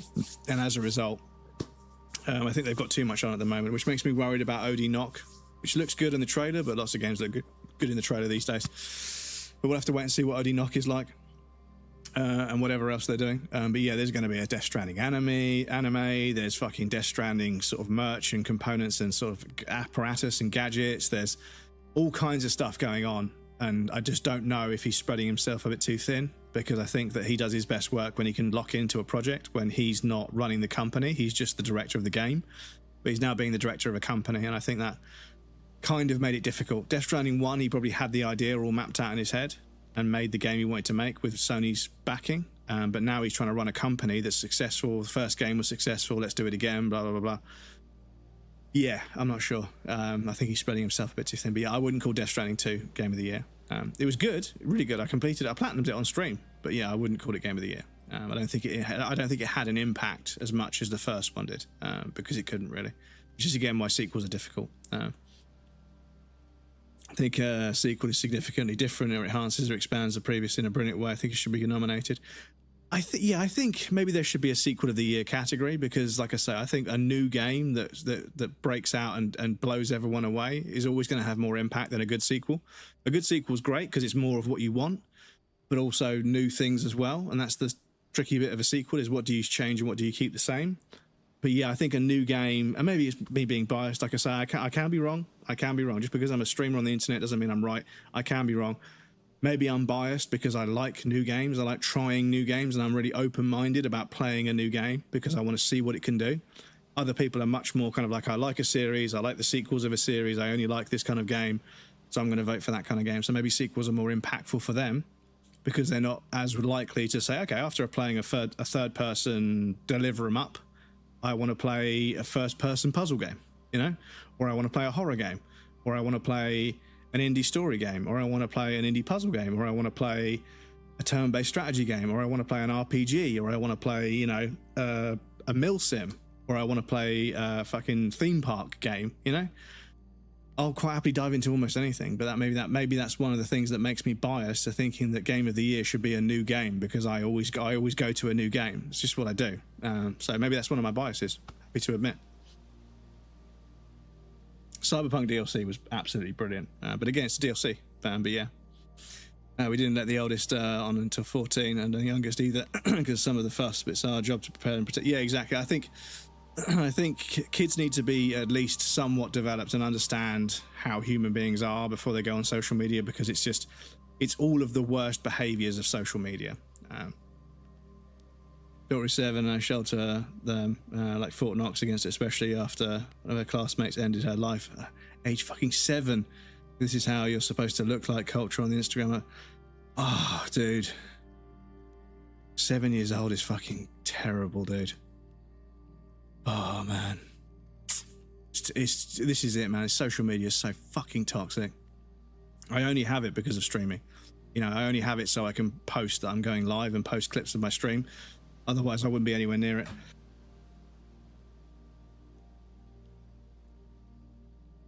Excuse me, doing a lot of talking. Not a lot of hydrating. To Morrison's and bought some of the cooked chicken strip things. Dude, so I'm going to give you more than you asked for. Charge you for only because you asked for, because otherwise it's going to go thrown out, honestly. I hope you guys are having a good one. This is it, man. Supermarkets are throwing away food. There's like wheelie bins out the back of supermarkets, and when they're taking deliveries, they leave the gates open, and like guerrilla sort of, you know, people that want to, you know, anti-capitalist like me. You run in there, you flip open all the bins, and you just video all of the food that's in the bins that's going out of date the next day. And I'm like, they're throwing away food they could have given to homeless people, man. You know, and obviously, I know that they don't want a bunch of homeless people to just show up at the end of the day, because everyone would just wait till the end of the day to buy it. But they should donate the food so that evening in a food bank or somewhere where people go to get food, there's food, right? That would obviously keep it under control. But yeah. Best adaptation, Epic Last of Us Season 2. Minecraft movie was good. The Last of Us Season 2 was solid. Yeah, and I think The Last of Us translates to film quite well, because it's such a heavy story. The story is such a fundamental part of the game. Black Shagger's full-on post-A image of Churchill pointing a gun at Starmer, saying, I said, fight them in the beaches, not welcome them, and got pissed as the fucker because Winston was on about World War II Germans, not immigrants, fuck-witted flag-shacking patriots, a bunch of dumb cunts, less intelligence than a jellyfish, and jellyfish don't even have brains. Yeah.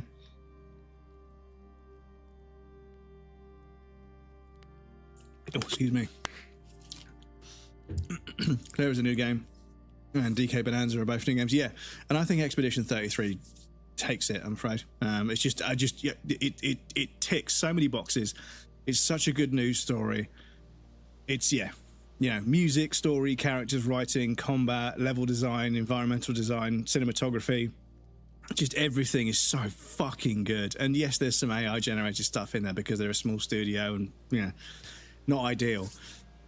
But the game itself is fucking brilliant in a number of ways, but the story behind it is also brilliant. So it's just that year, this year needs to be Claire. It needs to show, it needs to send a message to the fucking, you know, and it's like Elden Ring. Elden Ring winning, just, it sent a message to the gaming world that companies like FromSoft that publish a game that's just a shit ton of content with loads of stuff for things, no DLC bullshit, no fucking microtransactions. There was a pre-order bonus, whatever, I think.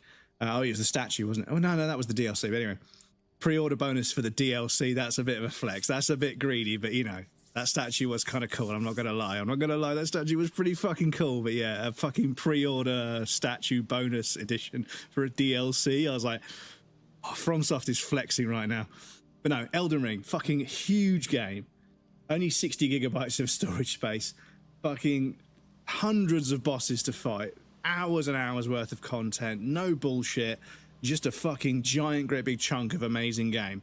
So it wins Game of the Year. Even if I didn't love Elden Ring, I would have to say, you know what, it wins Game of the Year because it sends a statement to the gaming industry that actually if you just release a really big game full of good quality content for a good price that doesn't fill up someone's hard drive, they will enjoy it, and then it will win Game of the Year and it will sell millions of copies. All these marketing practices you're doing, you could just not do that and just do what Elden Ring did. Just make a really big game that's really good and sell it for a good price with no bullshit, and people will buy it and love it. Simple as that. But yeah, that's what I think. The Game of the Year should be a game that sends a message, and I think Claire Obscure Expedition 33 sends the most powerful message, and it was the best game I've played this year, hands down best game I've played this year. Very much personal preference thing. Yeah, DK Bonanza is just another DK game like COD, but so yeah, people were like, DK Bonanza is going to win Game of the Year. I was like, I don't know, dude. I don't think enough people are going to play it, and just because people don't play it doesn't mean it isn't Game of the Year. But yeah, I don't think it had the impact. Like, I don't think that Silksong had the impact. I don't think that DK Bonanza had the impact. Claire Obscure Expedition 33 had an impact. The entire fucking gaming world could not shut up about how good that game is. And I played it, and I believe the hype. It's that fucking good. And you guys know me. I'll play a game, and I'll find something wrong with almost any game. You know, even fucking golden boys like Red Dead Redemption 2, there's still things that I think could be better. You know, it's almost there. It's pretty much as perfect as it gets, but it's not perfect. It's up there with Bloodborne and Metal Gear Solid 3. Underneath them, of course, but still, that's my bias. That is my bias, you know. But Expedition 33, it ticks so many fucking boxes, and I fucking played that fucking game. I 100%ed like basically I did every fight, all the fucking tower. I did Simon. I did fucking everything. I did everything in that fucking game. Squeezed every bit of game out of it, and just wasn't bored at all. Was just enamored by it through and through, start to finish. It's just fucking brilliant. And And yeah, the parry timings are a bit fucked because there isn't a proper hitbox system, and yeah, it's a bit awkward. The map is not easy to use to navigate and stuff, and you know, fast travel didn't really make a lot of sense sometimes, and it was a little bit difficult to navigate around certain areas, but they're minor trivial things. They're only sort of things that could have been a little bit better. They were serviceable, but they could have been better. But everything that was good about it just fucking blew my tits clean off. Just such a fucking good game. Like, such a good game. And like I say, I haven't played a turn-based game since like the SNES days, and I got Final Fantasy VII because everyone told me how amazing it was, but I just never finished it because it was such a long game and I kept getting stuck in the same place. But yeah, I haven't played a turn-based game for fucking years, and I got back into it and I was like, oh, I'm thinking about 3 moves ahead when I can do this. If this happens, I'm going to... I started thinking strategically about how you layer up all the various different modifiers, and I was like, oh man, this game has got me back into this shit. This game has fucking got its claws into me.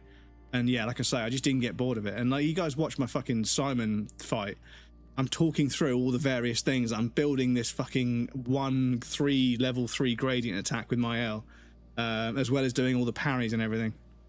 Yeah, it's fucking brilliant. So I think it's Game of the Year for me. Well, the actual living fuck. Trying to explain to Lisa where she ain't in school anymore. They took her in therapists and shit to explain it to her better. Oh, okay. So I'm glad there were therapists to try and explain it, because yeah. Brand new game, not a sequel, I guess a spin-off of Mario Odyssey. Yeah, it does have a very Mario Odyssey feel to it. Which kind of, yeah, but obviously it's just, that's what Nintendo do. They make that kind of game, so it does kind of make sense. Find her that it was the police. Oh, the police found her. Okay. Because yeah, fucking hell. 7 years old's crazy, dude. Still never going to play it, really. Okay. When it means Game of the Year, not my kind of game. I'm happy for you. I already know what my Game of the Year is. Fair enough, yeah. No, it's just 21 and I haven't even eaten dinner yet. Oh, sorry for distracting. Sorry, and I should fucking be playing the game. I apologise. Massive yap session. YouTubers that are watching the VOD, I apologise. Feel free to fast forward. But yes, engaging with my viewers is very, very important to me. And obviously, if you guys are in YouTube and you want to chat as well, please feel free. I'm here to talk to people about things and talk about things, because I think, like I say, the more we talk about it, the more we understand each other, the better the world gets. But I will play the video again now, I promise. Too entertaining. Oh, you're too kind. You're too kind. But no, this is it. This is why I do it. These wonderful conversations we have, not about a 7-year-old obviously succumbing to the social media fucking pressures and everything. That's awful. And my thoughts and prayers are with them, of course. But the conversations we have around, you know, other things. This is why I do it, man. You know, I could be sitting here playing this game on my own thinking, yeah, this is interesting. This is a clever puzzle game. I like this, and I like this, I like this. And then I finish the game, and then never talk about it to anybody, you know. But if I stream it, people that love the game come in, I talk to them about it, and they're like, oh yeah, I love this, and I love this, and I love this. I'm like, oh shit, I didn't even realize that. And oh shit, that's a good point. Oh, that's interesting. I didn't think of it that way. And then I understand the game better than I would have done before, you know? And then we have these really nice conversations and interesting conversations about things that sometimes aren't so nice, but we have a chat about them and we all understand. And yeah, I fucking love it, dude. This is just how I play video games now. It's a shame Twitch doesn't like me, but you know, never mind. I get to play video games and hang out with lovely people like you. I can't really ask for any more. But yeah, we're going to call it a day there. Because we also have an ad break coming up, which I apologise. Fucking yapped for so long. Fucking ad breaks coming up. But yeah, this is it. I love sitting here and chatting to you guys about video games. I fucking love it. I know this is just what I'm supposed to do with my spare time when I'm playing video games. You guys mean the absolute world. And the fact that we've raised £400 for charity already, and we're only on the 17th of the month. We've got like another week and a half, 2 weeks to raise more money for charity is fucking amazing. Because it's men's mental health as well, because it's Movember. And yeah, that's obviously very important to me. Right now with long COVID, my physical health and mental health are both not great. So yeah, raising money for charity makes me feel a lot better. Anyway, like I say, need to pop you guys over on the BRB screen. There'll be a raffle and some clips for you guys that want to hang out. You guys know the drill. Please feel free to get up and move around, grab a drink or a snack. You won't miss anything. I'm going to take a break as well. And we also have anonymous follows on the BRB screen. So if you're lurking and you want to follow in secret, that's perfectly fine. Once we're on the BRB screen, the bot will say in the chat, there's no alerts for follows over there. So if you want to follow in secret, we don't call it out on the BRB screen. But obviously, if you'd like to be called out and thanked for following, you can do it here if you want.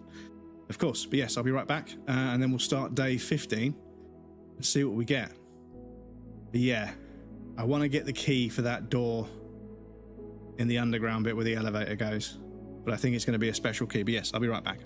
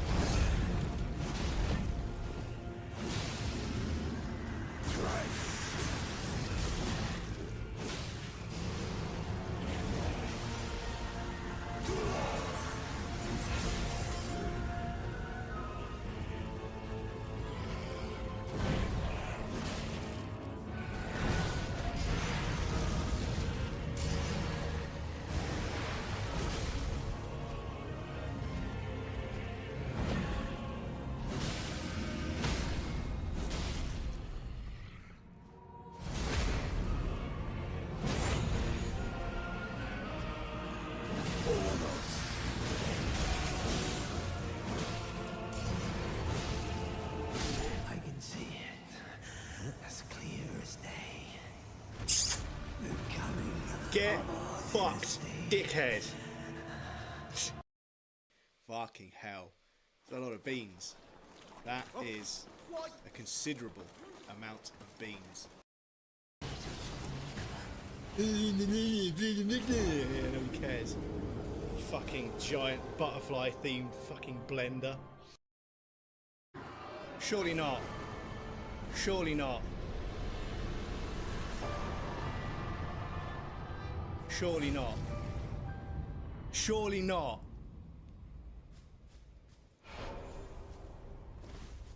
Really? How many goes was that? How many attempts was that? 2? It must have been more than 2 goes. Bitches are just coming out of the fucking ground now. Oh wow, okay. Thanks, game. So yes, I'm a variety game streamer from the south coast of the UK. There's little snakes. Sneaky, sneaky, sneaky, sneaky. Sneaky, sneaky, sneaky, sneaky, sneaky, sneaky. Sneaky, sneaky, sneaky, sneaky. I'm faster than you. Ow! Fuck off. Piece of shit. Excuse me. So yes, on Mondays we're playing through the Metro.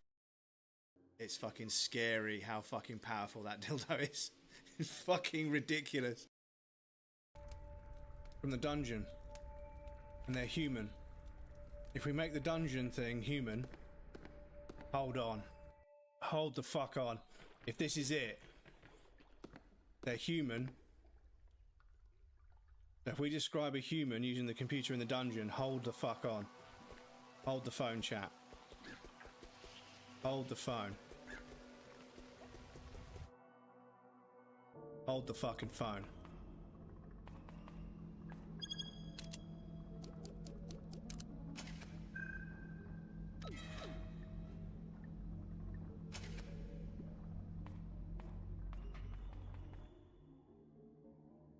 Hold the damn phone. Hold on, chat. Hold on to something. Hold on to something. This game is so fucking cool! Oh, this game is so fucking cool. Time to do our bit for humanity, Mr. Marston.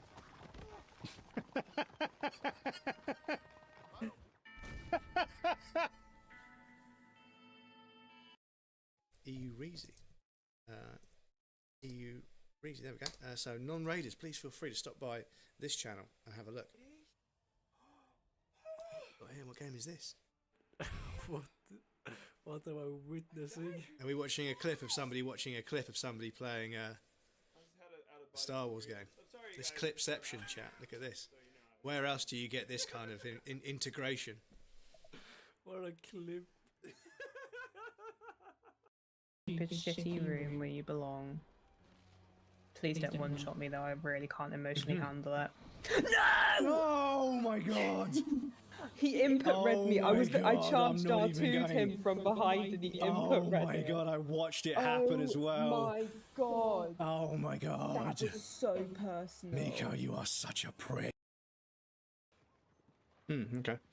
Oh. Hey, now try looking where you're going. You were looking the other way. You weren't looking where you were going. And you're not even going that...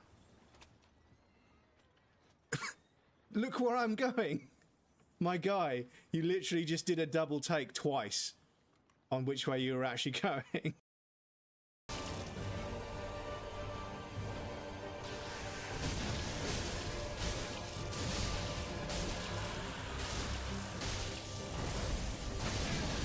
Dick.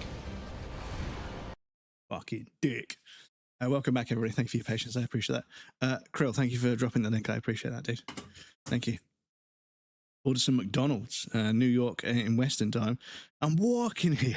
That was Dustin Hoffman, right? It was improvised. Just made it up on the spot. Became an iconic line. What did you get from McDonald's? Dare I ask what you got from McDonald's? It's still within dinner time for me, but I shouldn't.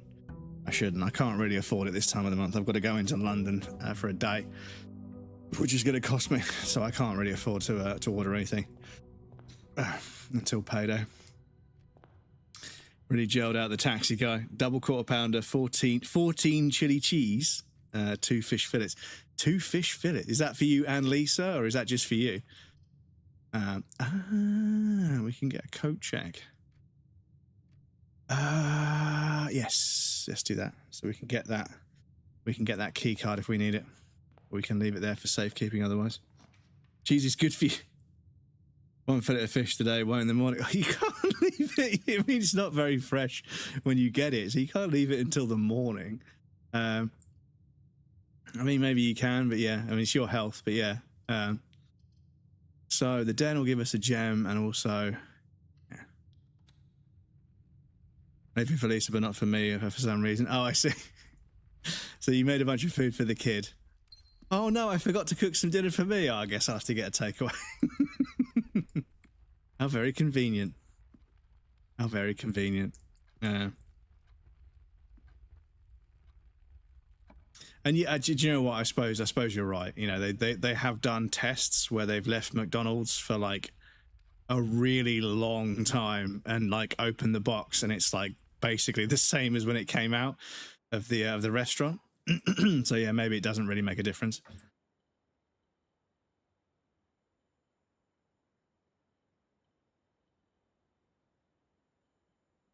Excuse me, chat, my fucking throat today. I've got some fluid there, which I'll drink in a moment.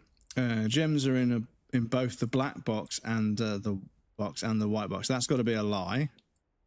Gems are in both the blue box and the black box. That's got to be a lie, which means this one is the truth. Gems are not in the white box or the blue box, which means they're in this box because this is the truth. There we go. So we could build a courtyard because we've got the gems for it, which may help us out later on, because if we can dig, we got a sledge in case we find any trunks, and we need to smash the padlocks off. So let's continue. Can we connect up to the den? The observatory might do it. And that would give us whatever the star thing is at this level. Oh, yeah. Moving on its own, but... Right, what do we got? Oh, 4. Diamonds, 1 plus... Oh, that's the gem we used to make the room, so... I'll take it.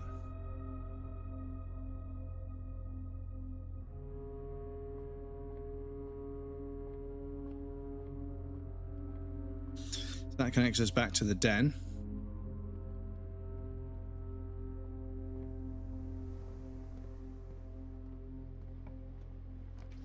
Alright, what can we build? A laboratory. Requires a gem, but that's okay. We get a terminal in the laboratory, which is good because it means if we get any doors, any keycard doors, not only can we unlock them,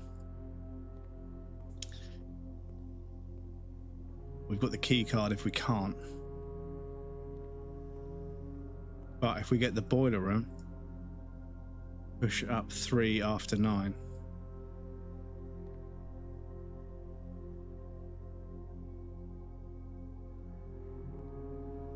If we get the boiler room.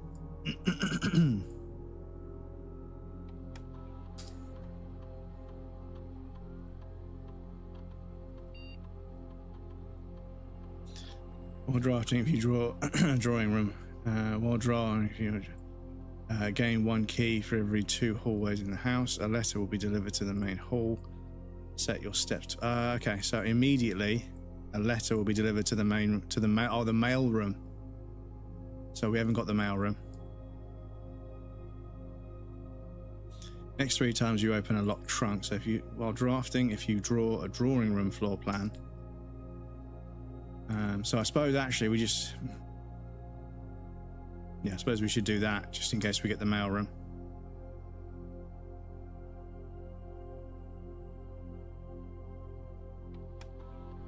Can we set up another one? No, okay, fair enough. Research logs. No logs found. Log in there. It's Swan. Swan, I can spell. What? The password changed. Did I just misspell it? Oh, not Swan, Swang. Fucking dyslexia. Swan, Swang. Excuse me. She does eat what I eat either, so can't force chicken and broccoli, for instance, for 1 week. Yeah, I suppose if you're on a different diet, it makes it difficult. And obviously, kids are difficult with food sometimes. Swanson, Duke of Swanland. Yeah. Staff services, special orders.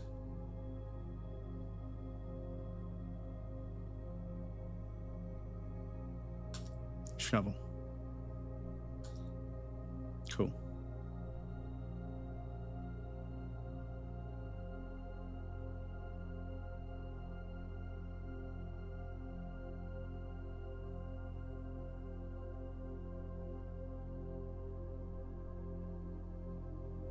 Okay. Right, so we've got a door there.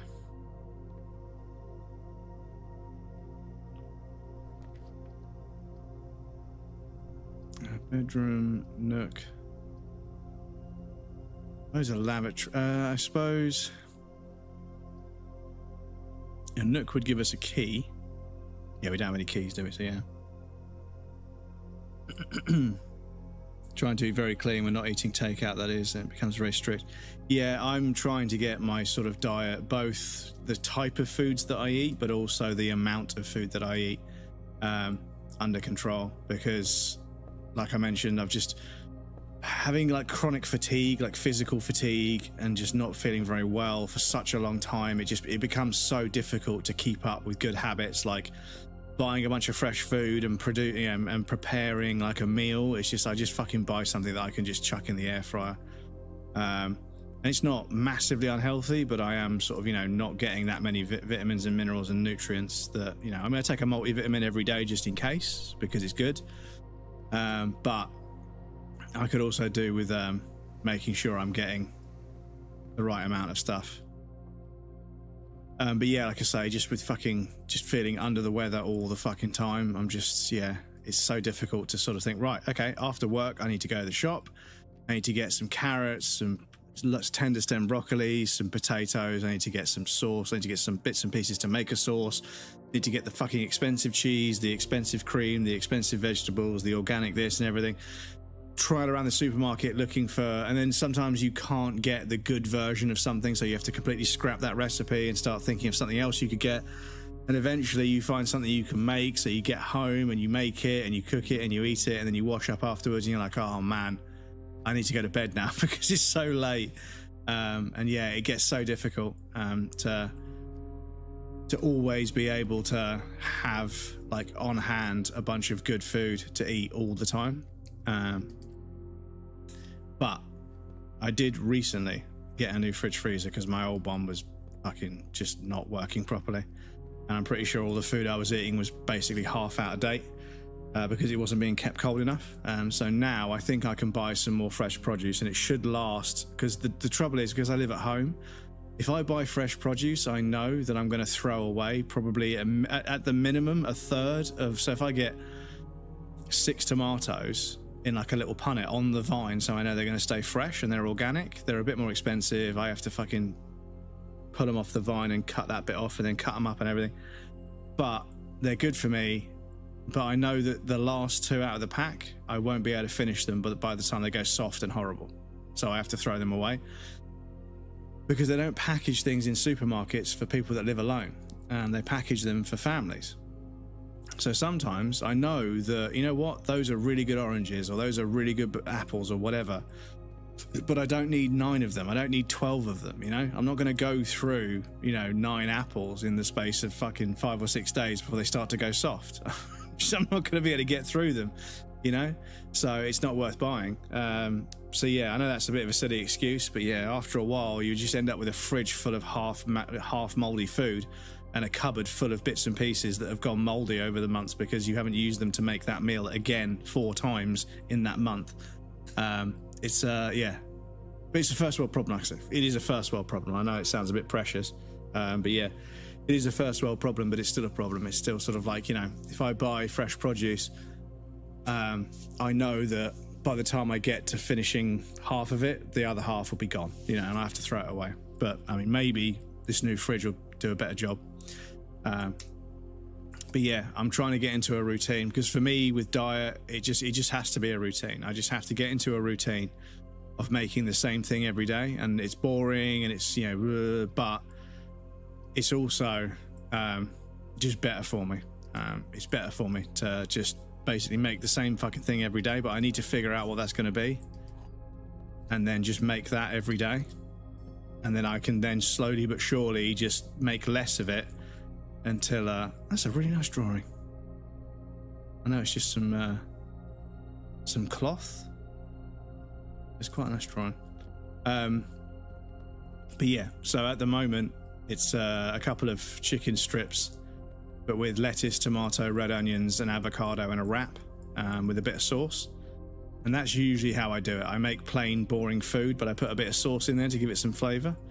So if I eat one of them if I have a coffee and a croissant for breakfast, which is not a lot. The croissant's obviously got some butter in it, but that's actually not that bad because butter's not terrible for you. Obviously, if you eat 2 croissants 3 times a day, or you eat fucking, 4 or 5 croissants a day, you're going to have a problem. But having 1 croissant in the morning with a coffee, I think that's not too bad. There's much less healthier things I could be eating.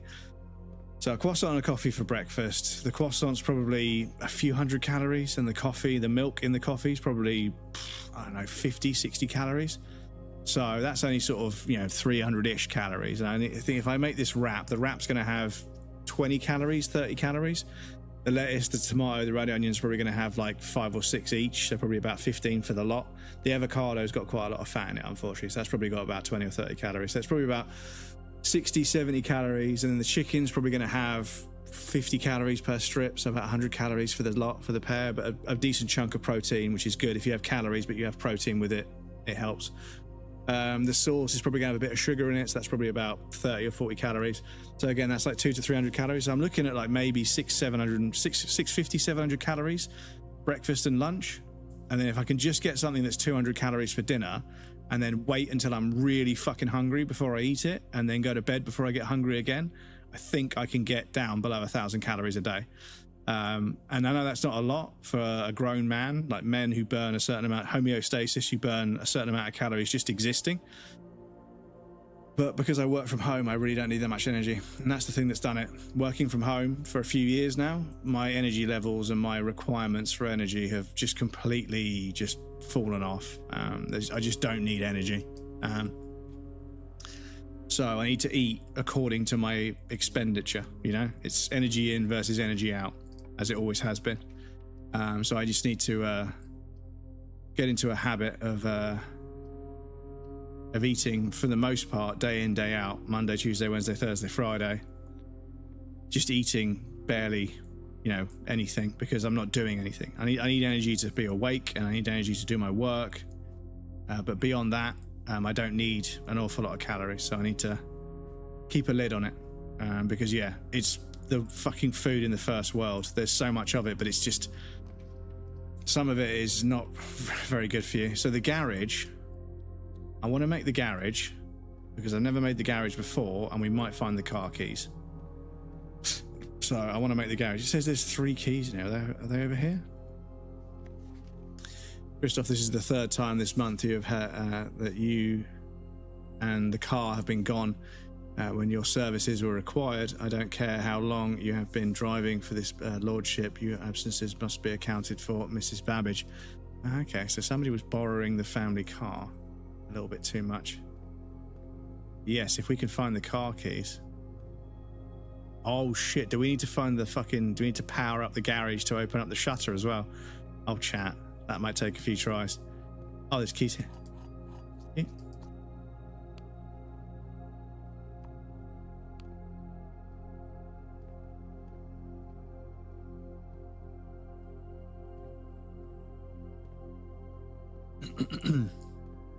No pancakes or flower curtains, like my dad calls them. Flower curtains. Same here, being fatigued and working a very physical job feels like I have a heart attack or something. Feels, yeah. Just bad cardio and eating the wrong stuff, too much coffee and your heart, yeah, caffeine in general and your heart, yeah. I only cook with my slow cooker for my own food, so it's good. I need to get it's cold now, so I'm going to get the slow cooker out. I've been saying I'm going to make a big old chili con carne for fucking months now. But yeah, 6 tins of tomatoes, a tube of passata, some dark chocolate or some dark cacao. I can get some. Cacao, some dark coca, and what else do we chuck in there? Pork mince, beef mince, and chopped up carrots. I'm going to fry those off in the pan, chuck them in the slow cooker, put some more in the pan, chuck them in the slow cooker, chuck one of the tins of tomatoes in the pan on a low heat, deglaze all of the stuff off the bottom of the pan, pour that into the slow cooker, then the other 5 cans of tin tomatoes, and then put that on low and just leave it bubbling away overnight, because the longer you cook tomatoes, the sweeter they taste. So you can get rid of a lot of the acidity and the bitterness with tomatoes if you just cook them for a really fucking long time, which is why when you eat a chili con carne that's been stewing for a while, it tastes so fucking good. So yeah, I need to double check. I've got some takeaway containers, you know, the little metal containers with the little lid that you can fold on. And yeah, just make a fucking shitload of chili con carne and then freeze it, because that means that throughout the month, if I'm ever just feeling fucking lazy and I'm just tired, I can just chuck one of them in the oven on 50 degrees for 45 minutes, and rice cooker will do the rice, and we're good to go. So, speaking of good to go, I need to go to the security room and I need to turn off the doors after I power them down in the utility room, but we need a utility room, and unfortunately I think we've run out of doors. Yeah, fuck. Okay. Yeah, fuck, we run out of doors. Coat check, I can get the card, that's it. I can go to the coat check, I can get the key card, and we can open up the door that way. We've got something to do, chat.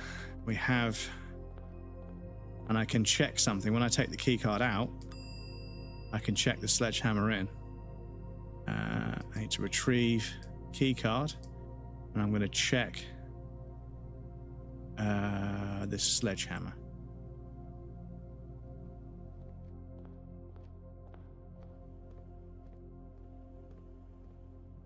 But yes, I'm slowly coming up with methods to overcome the limitations the game is putting in front of us, which I think is the gameplay.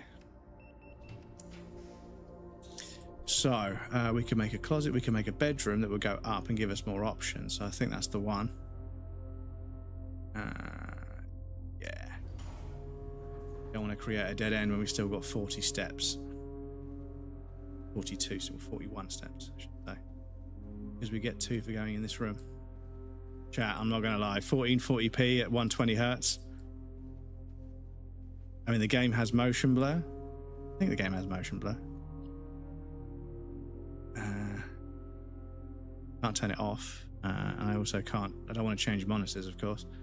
But yeah. After games consoles trying so hard to hit 1080 60 for such a long time, the jump to 1440p 120 is yeah, it's smooth. Unfortunately, I can't stream at higher than yeah, I could burn a key, it's fun. I can't stream at higher than 60 FPS, unfortunately. There's a limitation. Maybe in the future, if we do some YouTube only streams, I could try and see if we can do 1080 120 or 1440 120 on NVENC AV1. I'm gonna see how good it can look. Trying to make a chili con carne in my slow cooker. I have to try. Yeah, it's super. It's not as difficult as you think. Flower curtains because you have energy in 20 minutes and it's gone. Excuse me.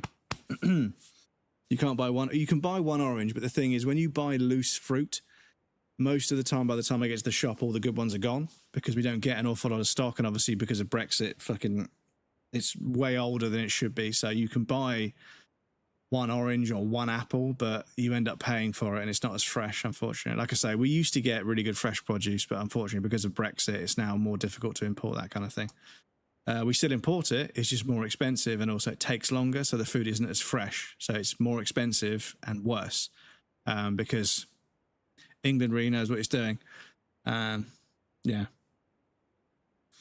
We have a lunch place at work with a real food, but it's a buffet, so we always get 2 plates flowing over. So much energy needed, work, very physical, being only 31 old guys, like what the fuck. Yeah, and this, yeah, when you do a physical job, you can just eat, and that's one of the things I miss. Obviously, I don't miss the injuries and having a bad back and bad knees, and, you know, when I rode BMX, that made it worse. But when I was doing physical work, I could smash a fry up in the morning, and then I could smash a fucking pub lunch for, you know, lunch, and then I could go out and have a fucking few beers, then I could go home and have a fucking giant, great big meal for dinner, wake up the next day and be lighter than I was the day before. Fucking crazy how many calories you burn doing physical work. But I can't do it anymore. I work at a desk, which means I need to fucking lower my fucking intake, you know. And obviously, if I lower my intake to a point where I start losing weight, it means that when I go out with friends, I can eat a decent meal and not worry. But what I found last time I lost a bunch of weight, my stomach shrunk, so I couldn't eat a full meal. I was going out with friends and I would eat half my food and not finish it. And they were like, "You've lost quite a lot of weight and you're not eating very much. Are you okay?" And I was like, yeah, I'm fine. It's just I can't stomach a whole meal anymore. They're like, "You can't eat a whole plate of food. You know, you're a fucking grown man. You know, you should be able to eat 2 of them." And I was like, "Yeah, but it's just not me anymore." And they're like, "Okay, as long as you're all right." I'm like, "Yeah, I'm fine. I appreciate the concern, but I just, you know, my stomach shrunk."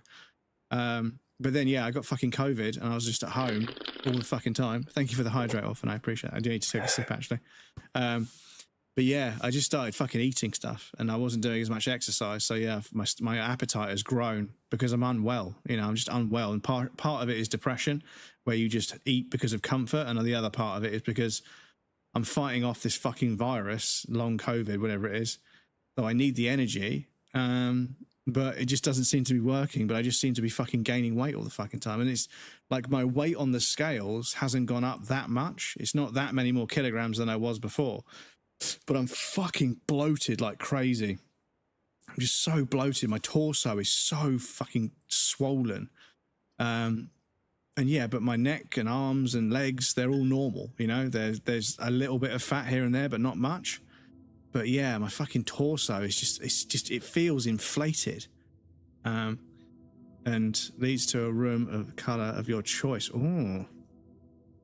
Oh, okay. So that could be... The hallway will give us a key. That will give us the breaker box, which will allow us to turn the power off. But we've used the key card anyway, so it doesn't matter. This will give us a hallway, which gives us 2 doors to try. So I think we do that, because this is our last thread. That's obviously dead-ended.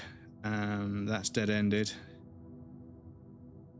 Yeah, this is our... Yeah, so we need to make sure we maximize doors. Key. Locked? No. Oh, that would join up to the... No, that wouldn't. Boudoir. Yeah, so boudoir will go down and to the left. Dark room. Have we got a utility closet where we can turn the power on? No. And we're looking for the car keys. So, boudoir allows us to keep going. And is a room with the potential for an item. I think.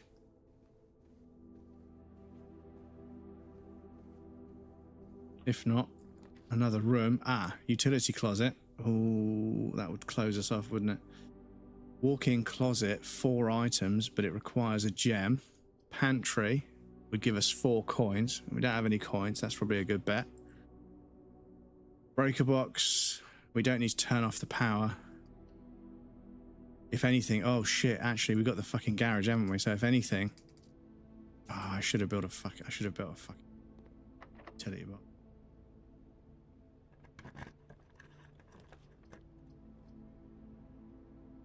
Green rooms, kitchen, closet with 2 items, greenhouse, so kitchen. These are all going to dead end us, I'm afraid. You're more likely to draw green rooms while drafting, but we can't draft anymore because there's no more doors to draft. Oh no, there is one. Okay, so kitchen we go up and sell food, but we have the gem for it. Yeah, we don't have the gem for it. Oh, we have to do a closet, unfortunately. But it will give us 2 items. Car keys. Oh no, metal detector and a normal key, which we've already got 4 of. Is great. Okay, so yeah, where are all the locked doors in this run? Fucking 5 keys. Oh.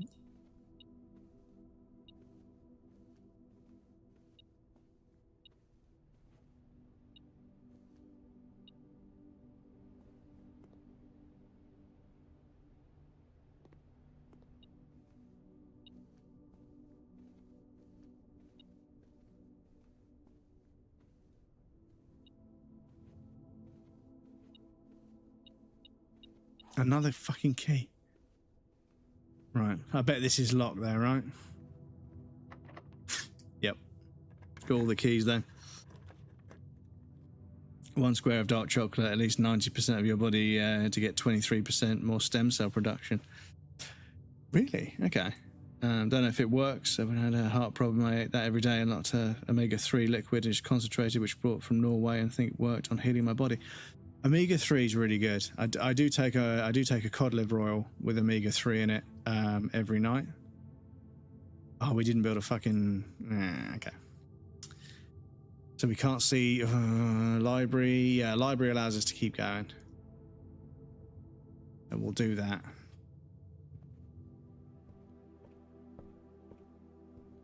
RSY, welcome in. Heard something about chili con carne. I was just talking about how it's got cold in the UK. And thus, it is time for me to get the slow cooker out. And that means chili con carnes, that means chicken curries, that means... there's an Instagram, and this guy does recipes, and like there's like mac and cheese chicken and stuff, and yeah, it's just fucking like just food you can put into a little metal tray and just have in the freezer. And if I just do that a lot, I'll have like easy meals to just grab. New research on dark chocolate has shown a very good on stem cell production if it's high enough percentage. Really? Okay. Getting down below 0 C at night here, so lots of chilies and lots of dabockum tongue. Although I do it on the stovetop. Yeah, I mean, if you slow cooking is slow cooking, right? You know. Cold in the UK, you don't know cold, King Arthur. Dak Bockham Tang. I wonder what that is. Please explain. 0 degrees C is like a nice summer's day. Oh, here we go. The fucking person from that part of the world's bragging about how cold it is. Whatever. Spicy Korean chicken stew. I thought it sounded a bit Korean, but I didn't want to say that and then come across the wrong way. So, is every color of room. Requires a gem. Spread gems into each green room. We've only got one other green room. Billiard room would allow us to do the billiard puzzle, which might give us a prize. It's usually just keys, which would be hilarious, so I'll do that anyway. But let's try that.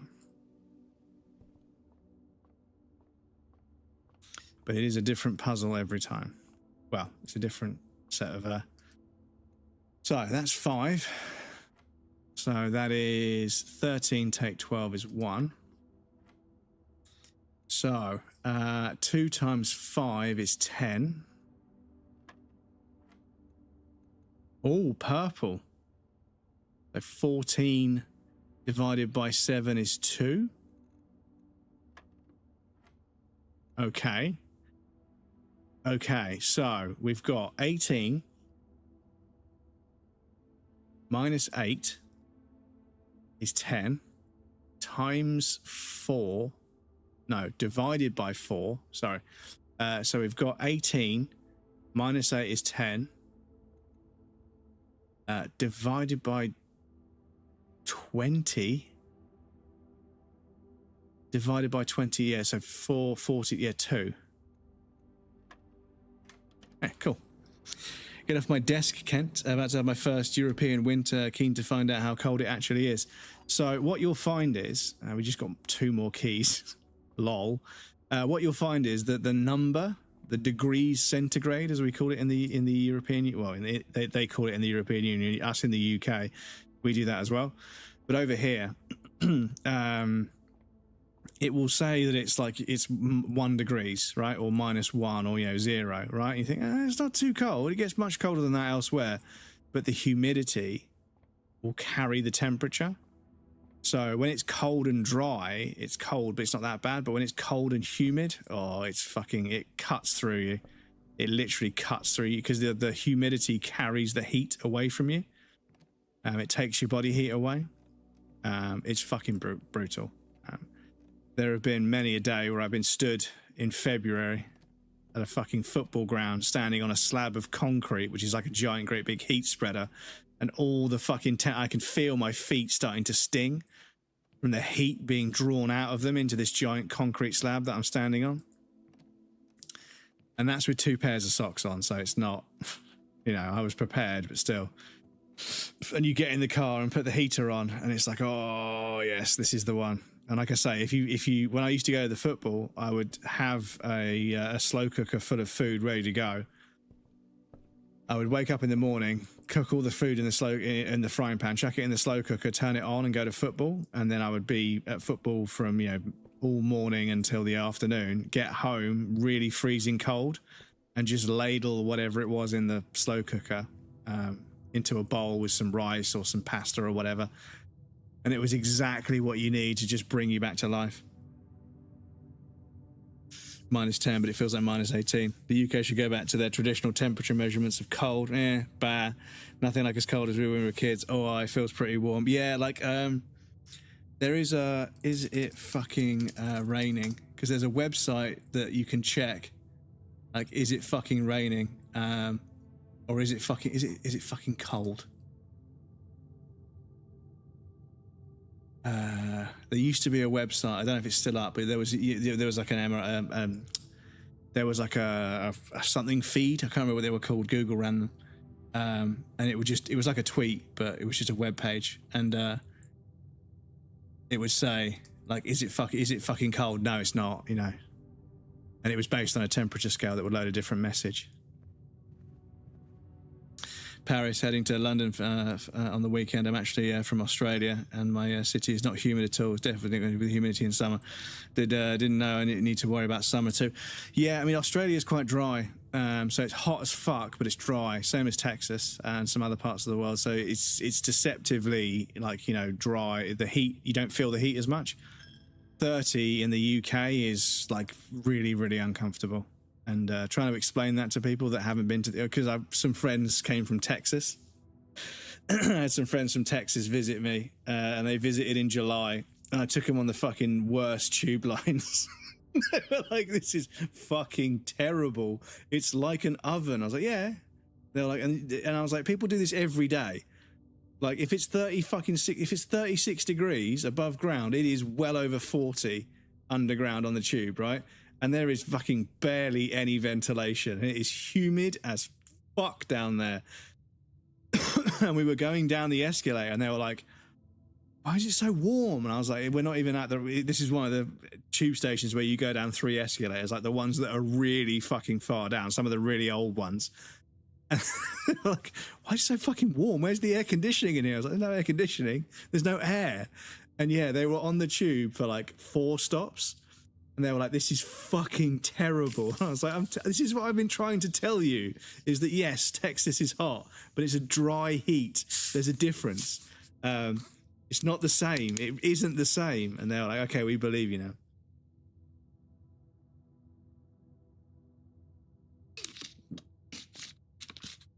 But yeah, I was like, we go over there, over the bridge, down the stairs, down there's a fucking entrance to a tube station. We can get the tube along the river, and then we can get to this place that we want to get to. They were like, "Okay, cool." In the back of my mind, I was like, this is going to be good. They are going to be fucking cooked alive by this fucking tube journey. So it's going to have to be a dark room. So yeah, because nothing else. We need that breaker to fucking turn on the dark room. This is the problem, is we need that to fucking... okay, so we've got a garage. So I'm going to build a breaker box so I can turn the electricity to the garage on. Turn that on. I'll do that as well. Because we've got the garage. I don't know if we've got the car keys, but I don't know if we can open the up and over door in the garage. Where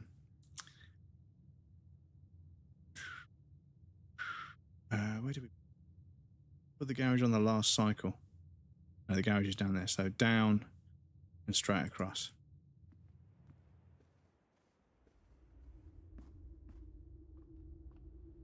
So, does this mean we have power now, but there's nothing going on there? And we can see anything. Oh, we can. It's just a different button. Oh, chat, new area. Can we go up the ladder? No. New area? Or is this just... Okay, we can go off there. Okay, let me just check this. So, is this... Yeah, so we need the car keys, and then maybe we might even have to fucking unlock the front gate as well. But what's over there?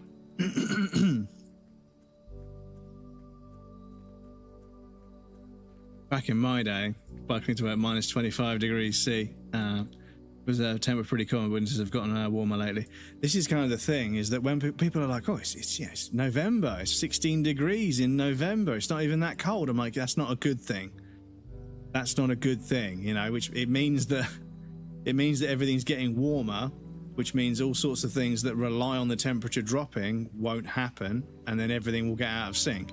And I remember one year, it was fucking freezing cold, and it suddenly warmed up for like 3 weeks, 2 weeks, and then it went cold again. All the flowers bloomed because they thought spring was here, and then they all died because it got cold again. And then they obviously didn't bloom when summer did arrive. And I was like, well, that's fucking shit. Oh, can we unlock this gate? All we had to do was just fucking... Okay, bit of progress there, chat. We've unlocked this gate. The west gate has been permanently unlocked. Permanent changes do not reset each day. Let's go. We did a permanent change, chat. We did something permanent. Now, what do we got over here? A shack where the family was murdered. Oh, root cellar. Rooms in your house will be more likely to contain dig spots. A hovel. Special floor plans now cost additional steps instead of gems. Ooh. Tool shed, 2 special items. Oh, chat, this is a bit fucking spicy. What do we want? What do we want? We don't really dig spots very often because we need to have a shovel to even take advantage of them. Special floor plans cost footsteps instead of gems is massive because there's been a few times where we can't build because of gems. But 2 special items, I don't know whether that's special items we get to keep permanently or whether it's just two special items. But will this reset? Okay, long term this is going to help us, but by special items, what does it mean? Does it mean like a metal detector and a sledgehammer that we could find randomly anyway, or does it mean 2 items that we get to keep forever? Mozzies don't die off if it stays warm. Yes, mosquitoes don't fuck off. The humidity is worse for longer, so you have insects flying around and everything. My dehumidifier is working overtime right now, even though we're going into winter, but it's obviously there's a humid decline into winter, and it's supposed to rain like by the end of the week. I think Monday, Tuesday is okay, but I think it's supposed to fucking piss it down for like 10 days in a row. So I might stock up on food and just stay indoors because when I went to Italy, it was pissing down with rain outside, and obviously it was still summer in the UK, it was kind of summer. And I was like, oh, I feel quite cozy being indoors and warm while it's pissing down outside. And I thought when I get home, I hope it's winter because actually I kind of want to be indoors when it's cold outside and be all cozy indoors.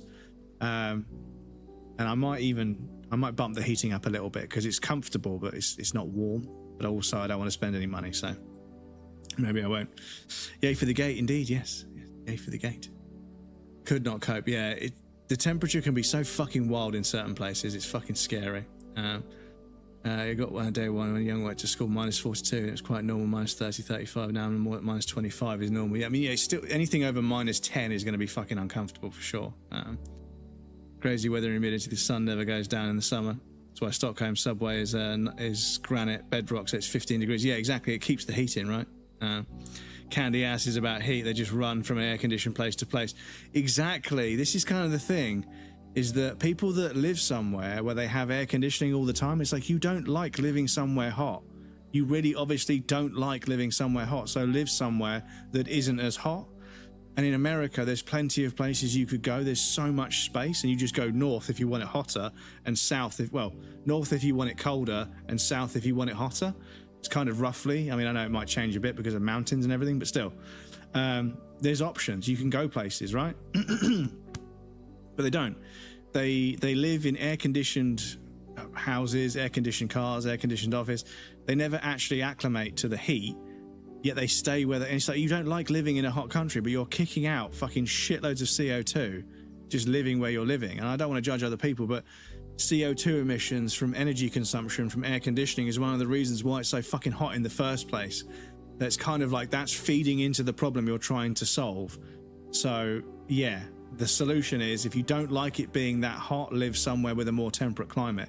Because if you just go a little bit further north, I'm sure there's lovely parts of America just north of Texas that are a little bit more temperament.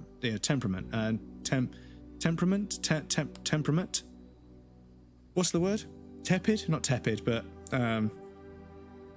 with a more temperate climate is what I'm trying to say. Yeah, you could just move a little bit further north and it wouldn't be as bad. But they choose to stay in Texas where it's roasting hot, but they never fucking actually deal with it being roasting hot, and they kick out a bunch of fucking emissions in the process. It's fucking crazy to me. A friend of mine from Arizona, he was like, it can't be that cold. It was -12. We pick him up in the airport and he had jeans and a t-shirt. He was freezing. It was -50. Took him to the mountains where it was -32. Never heard a man nag about being freezing. Need to get studded tyres situation sorted. Yeah, -50 is ridiculous. Biggest obstacle to biking after it snows is freeze thaws. Freeze cycle tuning everything into sheets of ice. Yeah, it melts and then freezes, so you get fucking lumps and you get dry. You get black ice as well in the UK, which is fucking scary. Northern Sweden, so much mosquitoes you can at least say let some of them die. It must get cold enough to kill them off every year though, surely. Schwalbe winter marathon tires that replaced my old Nokia 512s. Oh, Nokian 512s. I thought you said Nokia. Nokian stopped making bicycle gear. What about Nokian? I've got a spirit, just cars. Sweden, it gets AC. It's just open a window, yeah. Depending to electricity production is made. Temperate, yeah, temperate, sorry, is the word. Thank you, get off my desk. Las Vegas, Hoover Dam, more eco-friendly than coal power plants. Nagged, it was minus 50. I was like, it's only 12. Able to find those in around the wall. They die every year, but it comes back from the south, so Denmark, those damn Danes. Right, so I'm going to do this because this actually, I think, will be massive. I'm going to do this because this, I think, will make a massive, massive difference. Because a few times we haven't been able to build what we need because of gems.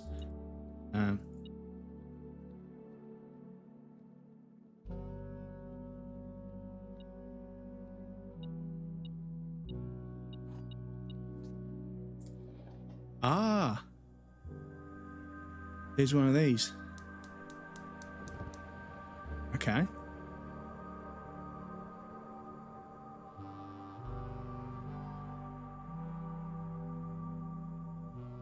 Back to the Future. Okay, I will try and find a copy of Back to the Future. Can we watch it on the old Amazon Prime? Can we watch?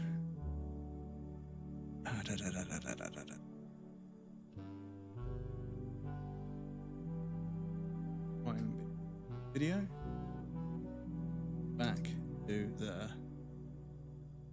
Future. Back to the Gooch. Back to the Future. Back to the Future. So I think we can watch it on Prime. Right, let me log on with my other browser real quick. Just one moment. Let me log on with my other browser, which is logged in to my account, but it's got my details on it, so I can't show it on screen. Can we watch Back to the Future? Okay, so we can watch the part 2. There's like 3 versions. So Back to the Future is available to rent or buy. Back to the Future 1. But Back to the Future 2 we can watch on Prime. Back to the Future 3 we can rent or buy. Okay, so we can watch the second one, but not the first or the third, because the internet is terrible. Fuck's sake.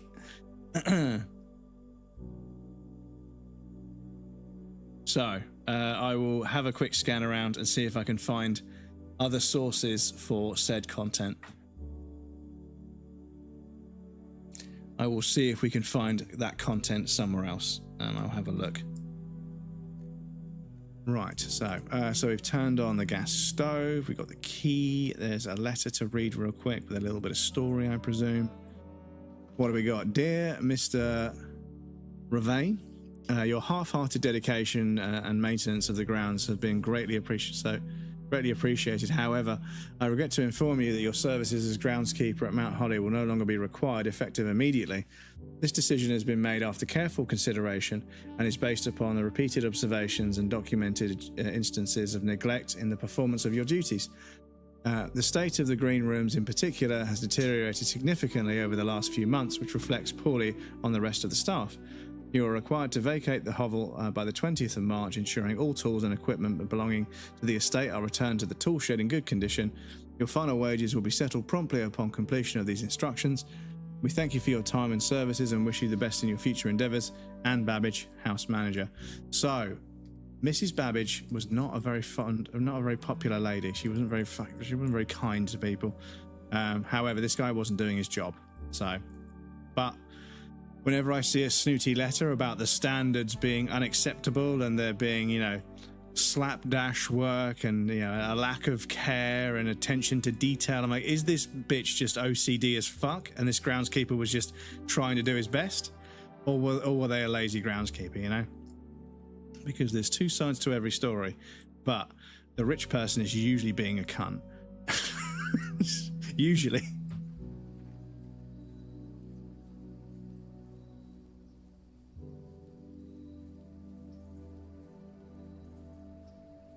But yes, I will see if we can get Back to the Future, because that's a good trilogy. That's a good trilogy to watch. Because we watched some of the RoboCop films, and we watched Ace Ventura 1 and 2. I forgot how like bad Ace Ventura 2 was. Like Ace Ventura 2 was just not that great. I can see why there wasn't a proper Ace Ventura film 3 with, you know, Jim Carrey. I can see why they kind of moved on to other things.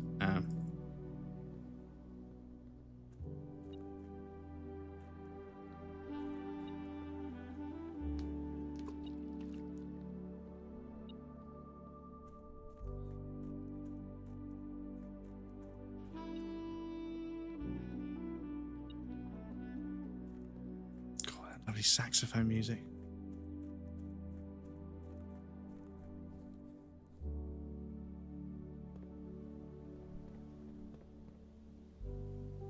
I don't know if you guys can hear the music. It's very quiet. And it is quite a quiet game. Audio levels. Do I want to fuck around with audio levels?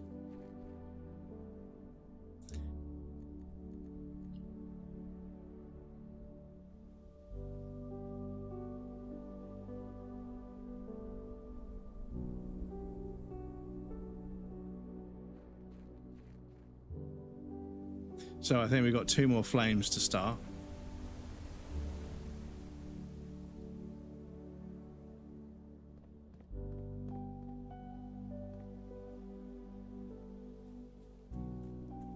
So we've got 8 keys. Oh shit, I think that is permanent. Okay, so yeah, it's permanent, but we chose the right thing. Because that's going to help us get the rooms we need by sacrificing steps, not gems, because sometimes we don't always have gems, but we always have steps. Okay, so did we build a cloakroom where the key card might be worth it? Did we build a coat check? We did. We built a coat check. And what did we check before we reset?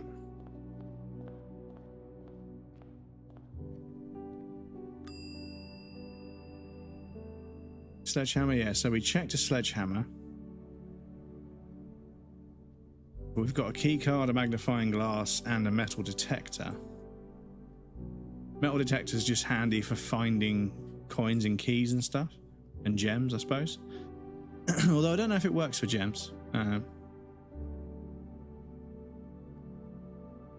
So we can't build a mailroom, so sending a letter to the mailroom was a waste, unfortunately. The dark, did we? No, we didn't build a dark room, did we? The breaker box we've got there. So yeah, I don't think there's anything else for us to do. We didn't get a shovel, unfortunately, so we can't dig in the hovel or in the courtyard. The garage, we opened the door and that allowed us to do all that stuff there. The west gate's now open, so we can get. I don't know if the garage is going to stay open now if we build it, but I suppose we built a garage on the west side. If we build a garage on the east side, that opens up that as well. So that's something to bear in mind. And also, if we build one at the top, and also if we build one, I wonder if building one down and then opening the door does something. But yeah, I think that's it for us for this run. We've got 1 gem, but did we build a commissary? Did we build a commissary anywhere? No.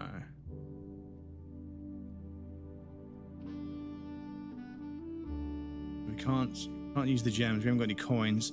Can't use that gem. We've got 8 keys, but we've got no locked doors to use them on. I can see. I think this day is done with. Unfortunately. A lot of keys, but unfortunately not enough locked doors. But I presume later on we'll have 5 or 6 locked doors and wish we had 8 keys, but it's roguelites. How it goes. Imagine paying for movies. Gonna watch Eureka episode, then go to bed. So see you later, Crumbs. Krill, thank you for hanging out, dude. See you next time. I hope you enjoy your fish sandwich, chicken sandwich, whatever it was that you have in the morning. Probably someone selling the 3-set movie. Yeah, I could probably get a Blu-ray somewhere of it. Yeah, I can have a look. I can have a look. I mean, like I say, I might have them. I think I have them on DVD. I think I have a DVD of each one. Not a box set, but I think I have them on DVD. All I've got to do is make a copy of it for my computer.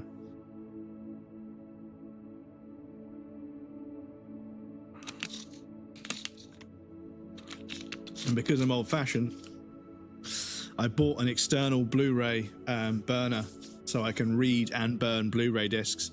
So streams and content and stuff, I can back them up onto Blu-ray discs because they're like a fucking couple of quid each.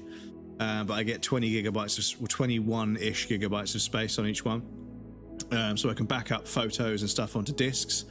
Discs last for quite a while. I mean, a bunch of discs I got when I was a teenager are still working perfectly fine. And ones that I burnt years ago still have the games on them that I want. So yeah, I'll back up some stuff with that. But if I can get the DVD, I can just chuck it in there and yeah, make a copy of it, and then we can watch it without having to fucking fuck around with discs and stuff. And then I'll just delete it when I'm done. Anyway, we have got an ad break coming up, chat. I do apologise. I need to pop you guys over on the BRB screen. There'll be a raffle and some clips for you guys that want to hang out. Please feel free to get up and move around, grab a drink or a snack. You won't miss anything. I'm going to take a break as well. And we also have anonymous follows on the BRB screen, so if you're lurking and you want to follow in secret, once we're on the BRB screen, please feel free. There's no alerts for follows over there once we're over there. But yes, I'll be right back.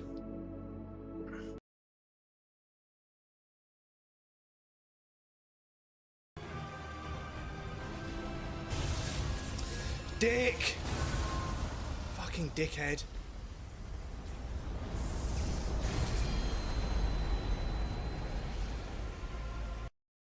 But there is something up there that I want, so I will go. I can just jump up here now. Cool.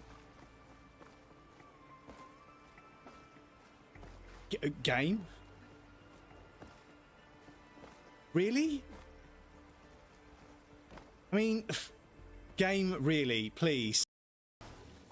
Right, you come down here. Be gentle, yeah?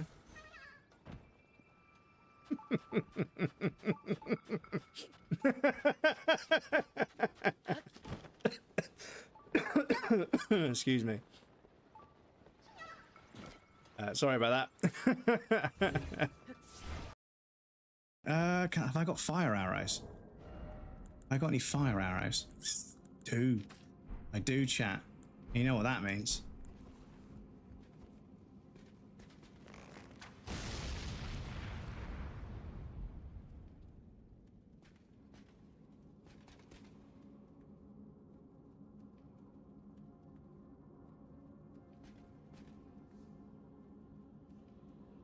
Shit.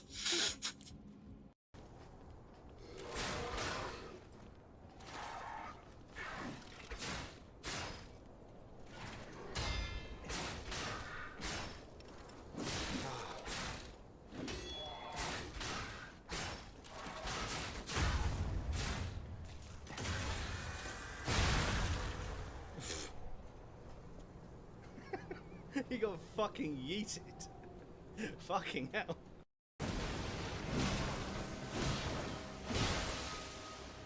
Oh, I love when I bleed her out of fucking waterfowl though. That's fucking satisfying. This is me playing Tunic. This is me right now. This is literally me seeing some markings on the wall and just going full tinfoil hat. And like punching in button combinations and like adjusting camera angles and shit. This is literally me right now. This is literally what I'm doing. Going full conspiracy theory on it. But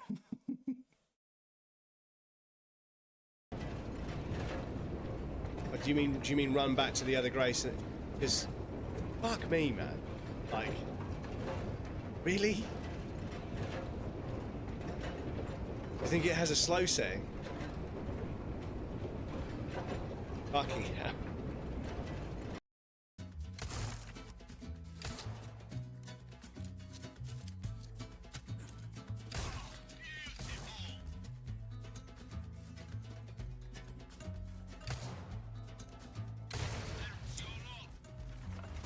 Just got that one at the end.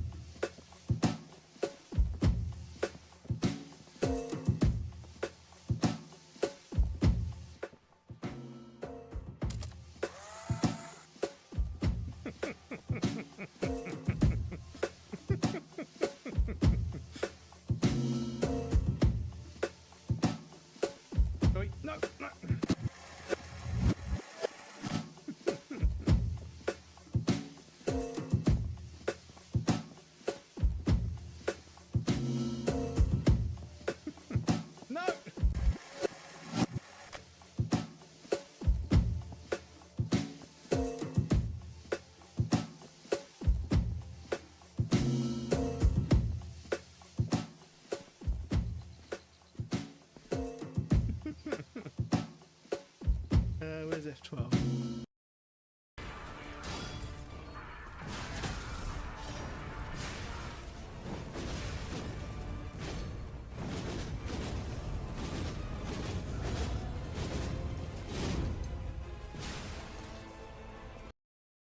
We might need to put a couple of fans. Excuse me. What you get, bruv. Fuck around and find out. That's what you get.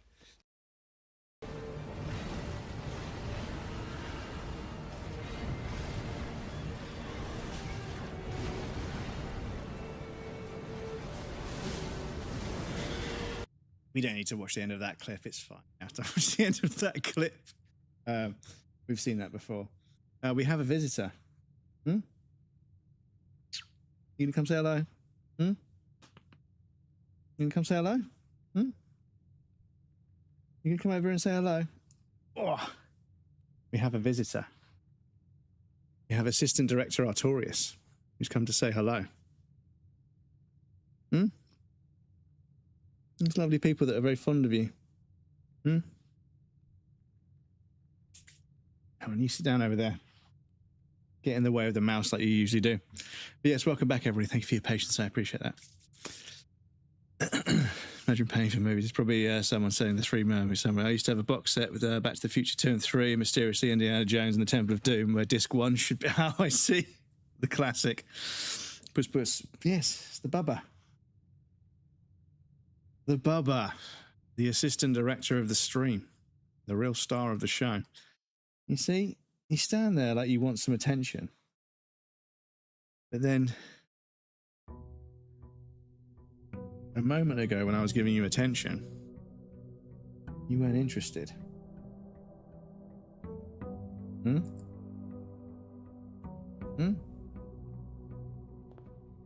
Right, so what can we build today? Storeroom. Imagine just building a storeroom and then a fucking closet the other side and just completely just dead ending yourself. A nook would go up and to the right.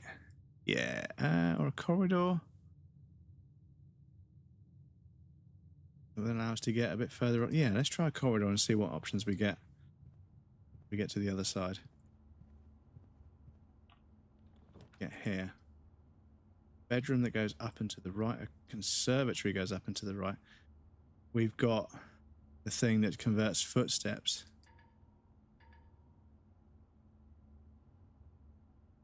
Or at least I thought we did. Oh, do we get to choose another room now? Okay. So,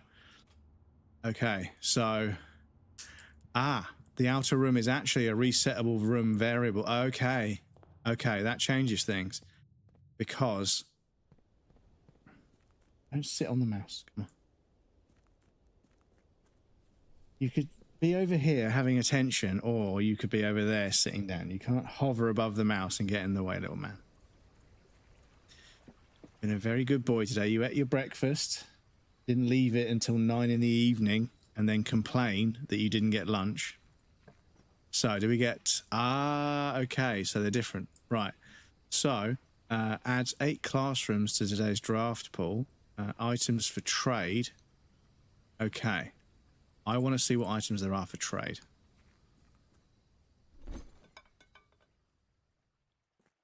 Okay. Oh.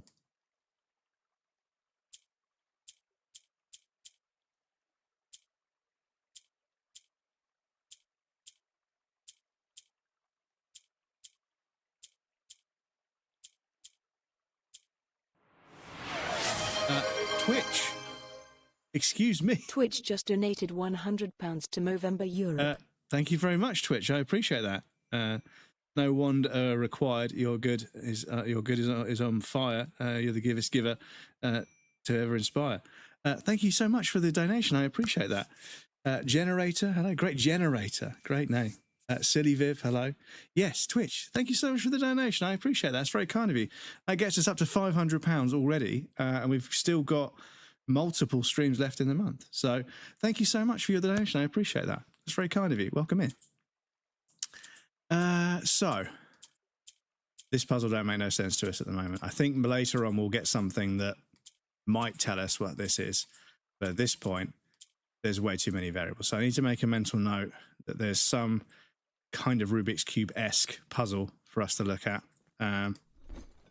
So if we've got some items, we can come back here and trade that. But yes, £5,000 already for a tiny little creator like me is absolutely amazing. We've had some very generous donations so far, so I can't thank you guys enough. All because of a silly little moustache. But no, thank you so much. Right, let's start building some rooms. Let's have a look. So we can build a room on there, can't we? So let's go build a room on there.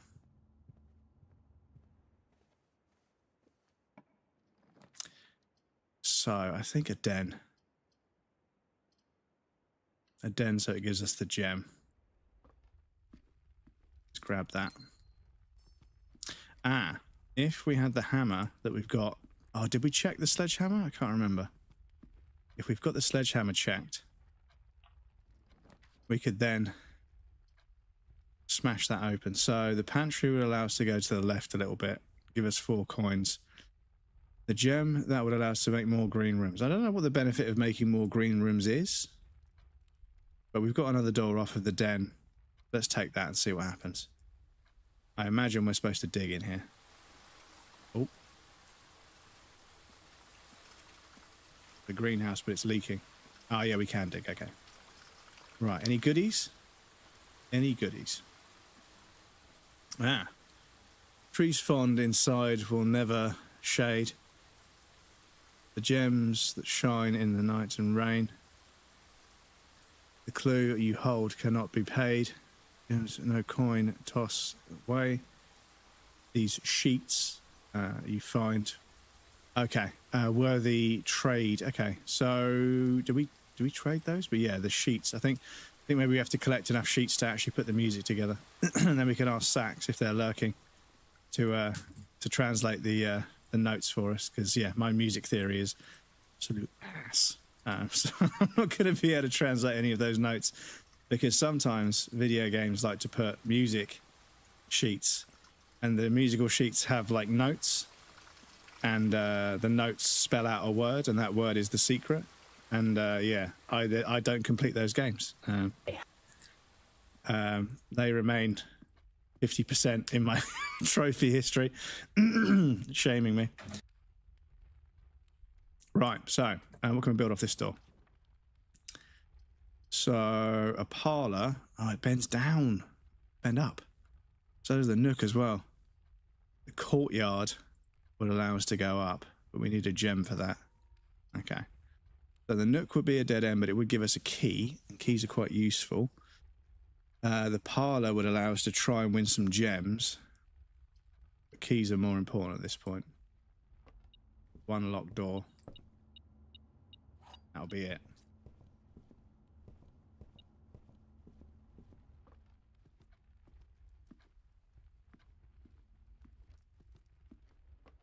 So,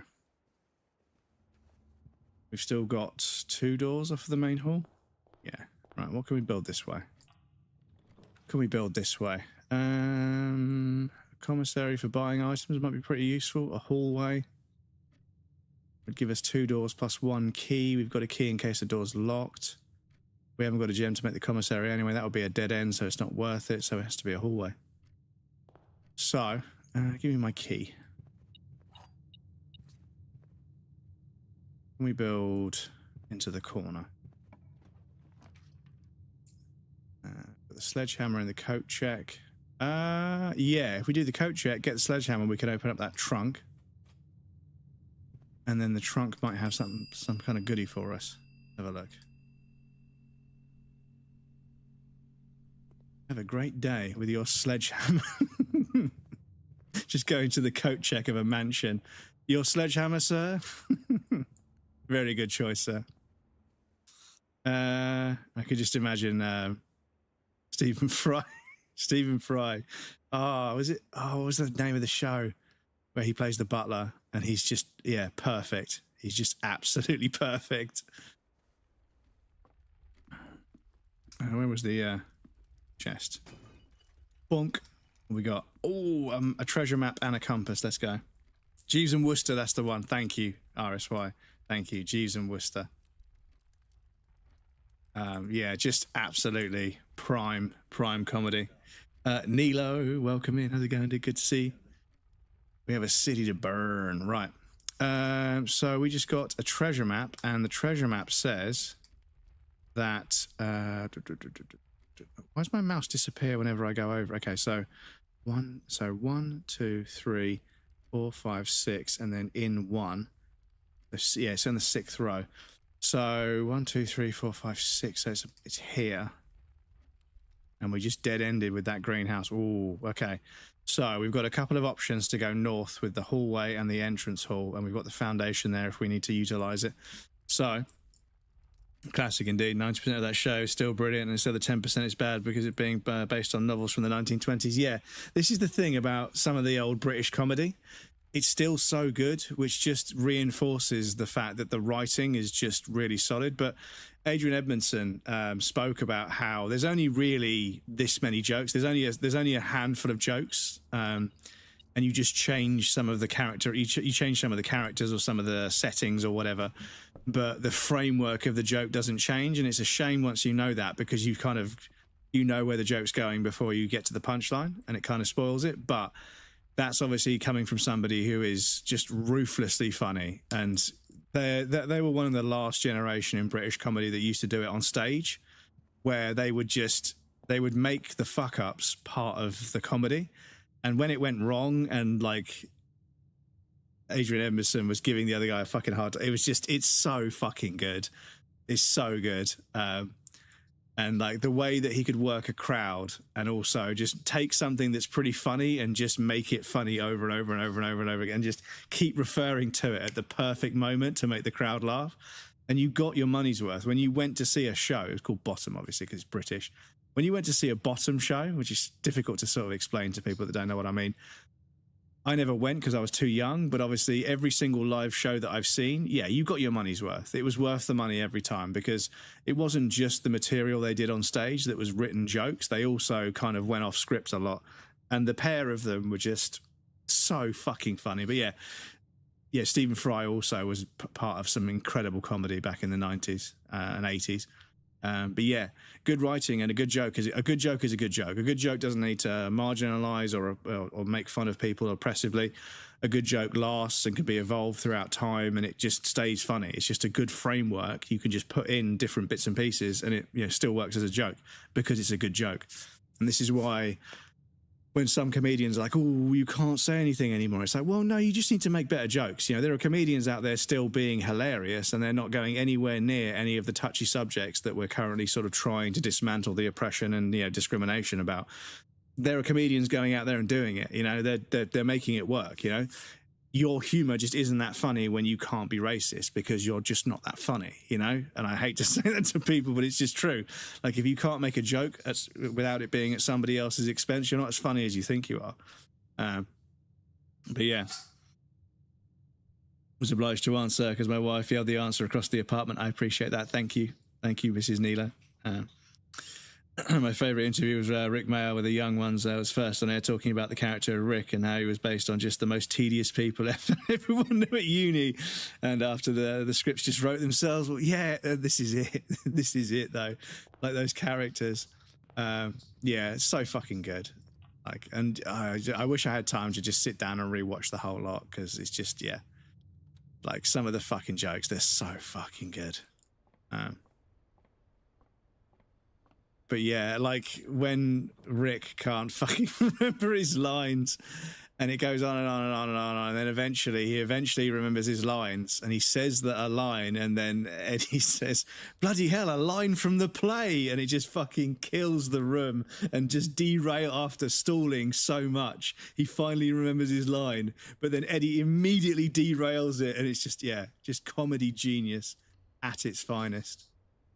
Comedy genius at its finest. But yeah, they were just funny blokes. They wrote incredibly good fucking jokes. And Rick never turned it off, man. He never turned it off. He just never turned it off. In interviews, he's talking to people, and like sometimes they don't know that he's taking the piss, and that's just and before John Cleese became like not so great, John Cleese in interviews as well was like that. He fucking just talking to this poor young person who's just interviewing this celebrity they have no idea about. He's just taking the piss out of them the entire time, just saying the most stupid things. And this poor kid that's trying to interview them is just like, okay. Doesn't realize that everyone else that watches that interview from the era of his comedy is going to be in absolute stitches. Young ones, did you ever see Males Noble England's fake anthem about English football? No, I might have to look it up. I may have seen it, but it's been a while. I might have to look it up. So do we want to use a key? Let me just try the other door first. But yeah, the golden era, man. And yes, some of the jokes haven't aged as well, I will admit. Some of the jokes haven't aged as well. So we've already made a garage on this side before.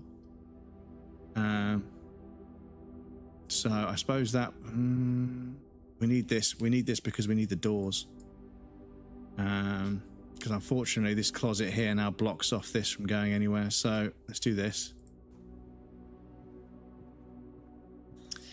But yeah, they moved into film, obviously, you know, bottom, you know, the Guest House Paradiso, and you know it, and then obviously some of that inspired the League of Gentlemen, and League of Gentlemen's fucking ridiculous as well. And that was obviously very much character humor. It was, again, it was about the characters. The characters were a fundamental part or component of the humor. I made myself a lemon sip, but I picked up the blackcurrant lemon sip, not the lemon lemon sip. Which is as ridiculous as it sounds, because yeah, it's called Lemsip, but it's blackcurrant. I didn't realize they did blackcurrant Lemsip because I thought it was called Lemsip because it's lemon flavored, but they do a blackcurrant one, and I accidentally picked it up. And I wasn't sure whether blackcurrant and honey would work, but it's not too bad. Not too bad. Right, so we have statement number 1. Every box is black has got to be a lie. Every box contains gems has to be a lie, so this has to be the truth. The statement on one of the other two boxes would be true if you replaced the word every with this. This box is black. That's still so this is a lie. This is a lie. So this must be the truth. And this statement says that on one of the other two boxes would be true if you replaced every with the word this. So if this box said this box contains the gems, that would be true. Therefore, this one's got the gems in it. Right, so what can we build off of here? A cloister. Oh, we've got 3 gems. We could do that. A lot of gems, but it does have 4 doors that... Oh no, one of them is going to be lost anyway. So a pantry would continue upwards, give us 4 coins, which would be good because we might need them later. So we'll go with a pantry. A cloister would be pretty good because it would give us 2 doors. That gives us 2 doors instead of 1. Ooh. I think, you know what? We haven't built one before, so let's build one.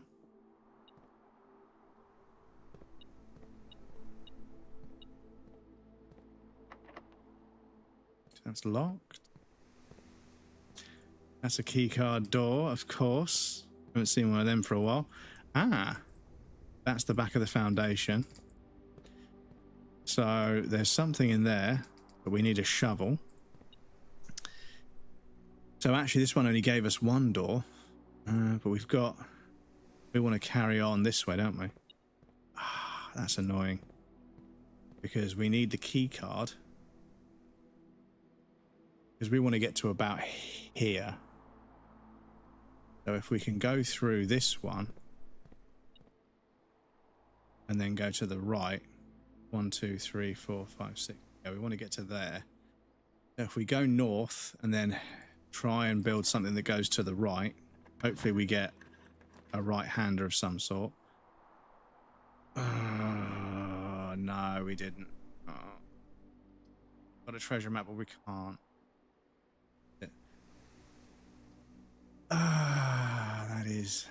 That is a shame.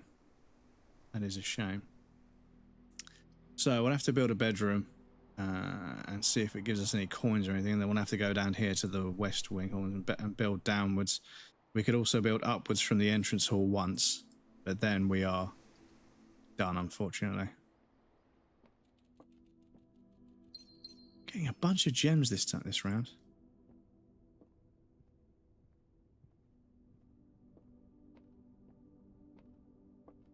But yeah, there's a bunch of interviews with like British comedians, and some of them never turn it off. Like I say, some of them are being interviewed and they try to be serious, right? They try and answer the questions, but they make very outlandish statements, which we all know to be satire, but sometimes the interviewer doesn't get it, and then it just becomes a comedy show for them. And they're obviously, again, like I mentioned earlier, the class clown, you know, the internet kind of makes the class clown last longer than school, right? They continue to be a class clown, and for some reason it's massively popular. It be what it be. But yeah, the class clown becoming a comedian and then writing some of the funniest jokes and making everybody laugh, you know, and then them saying, you know, don't let the teachers tell you to, you know, to settle down, and, you know, if you're funny and you like making people laugh, pursue it and everything. So yeah, they used to become that, basically.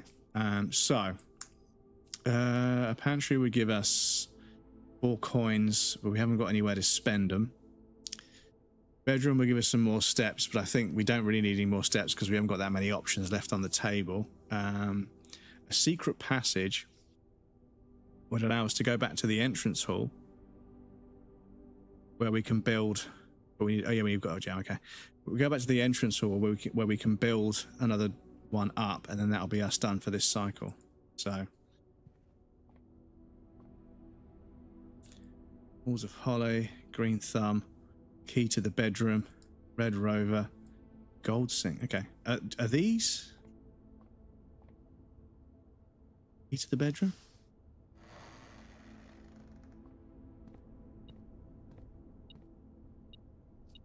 Okay, that gave us a couple of coins. Ah.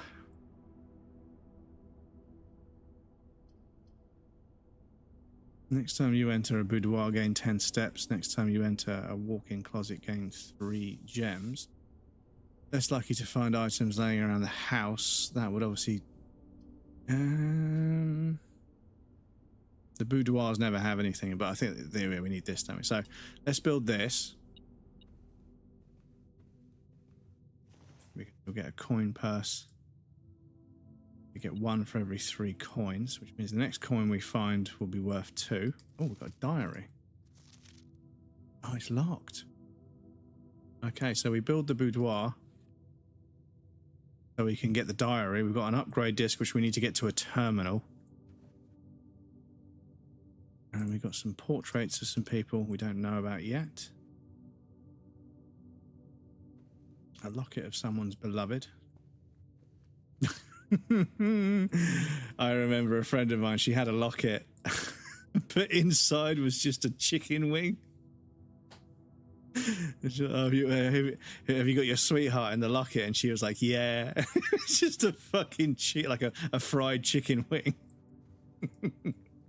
Oh man, and you can get a chicken wing necklace, and we did almost order them. But yeah, you can get a fried chicken wing necklace.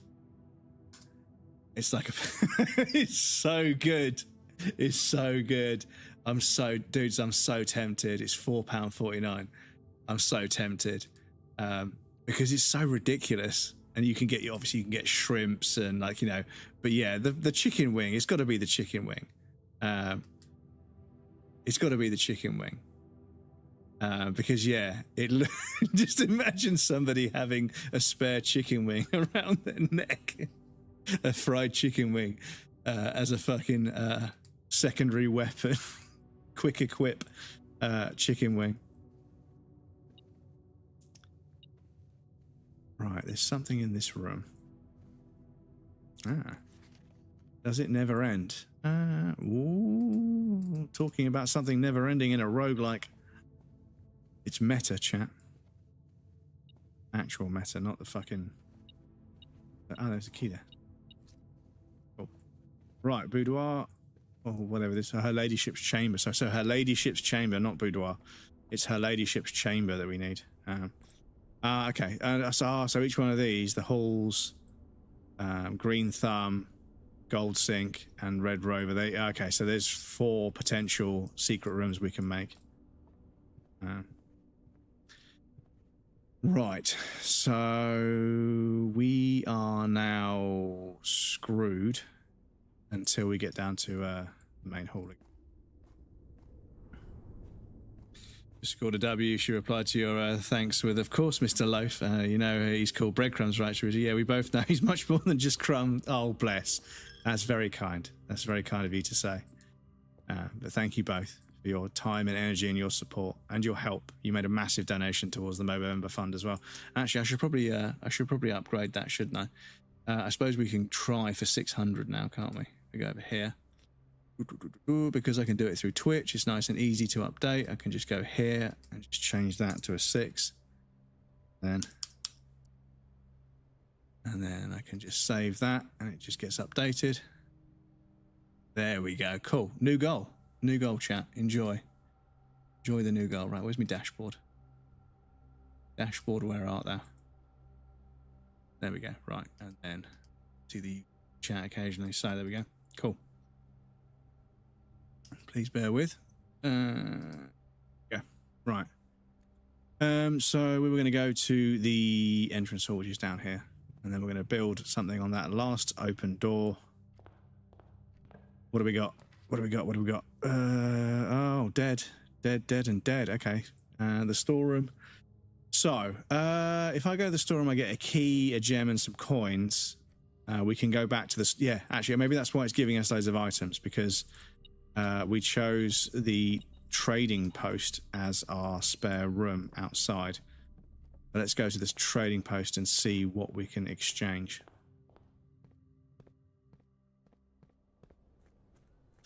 Happy to have the opportunity, Roddy. No, I appreciate you guys. Like I say, I can't do an awful lot as a smaller creator, but I can try. I can try and do some good. And like I say, back in 2016 or something, when Justin TV became Twitch and GDQ was raising money for charity, like the sense of pride I got of being part of a gaming community and the gaming community raising that much money for charity, the pride I felt was, yeah, unmatched. And I don't know why I waited until fucking 2019 or 2021 to start streaming, but you know, but yeah. So I can trade upgrade disc, coin purse, compass for a coupon book. What does that do? Treasure map I can exchange for a coupon book. Sledgehammer I can exchange for a... I suppose it doesn't matter, does it? So the sledgehammer we used to open that trunk already. So that we could trade. And then the coupon book. What does the coupon book do? Save 1 coin on each purchase you make on the estate. That's not bad. That's not bad. We haven't got any way of storing any items though. Oh, we didn't make a terminal on this update disc. So, does this... No, it doesn't have the sledgehammer. So, that's a shame because... Is there anywhere else that has a terminal? Just before we close out for this day. So, I can code check. Okay, so I'm going to go check the upgrade disc because that will give us the item, whatever item we've got in the code check anyway, and I can go and trade it. But yeah, that upgrade disc, I want to upgrade a tile permanently because that's a change that we can use every single cycle, which is in a roguelike massive. So the coat check we built to the left. So what have we got in the coat check at the moment? What have we got? Nothing. Cool. Okay, so I'm going to... That's kind of rare to find, so I'm going to check that. But I can't check any more. Yeah, we can only check 1 item. Okay, cool. So we'll save that, which means next time we build a coat room and a laboratory or a security room, or any room with a terminal for that matter, it means we can go and get that upgrade disc and then upgrade one of our tiles permanently.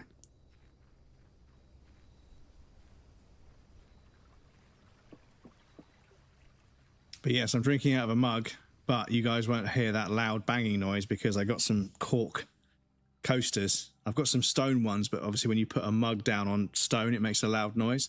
So I got some nice soft cork ones because I care so much about the viewing experience. But obviously the microphone's right there. So like when I was putting a mug down, I didn't realize it was like clonk. The coffee mug is big and heavy, so it doesn't make as loud of a noise. But yeah, mugs, obviously very noisy. So the treasure map is dead to us because we can't get to where the treasure is. So that's actually worth trading. And we get a magnifying glass, which is great because we've already got a magnifying glass. Or at least I think we do. Oh, no, we don't. Okay, tell a lie. We don't.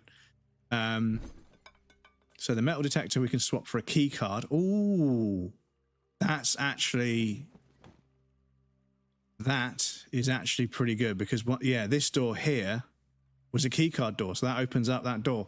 Right, chat. We're back in business. Hold on to your particulars. We're back in business. But yes, no, I can't thank you guys enough. Some of you guys have been here since day one. And the fact that a small little creator like me is able to raise money for charity is this game of the year. Loads of people have said this. Loads of people have said this. I can see how somebody could get really, really into this game. I will say nothing though. Thank you for that. I know spoilers are obviously something people need to worry about, so I appreciate your not candor, but anyway. Nimbus, welcome in. How's it going? Good to see you. So Namu, yeah, it's got a nice, satisfying gameplay loop to it. It's kind of like there's bits that recycle, but then you unlock something, and then there's bits that recycle, and then you unlock something. So it's sort of dealing out the story in bits, and you're sort of going through the gameplay loop, but making progress at the same time, which is what lots of other video games do. But the way roguelites, for me personally, I don't play a lot of them, but the way I've always seen roguelites is that every video game is a loop, and every now and again that loop leads to progression, right? So you go along and you kill a bunch of people, you loot, and then you move on to the next area. So you kill, you loot, you move on. You kill, you loot, you move on. You kill, and the Uncharted games did that. You know, action sequence every now and again to stop it getting stale. Then you kill, then you loot, then you move on. Then you kill, then you loot, then puzzle. Then you kill, then you loot. And you just kill, loot, platforming section, kill, loot, puzzle section, kill, loot, action sequence. You have a gameplay loop. Whereas a roguelike, you have a gameplay loop that's way more obvious. Thank you for the hydrate. Way more obvious, but then there's sort of progression that's permanent, and you have to start thinking about things that are permanent versus things that are impermanent. And it's an interesting way of sort of turning the framework of a gameplay loop on its head, and then, you know, making it way more prominent as a mechanic. You know, you've got the cycle of like the roguelike where you just roll the dice, deal with the RNG, see what you can do, and then just fuck off, and then you start a new cycle. Yeah, it's interesting. We're lurking for the rest of time. Ooh, lurk. Thank you for the lurk, Nimbus. I appreciate that, dude. Favorite part is I'll have an intent with something, but then completely scrap the intent to find something new. You never know what you're going to get. This is the thing, is that I was about to get onto the fact that with a gameplay loop like Horizon Zero Dawn, Uncharted, Last of Us, you have sort of, some games have two sides. There's combat, and then there's looting and exploring and puzzles, right? So they flip between the two, but it's a gameplay loop of sorts. It's just, it seems like it's just two things, but it's actually a gameplay loop that does this because you sort of feed between the two. But anyway, that's another complicated design philosophy. But yes, because of the RNG, it's very unlikely to ever become stale because you can't guarantee that you're going to get what you need to do the same thing twice. Much in the same way that Disco Elysium absolutely enamored me because the dice roll meant that either I got that skill check or I didn't. And what other games have done that?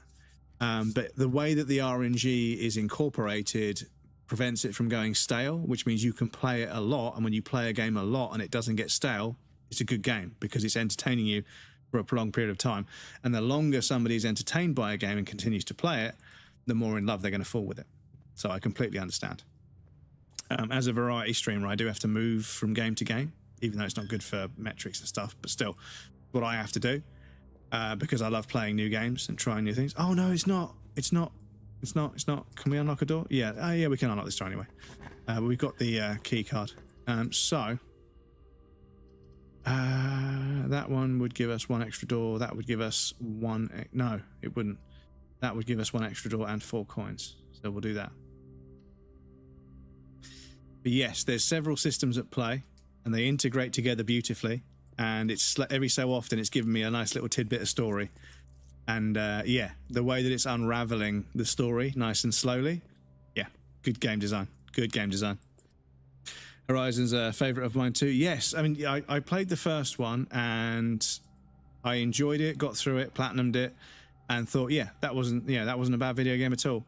When I started playing the second one, I don't know, I just felt this sudden sort of like, I've done this before and I just can't seem to get into it again. I know that it's going to be another 60, 70 hours. And I was like, I wasn't excited at the prospect. I was like, okay. So I enjoyed the first one, played through it. You know, same as Days Gone, played through that, enjoyed that.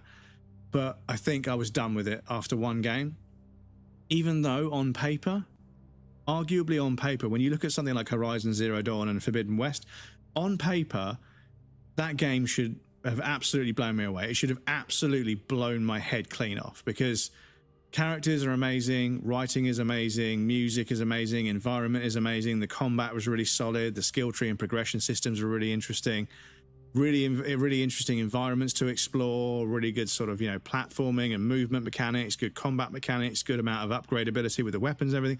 It ticks so many boxes, but it just never fully got hold of me. I never really fully fell in love with it. I enjoyed it and I played through it. Same as Days Gone, I played through it and I enjoyed it.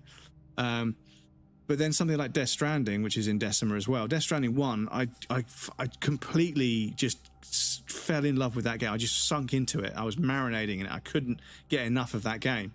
But the second one, it felt very samey. And I platinumed that one as well on stream. And it was great, but it just didn't blow me away as much. And I'm like, it's a shame. So yeah, I think maybe my interest in giant, great big open world games is kind of waning slightly. I know that after one playthrough of Elden Ring, I was good. And then I did another playthrough of Elden Ring and the DLC.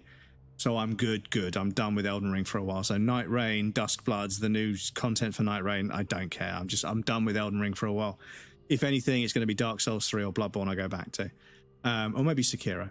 But yeah, I just think that maybe I've kind of got to a stage where I'm just kind of like, I know the time investment is going to be X, but I don't know if I'm going to fall in love with a big open world game for a while, which is why I'm playing smaller niche sort of indie stuff like this. And I love this stuff. You know, I love games in this kind of sector that they don't have to fill a time quota with a budget and have to stretch and pad to fit that amount of time to justify their existence because of the publishers saying that you have to sell them 60 hours of gameplay. So I find that games of this nature, they do what they need to do as well as they need to do it for as long as they need to do it, and then they bow out gracefully. They never overstay their welcome, and that's why people love them. Whereas some of the big AAA games, by the end of the second act, like 2/3 through, I'm starting to get a little bit tired, and I'm like, man, okay, I want to see this through, I want to finish it, but I'm already kind of starting to feel like this game's overstayed its welcome because they pad the beginning and the middle so the end can be really strong. But yeah, hopefully another massive big open world game will come along and reignite my sort of, you know, love of them. But yeah, so that will connect to the pantry and the cloister, and it will give us a door, which is good, so I'll do that. Because we sometimes get items in it. Oh, that was the electric door that we got the fucking key card for. And I didn't need to. Okay, I suppose I could go and trade the item, but yeah. But yeah, no, I really enjoyed the first Horizon game. Really enjoyed it. And the thing is, I'm really, really big on female protagonists in video games. Any video game with a female protagonist, I'm going to fucking sing its praises, because I think the industry needs to fucking understand that, you know, even coming from someone like me, you know, who is, you know, the demographic that's quite often portrayed by the protagonist, the straight, white, cisgendered male, I'm so fucking bored of it. I'm so bored. I'm so bored of cliched, you know, masculine, male, straight, white characters being the protagonist. I'm bored of it. I'm bored. Please, anything else, aliens, women, anything else, please, just do something else, you know, make some different music. The T-Pain meme, make some different music, man. Just do something else, man. And like, yeah, I think that video games for women that make them feel represented and seen and heard are going to make women feel more comfortable in the space, which is good, because, you know, when you add women to a space, it usually becomes a lot less toxic. male-dominated spaces, let's be honest, are usually pretty toxic. So video games that perpetuate a male-dominated video games market, not really for me. Not really for me. No, give me a nice female protagonist that demonstrates how fucking powerful women are, and I'll sing its praises all fucking day. Didn't care as much for Forbidden West. Yeah, same here. Same here. I think that it felt more like a tech demo than a fully fledged game. I was moving around. Anyway, sorry, I need to pay attention to this because this could be. I am awakened at the sound of it. This could be a bit of lore. I shouldn't talk over it. Sorry. Face to face with the great Alzara. Zero Dawn was better, yeah. And I suspect you wish me to look into your future. The image is becoming clear. Car crash. Next to the fountain. I see oh. the darkened cloud of ruin. The mansion's derelict. To us both.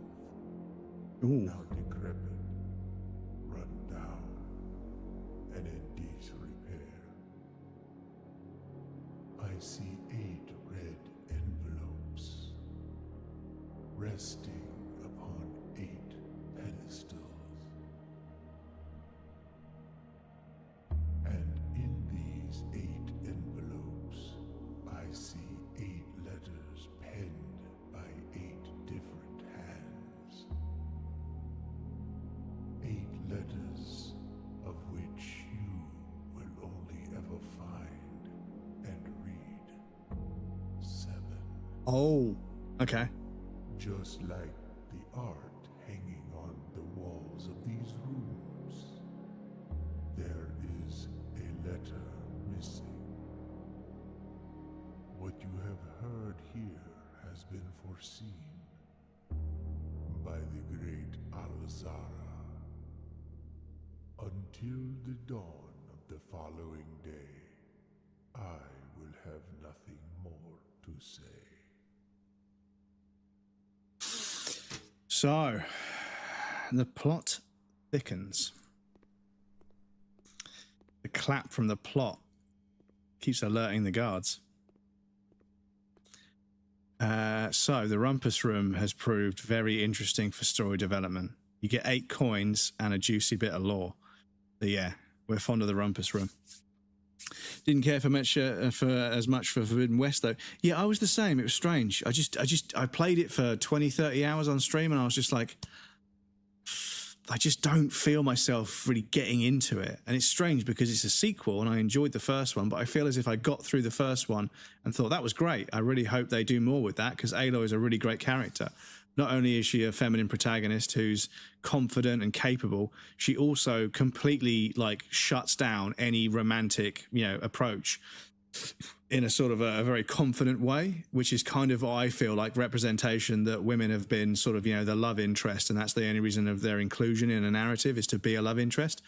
When female protagonists completely shut down male advances or romantic advances of any sort, it's kind of a statement that, no, I'm not here to be a love interest. I'm here to be the fucking hero because women can be the fucking hero and you need to get used to that.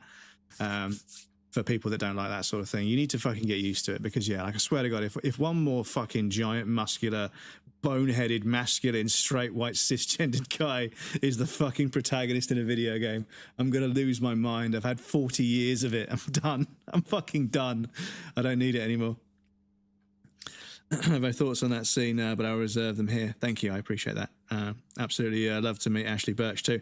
Is Ashley Birch the person who did the writing for this? And thank you for all of your care. You're not saying anything or revealing anything for a story like this. That's very, very important, dude. And I respect that a lot. And I think that should definitely be called out more.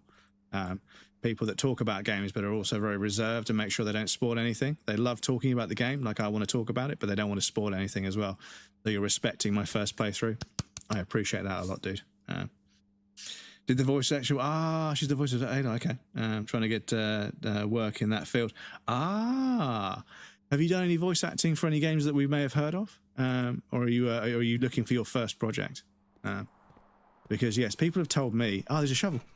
People have told me I should do voice acting work, but I don't know. I don't really like my voice that much. And at the moment, because of long COVID, I'm a bit nasally. If you just started out taking as a biz, well, I wish you the best of luck. I wish you the best of luck. Don't forget to record characters and stuff and have things to send people, because yeah, I know that when people are applying for voice acting work, they tend to send a portfolio, and if they've got credited work in games, that's obviously a huge plus. But yeah, voicing characters and stuff. But yeah, I wish you the best of luck, because I mean, voice actors have been such an integral part of the stories that I've fallen in love with. The way in which dialogue is delivered, the enunciation, the pregnant pauses, the vocal cadence and everything. There's so many characteristics that bring a character to life and give them a personality.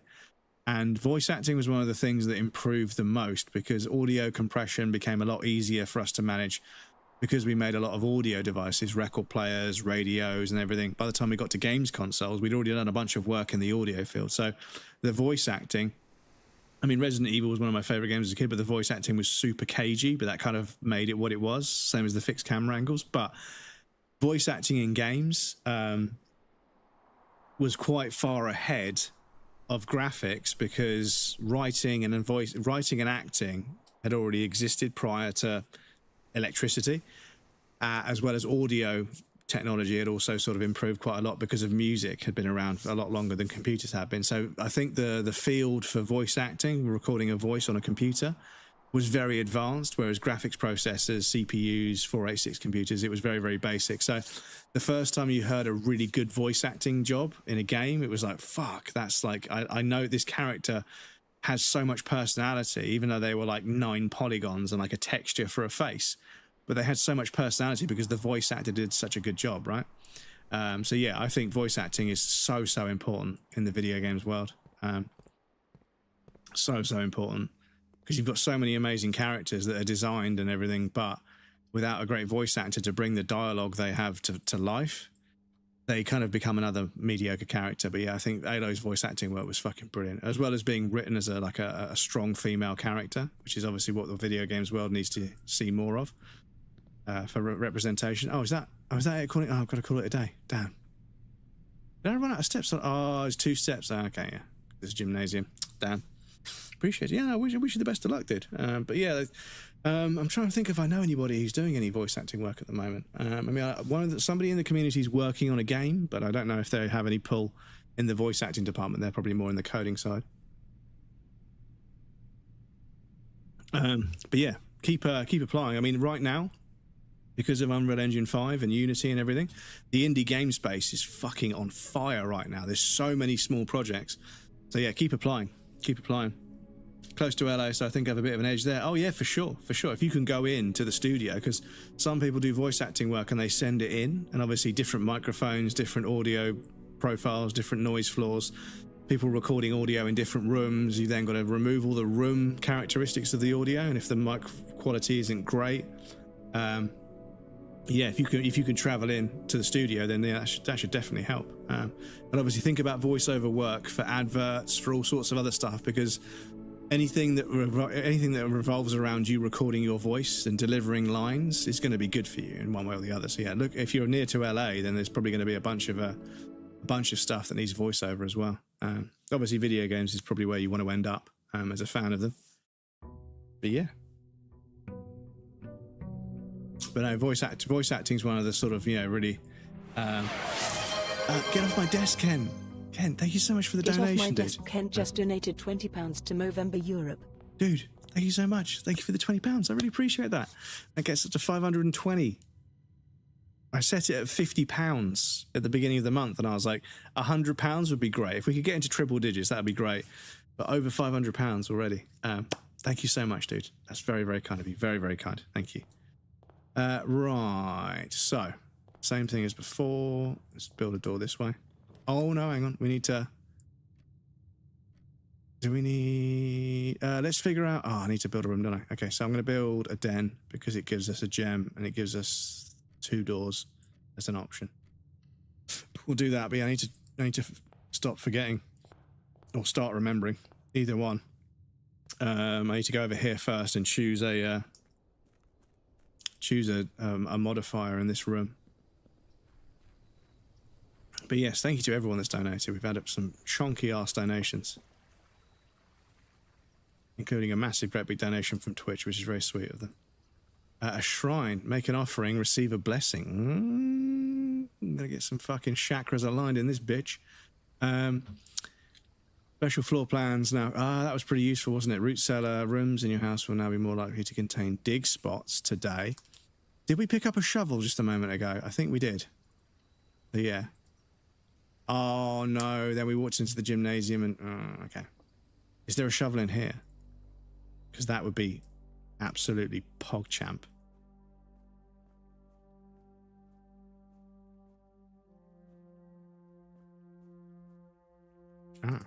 Oh, a family tree. Epson and Sinclair family, okay.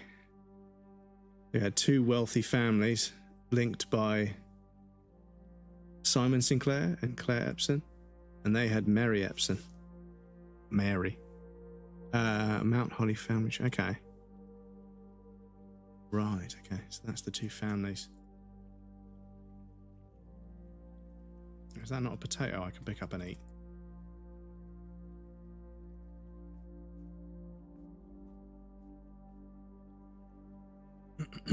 Yes, no, I'm very proud of the community. I wouldn't be able to achieve any of this stuff without you guys. So, please know how much I appreciate you guys hanging out with me while I play these silly video games and make these silly dick and fart jokes.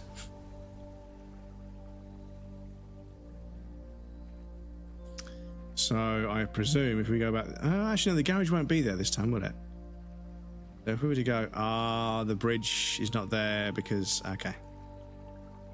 Thank you, guys. I appreciate you guys so much. Just didn't get a Game of the Year nomination, though. I did get some noms. I hope so, yeah. I mean, the thing is, we were talking about Game of the Year a little bit before you got here, and my personal belief is that a Game of the Year needs to be a new game. Sequels have a bit of a head start. You know, people are desperate to play more of the game they loved, which is why the sequel got greenlit. So I think they have kind of a bit of an advantage, which is unfair. So I think that there should be sequel of the year, of course. Sequel of the year or follow-up of the year, you know, definitely. But yeah, I think sequels kind of... because they're building on something that's pre-established, whereas a new game is trying to sort of, you know, create a space for itself. Yeah, and obviously the difficult thing is, if you've got a game like this, which is quite niche, only people that like and are willing to give it a chance are going to understand how beautiful and brilliant it is, which is unfortunately a limitation which does hurt when it comes to nominations for things and votes in general, which is a shame. But yeah, I mean, I think indie of the year, sequel of the year, character of the year, voice actor of the year, these are all very important categories that, you know, deserve to have some light shone on them. But obviously an award ceremony can only do so many nominations, and obviously, you know, it's going to have to be fairly adjacent to Game of the Year. So I think Game of the Year needs to be a new game, and I think it needs to, unfortunately, it doesn't need to, but unfortunately it will have to have a broad appeal. And yeah, that's Expedition 33 this year, of course. Duel, welcome in, dude. How's it going? Good to see you. And it's kind of what with an award show, like play what you like. Yeah, and I think obviously crowning a game of the year is interesting in some ways, but I think that some people, they do kind of out themselves as being quite closed in, you know, because there are a lot of people that were like really angry that Spider-Man didn't win Game of the Year, and it's like, they're a very popular game with a portion of the gaming community, but Game of the Year kind of needs to reach out and touch the majority of the gaming community. And I think even something like Silksong that was so heavily anticipated, it took so long that it created so much, you know, excitement and anxiety, but you know, anticipation. It was never going to live up. You can't catch lightning in a bottle twice anyway. And obviously the people love the first game so much, I think more of the same was the right way to go. But because it took so long with the small team that they have, it created this. I mean, it was a meme, right? It was, you know, everyone was waiting for Silk Sky, everyone was coping over Silksong for so long, that because they had to wait for so long, it had such a tall order to fill that it was just never going to do it. And I've never played Hollow Knight myself, but I appreciate it's a very popular video game, and I'm pretty sure loads of people are so happy to play Silksong. But I thought it was going to take over the internet. I thought that we wouldn't be able to go on Twitch or YouTube or anywhere without seeing it and hearing it, but it wasn't as bad as I thought. And then I saw that people were upset about some changes that were made, some of them about the movement, the contact damage, the double damage, and blah, blah, blah. So people weren't as enamored with it as the first one. And that's unfortunate when you have such a strong first game. You can't make a sequel. You just can't. Like, if you fucking nail it so well and everybody loves the first game, the sequel is basically just ethereal. It can't exist. It would need to be something so monumental it's not feasible or possible. And that's obviously, you know, the difficult second album, you know? And this is why when people are like, there should be a Bloodborne 2. Nah, I think it does what it needs to do perfectly well. And unless you've got 100% of the items and your new game plus 7, you haven't really done the full game and finished the game, you know? There's so many game cycles, chalices, DLC, there's so much to do over and over and over again, and find every single item and every single bit of lore and then learn about all the story as a whole. You know, if you really love the game enough, you do that. If you make a sequel, it's never going to hit. It's just not going to be able to do it. It won't be able to. And that's why Miyazaki doesn't do sequels. You know, Dark Souls 2 wasn't his game. He made Dark Souls 3 to fix the problem that Dark Souls 2 created, but he doesn't do sequels. Elden Ring won't get a sequel. It's got a bunch of DLC and stuff, but there won't be a sequel. They're going to work on something new. And I've got to the stage now where I'm like, you know what? When a game's really good, I don't want Disco Elysium 2. You know, I don't want Tunic 2. I don't want Fez 2. You know, I don't want Viewfinder 2. I want something new and something different and something that's not chained to a previous game that has to reference it and do the same thing again but different and then just not hit, because a lot of them won't.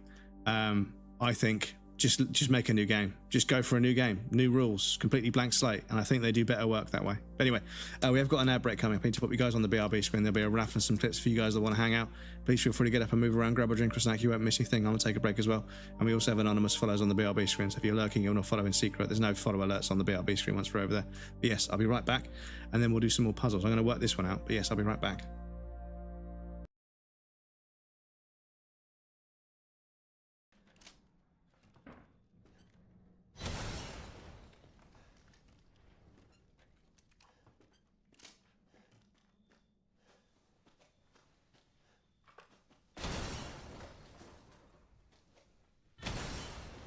Oh, my aim is really bad, but the game is just giving it to me.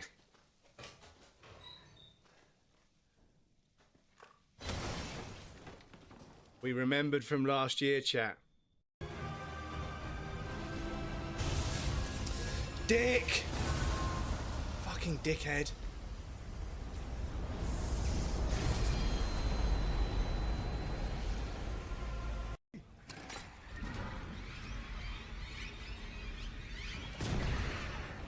That's what I should have done. That's what I should have done. Look at the head just rolling down the fucking ramp.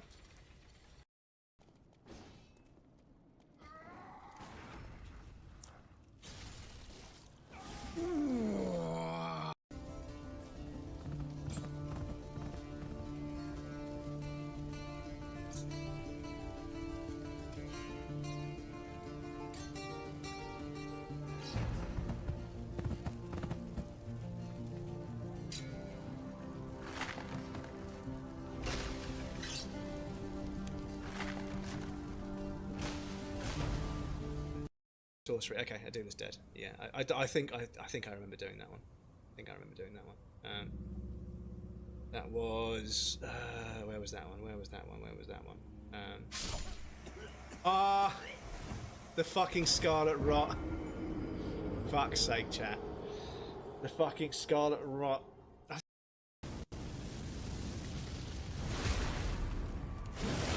You see the way his arms just fell off when I backstabbed him. Ow.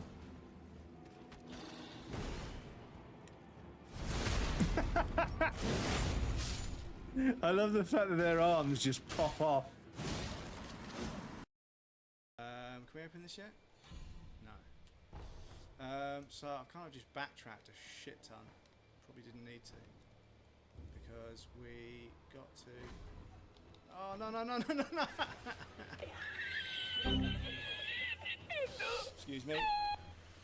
Oh look, it's going to spawn me back in. Ow! I'm going to die anyway. Anyway, well, at least it gets me back to an idle, and then I can just go from there. Excuse me. Right. I'm taking your shit. Deal with it. Right. He even has a bit of a swag when he walks out as well.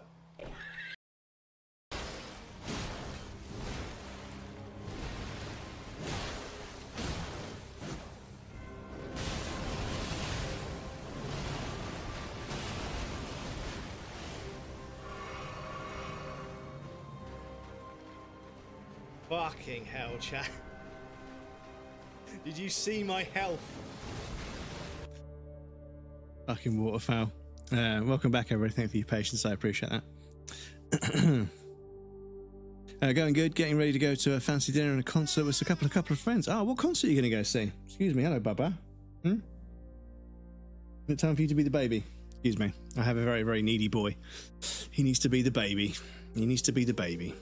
He needs to be the center of attention. Your breath smells like cat food.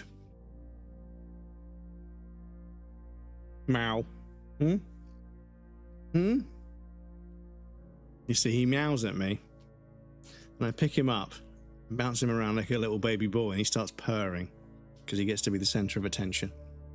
But yes, I hope you enjoy the concert and the fancy dinner. Have you got to get all dressed up with a tuxedo and everything? What if you go? You down over there. You can curl up in a ball like you like to. Now there's cat hair all over my keyboard, Bubba. Right, so which one of these is the truth and which one of these is the lie? So the other two boxes are true. The other two boxes are blue. So that's a lie and that's a lie because this one's not true. The other two boxes are empty. So that's not true. That's not true. So this must be the truth. And the truth is that the two boxes are empty, which means this box has the gems in it. So you come back. You want to be put down, and you come back. And they can't see you, Bubba. You're just off screen. They can't see you. You're going to have to get the cat cam out again at some point. When you decide to come and visit. Which is every stream. So, yeah, if we can build something up to the right. Like that.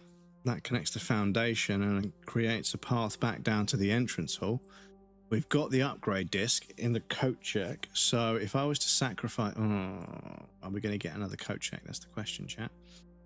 So we've got plenty of other options. So I think I might build a coat check so I can get that upgrade disc. And then I'm going to see if I can grab one of the other doors and make them into a laboratory or a security room. Lemons, welcome in. Thank you so much for the resub, hon. How are you? It's good to see you, Lemons. How many months is that? 16? 16 months? Are you insane? Welcome in. Thank you so much.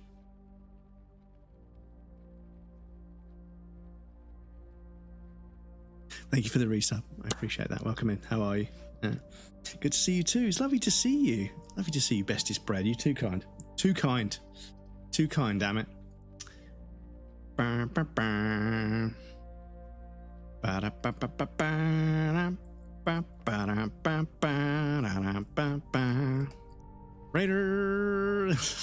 because it's the raid music in your channel. So 2 items. Yeah, I'll take 2 items. Yeah, why not? Yes. Oh, look at this little dancing emote. Look at this. It's got a cassette. It's like a speaker behind it. I love it. I love it. I got that one. I'm a Lemons enjoyer, so I think I might, unless it's one of the sort of like obscure tier 3 bit or bits ones, because I've got a few that I think, why does nobody use these ones? But it's because they're like 10,000 bits, which doesn't happen for someone like me. Where is Lem Lem? Where is Lem Lem? Ain't no way. I can. Look at the little lemon with a beatbox. I love it. I love it. It is wonderful. It is wonderful. Oh, no. I don't want to open up the Steam Deck application just yet. Excuse me. So, closet with 2 items. I only got 1. Oh, the running shoes count as an item. Okay. Occasionally save when we're traveling longer distances across the estate grounds. Yeah, you can go from one end to the other. Okay, cool. Right, so we need a security terminal. So we need a laboratory. Ah, man, come on. Why would you do that? You can connect to the entrance hall, for goodness sake. Okay, so we'll build a dark room because we might be able to utilize that later. The lights will go out as soon as we go in there. Right. Come on, terminal. Come on. What? Launder currency and green room. Okay. I think the red rooms are bad, by the way. So yeah, let's do that so we can get another door. Take the gem. Ah, perfect. And we got a gem. Perfect. C'est magnifique. Right. So, what we need to do is go back to the coat check, go grab our disc, and then... Yes, up here, right. Go and grab our disc, upgrade a panel permanently, which is good. Retrieve an item. I'll take the disc and I'll check an item. What have we got? Some running shoes. I suppose I could check those for now because we don't really need them until we got a lot of ground to cover, which at the moment we don't have enough rooms to class as a lot of ground. So back this way, straight across to security. We can upgrade a tile permanently. Oh no, actually it doesn't, does it? Only for this run, I think.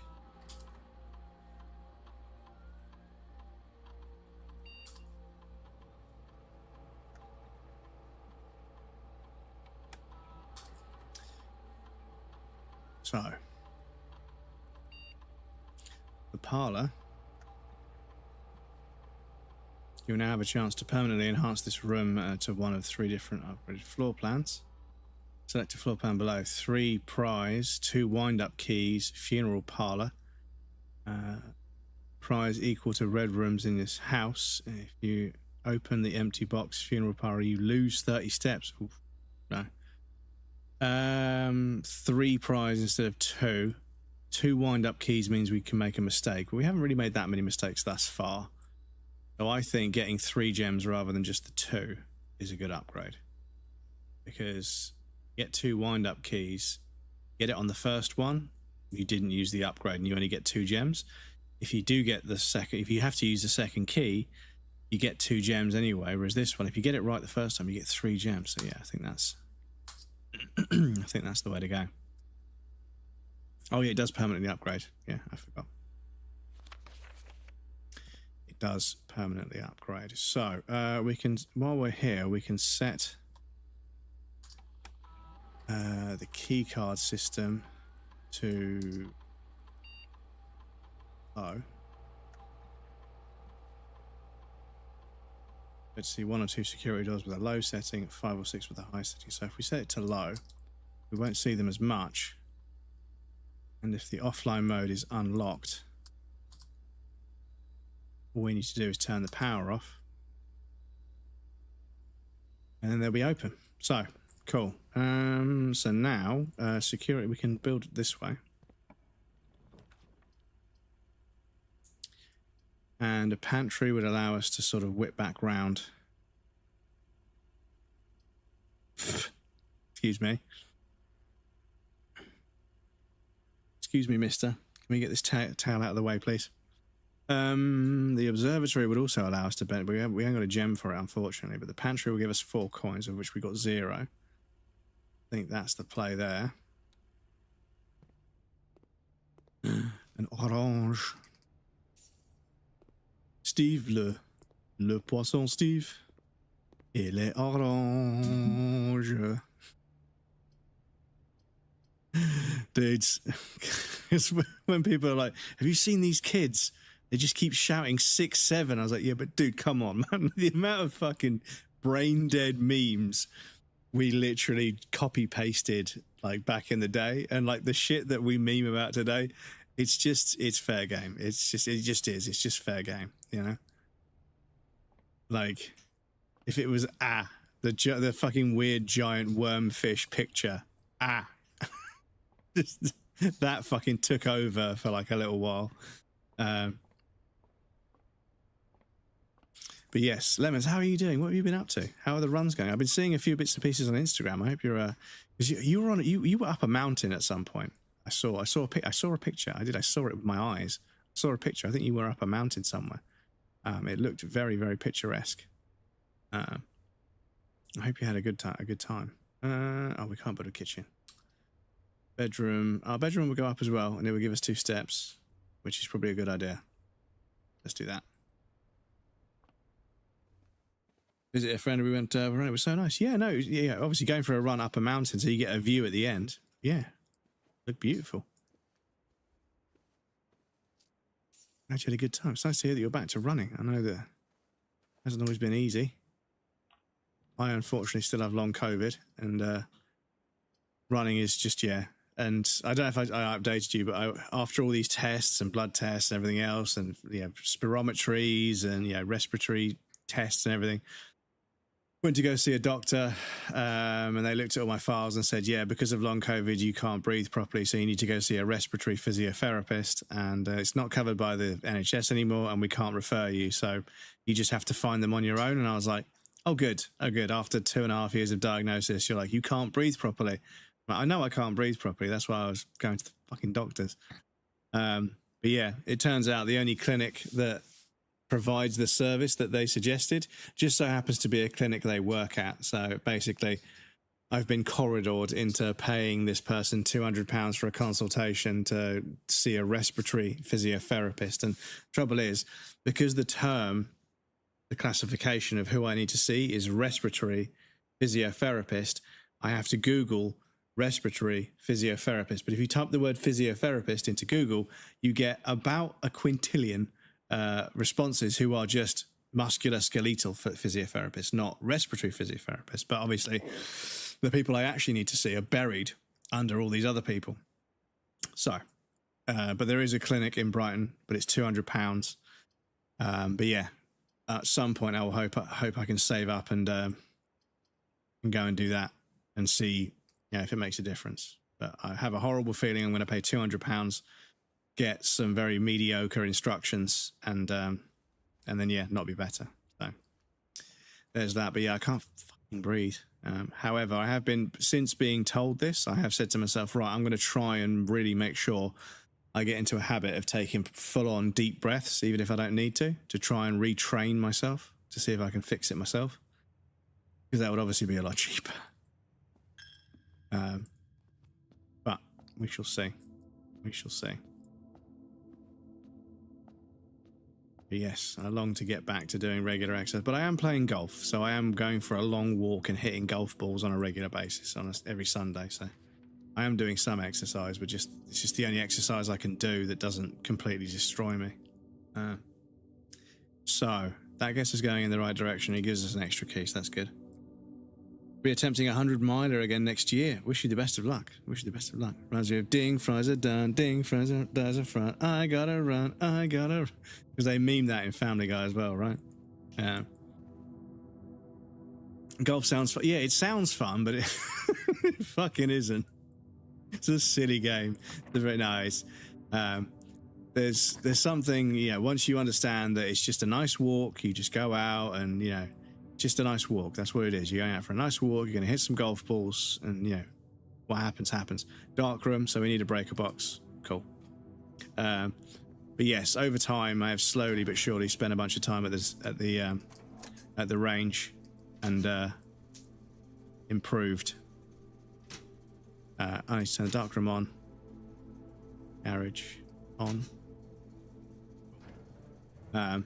But yes, like I said, my dad comes out with us and his best mate, who I play with, and yeah, he struggles quite a lot with golf, because he just struggles with the form for the swing. It's difficult to get used to, because all his life he's played cricket and tennis, where he's sort of hit the ball at 45 degrees. Standing like this and hitting a ball like that is completely out of left field. so he struggles with it a bit, but he likes to come out and play. But he's always telling me that, you know, I should keep playing this and play, but you know, it's just a nice walk. You know, you go out, hit some golf balls, see what happens. As long as you don't take it too seriously, you still get a good walk. It's obviously a bit cold at the moment and a bit wet, but in the summer, you're just walking around in the sun with a friend, having a nice chat, and my phone gets switched off, and I'm just disconnected from everything. It's just me and my friends playing golf. It's it's not too strenuous on my body, so yeah. It ticks a lot of boxes for me right now. So we're going to go down and make sure that the dark room, because I just built, yeah, utility closet. So we're going to go down to the dark room, see if it does the thing. But yes, if you take it too seriously, it gets very, very stressful. Which is why when people are like, oh, you're really good at it, you should do it more often. You should go and get a handicap score and you should join the academy. I'm like, oh, yes, but I don't want to make it like a whole thing. It's a fucking expensive sport as well. It's full of fucking rich white people. So everything's eye-wateringly expensive. So yeah, as a hobby, I've got some clubs and I play with some friends and that's about it. But that's kind of all I really want or need from it, you know? So, servants' quarters, +1 key for every bedroom in the house. We haven't got that many bedrooms. A guest bedroom would obviously give us some steps. A nook would give us a key, though. And we are out of keys, so that's going to be the way to go. Won't just say fun. Yeah, exactly. And like I say, like, in the past, I've started doing something. I've developed a bit of a talent for it. I've just grinded and just locked in and grinded really, really hard. And pushed myself to be better and got better, but also just stressed myself out so much that I stopped loving it. And I'm like, I don't want to do that again. With golf, I've got the rest of my life to play it. I'll just play it and see what happens. I'm not going to push it too much. There's no rush. I don't need to be beating people or getting a better score. I'm just going to go out and hit some golf balls and try and get good at it. Try and get good at just hitting the golf ball where I want it to go. Beyond that, I don't even really keep score. My friend keeps score and we sort of add it up, but I never keep score myself because as soon as you start adding numbers to things, it just, you know, it changes the way you look at it. It's not always for the better, as I'm sure some people in the chat may know. Corridor. Gonna have to be a kitchen. Would go up and right. There'd be some food for sale. It would use a gem. A corridor. Yeah, a corridor would just go straight across, to be honest. So. It's always unlocked. So. A library would do that and up and right. And I think we requested a book, actually. So. No, okay. Yeah, let's request that.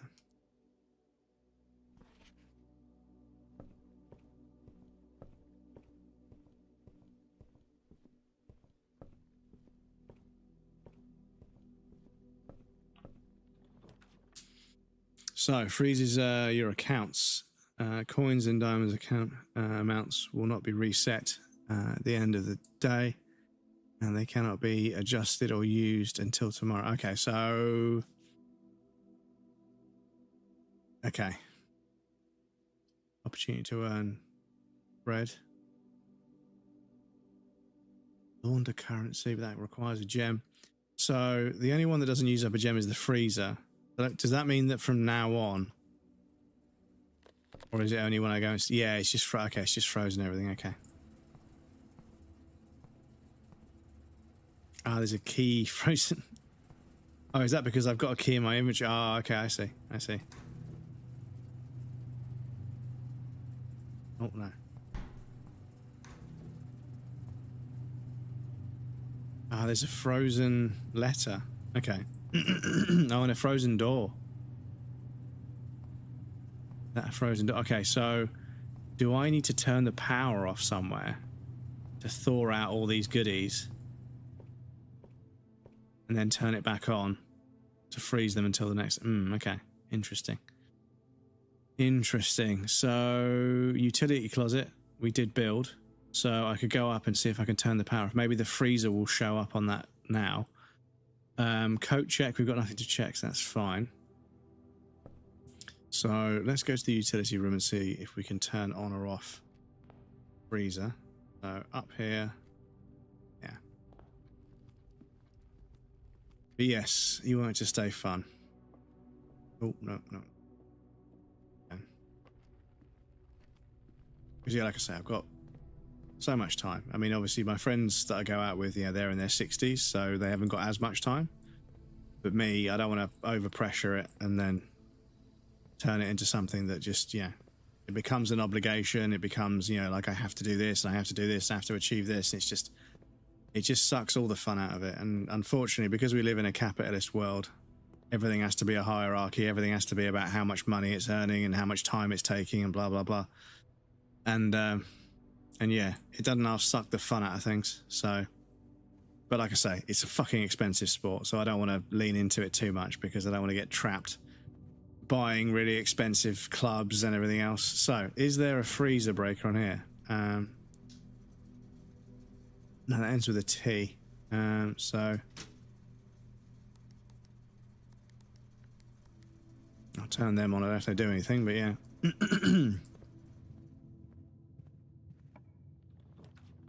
So, commissary would allow us to continue after that. But the gem that's frozen, we can't use it because it's frozen. Okay.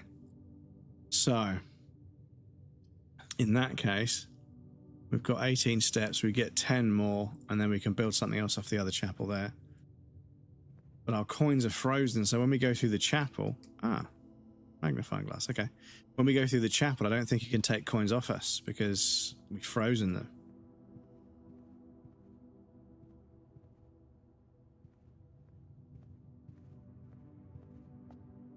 No, it can't. Ha! Scammed. We are cheating. Fuck golf. Yeah, do you know what? Sometimes I feel like that. Sometimes I feel the same. Sometimes I'm like, oh my god, why do we bother with this game? It is soul-crushingly difficult sometimes. And I tell you what, dude, you hit a really good shot. Yeah, it feels good. I'm not gonna lie. No, just because I'm terrible at it, honestly. But yeah, it's like I say, it's something that's it's something else I can get stuck into that will take me a long time to get good at because I'm not very good at these sorts of things or anything really. But also it doesn't destroy my body, but it does allow me to do some exercise. So it's kind of what I'm leaning into at the moment because yeah, I can't ride BMX anymore because my knees and back are just completely shot. There's 2 bananas. 2 banan, I believe. Could be wrong. But yeah, I can play golf and it doesn't, destroy my body. It's something to sort of focus on and learn and practice at. But yeah, like I say, I want to just appreciate it for what it is. I don't want to put too much pressure on it.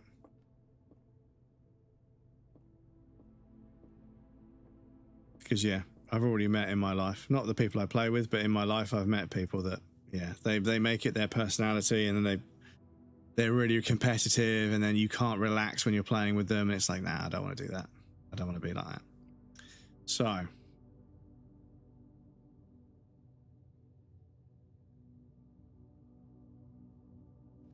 Can the terminal turn the freezer off?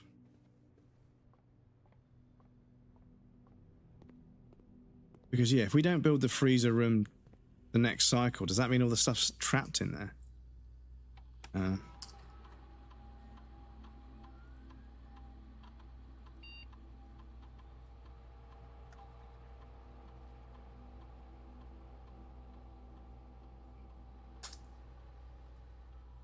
Because everybody else is fucking great at and we're gifted with the godly swings while I've managed to throw my club further than I got the ball to go. Yeah, well, yeah, it like I say, a golf swing is very, very peculiar. It's a very strange way of hitting a ball.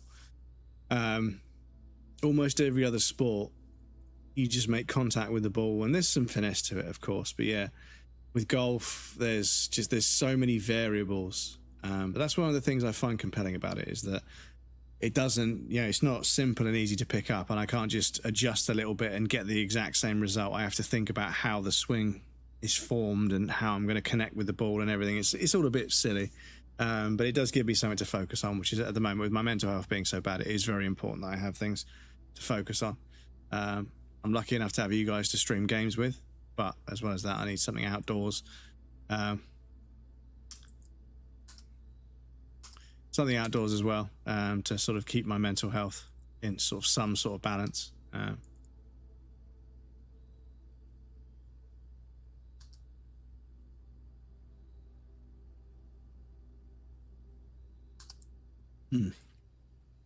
good at golf in video games. Well, see, this is the thing. As I started going to the driving range with a friend, and I got a golf game. I got a golf game for my phone a long time ago, and it was a really simple sort of concept. Like, you flicked the shot, and then when you were in the air, you could adjust by doing that, and you could put spin on the ball in the air. And I got real fucking addicted to it. I used to play it on the bus to work all the fucking time. And I had hundreds and hundreds of rounds of golf in there. And yeah, like, started joining tournaments in the game. Not real people, just, you know, the computers. And yeah, it was on the bus like, no, fuck off. Someone looked over at me. I was like, sorry. Just fucking landed in the bunker and playing a golf game. They're like, ugh. But yeah, I think we're dead ended. I think we can't do much more.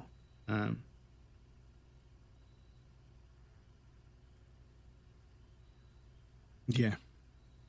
Yeah, I think that's it. I think that's it. Call it for the day.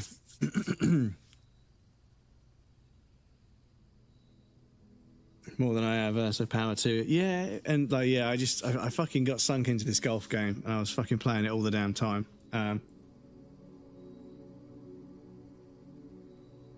Other people were on Angry Birds, which I played Angry Birds a lot as well. I got a little bit addicted to that game as well. I wasn't on Flappy Bird. I wasn't on Flappy Bird, but yeah, I played a fucking shit ton of Angry Birds. And then yeah, this golf game, and I don't know if because this is my same like iCloud. Is it still here?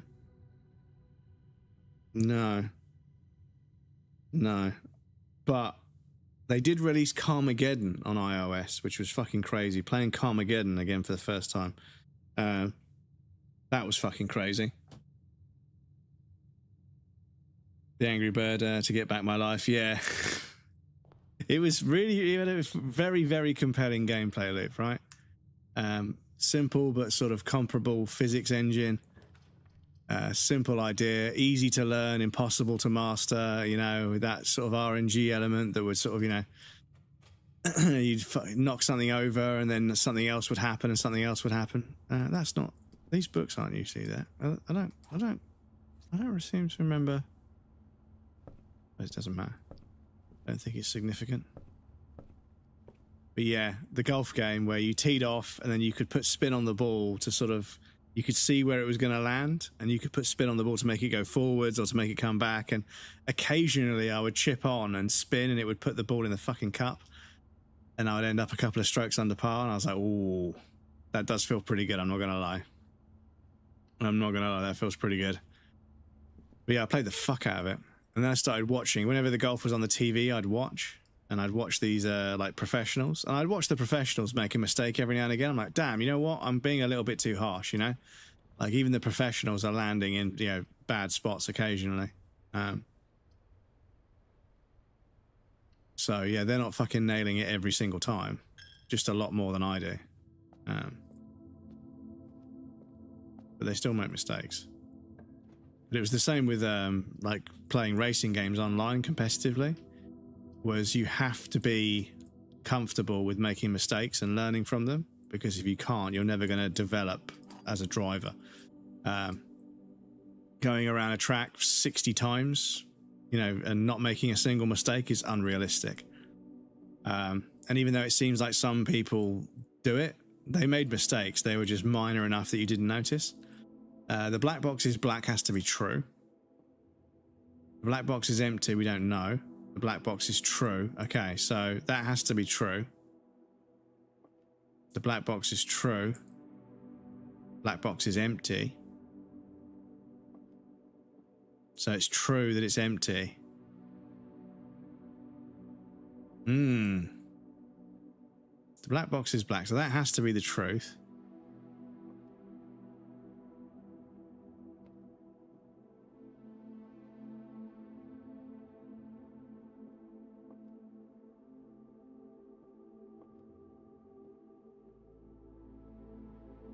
So that has to be true. That we don't know. So I reckon it's a truth and 2 lies. So I reckon the black box is not empty.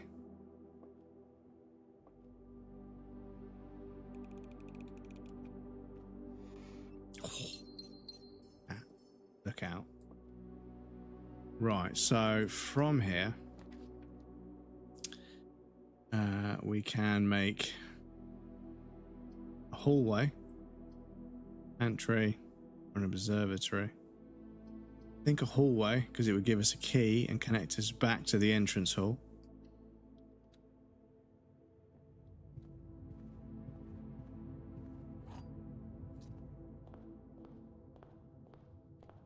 Right, so all of that, unfortunately. Oh no, we've got another door on the chapel. Tell a lie. Tell a lie, we've got another door on the chapel.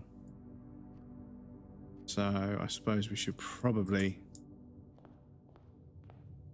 do that before we leave this side of the room, side of the castle. Mana. What's he going to do? What are you going to give us? Closet with 2 items. Observatory, which allows us to get... Yeah, we've got some gems, and we can get some pretty cool stuff from the observatory, so yeah, let's do that. Let's do that. Oh, 5, okay. But yes... And also, one thing I will say, Angry Birds was a mobile game of a time where advertising and microtransactions weren't as aggressive. It wasn't that bad. Like, you bought the game and that was kind of it. And they tried to upsell you a little bit here and there, but you could just play it, and it wasn't... Nowadays, like mobile games that are popular, they also have to keep people locked in. And I see the advertisements from, like, the one with the fucking, there's zombies running towards you on a bridge and you've got to choose where you stand, and sometimes you get more guns or you get more people. It looks kind of interesting, but I know it's not true. I know they're all fake. You get the game and it's nothing like that at all. Rooms with 4 doors are more common today. Okay. Feels like a different era compared to today's mobile. Yeah, the gacha mobile games of today, which are just, you know, they're trying to just basically get you addicted. Like, they're socially engineering you to become addicted, which is fucking terrifying, because kids play those games and, like I say, formative years of their life, and they're on social media seeing people that are just, you know, not real, but make them feel insecure. Wait, yeah. Gives us 2 steps, but in the closet with 2 items, because we've still got the other entrance. Yeah, because we can't do that. Would obviously give us options, but we lose half of our steps, which is fucking ridiculous. Skill issue Steve, welcome in. How's it going? So that would, we lose half of our steps, which would be 30, which is ridiculous. But it does give us some doors. So if we build it but don't go into it. Oh, it takes them away. Oh, okay. Oh, and then it takes one on top. Ooh, that was brutal. Okay. That was brutal. What's this? Ah, a lever. Means we can crank that soldier boy. I'm great. How about... Thank you. How about you? Yeah, good. Good, yeah. Reasonably productive Monday. Got some bits and pieces done at work. And then finished work and started streaming, playing a video game. Hanging out with some lovely people in chat. Got some donations from some lovely people. And yeah. Played the game, got some story, so yeah, really good, really good. I hope you've had a good day as well. So the den would allow us some more options. We could connect to the foundation, so I think a den is the way to go. Because we don't want to go back through the weight room, because it'll take... Actually, I don't know if it takes half of our steps every time we go in there. I think it takes 30 steps to build, but then it's just 1 step after that. Anyway. So this is locked, so we don't need to use a key yet. About this. Both locked.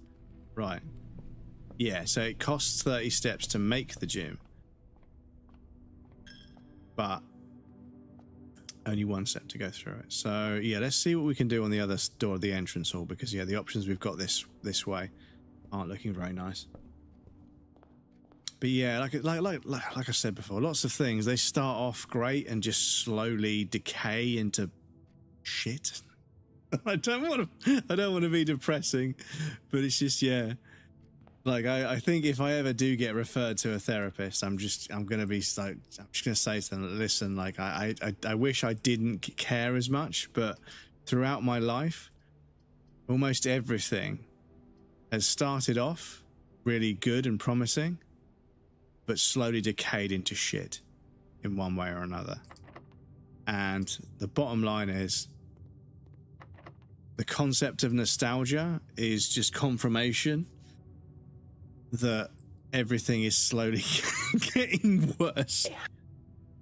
I don't want to be fucking negative, but yeah, I was meditating the other day and that's what my brain came up with. It's like, you realize that the concept of nostalgia is an inherent symbol or byproduct of the fact that everything is getting worse, which is why you romanticize the past. I was like, no, brain, you can't do this to me. You're supposed to be making things better. When I meditate, you're supposed to make things better.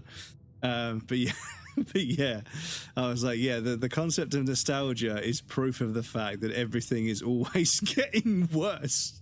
I was like, oh fuck, that's a doozy. But anyway, right, so I think we might have to burn a key here. I think we might have to burn a key. Yeah. Where are we going to go? Oh, the rotunda can rotate. Oh, that's... Ah, we could actually use that because we can connect to the foundation with that. So I might build that just to see what it does. Oh, it costs 3 gems. What? Okay. Well, can't be too precious because...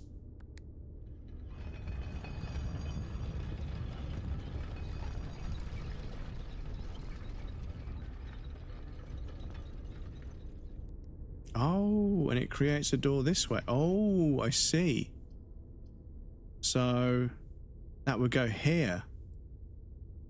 Okay. So I think a closet with 2 items, and then we can rotate it again and see what else we get. What are we getting here? Ah, floor plans. That's good. That's good. Gem. That's good. We can exchange that, hopefully. Yeah, I'm not doing that by remembering when things were better. Yeah, I was sitting there and like, just mulling over the fact that we invent these things and then we find a way to make them cheap to produce and ways to sell them for more. And that's just what human beings do. My God. My God, does that make everything feel terrible? Well, there's some gears up here. Right, what can we do here? So this is why it costs 3 gems, because the rotunda is actually pretty fucking powerful. I don't want to build another red room, but we need the door, don't we? We need the door. Unless we rotate the rotunda and go through the foundation. Nursery, a bedroom. Yeah, so if we build... Oh, I can rotate the floor plan. Oh, Pog. That's... Oh, wow. Okay. So, yeah, that's why it's 3 gems. Because I've actually needed that several times to be able to rotate a floor plan to make it bend the way that I want. Okay. Actually, the rotunda, if that allows us to do that from now on for this cycle. Car keys. So, can we build a garage? Can we build a garage? Can we... No. No garage, chat, but we can connect up to the den. Or we could have a storeroom. Or we could connect up to the den and be able to buy things with the... Yeah, we got 6 coins, so actually we should probably build one of these. Right, what have we got for 6 coins? A shovel. Yes, actually. We have... I think we have got... or was that... Oh, we haven't chosen out a room yet, chat. We haven't chosen out a room. We've only got 19 steps left. The weight room's going to take some. Oh, we need to go outside. We didn't build it. Yeah, we need to go down into the bedroom to hopefully get 2 steps back. And then we need to get to the entrance hall and go outside and choose the outer room to see if we can change anything. So go through the bedroom to get 2 extra steps. We use 1 up. The rotunda, we need to rotate to face the down, to face the Great Hall.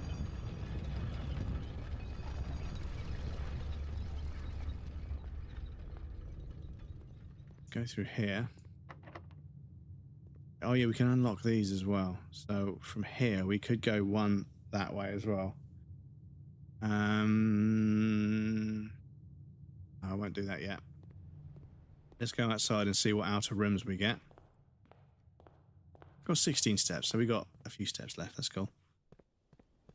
How do I get magical emote? Magical emote on Twitch.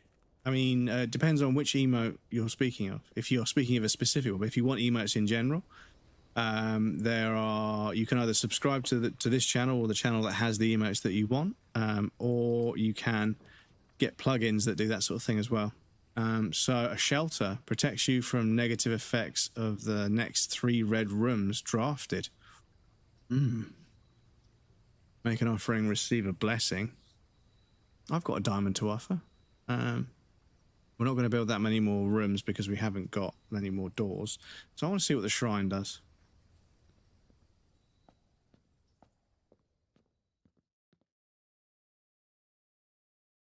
Oh, it has to be coins. Okay, that would have been very helpful to have known about before I built it. Make an offering, and I've got a gemstone, which is, you know, quintessentially an offering you would make to a deity of some sort. But no, this guy only deals in cash. They are a strangely capitalist deity.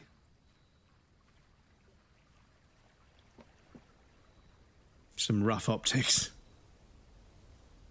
But yes, skill issue Steve, depending on which emotes you would like, you would need to subscribe to the channel that has those emotes, and they would need to be emotes you can use elsewhere, because some emotes you can only use in the channel, but some you can use anywhere.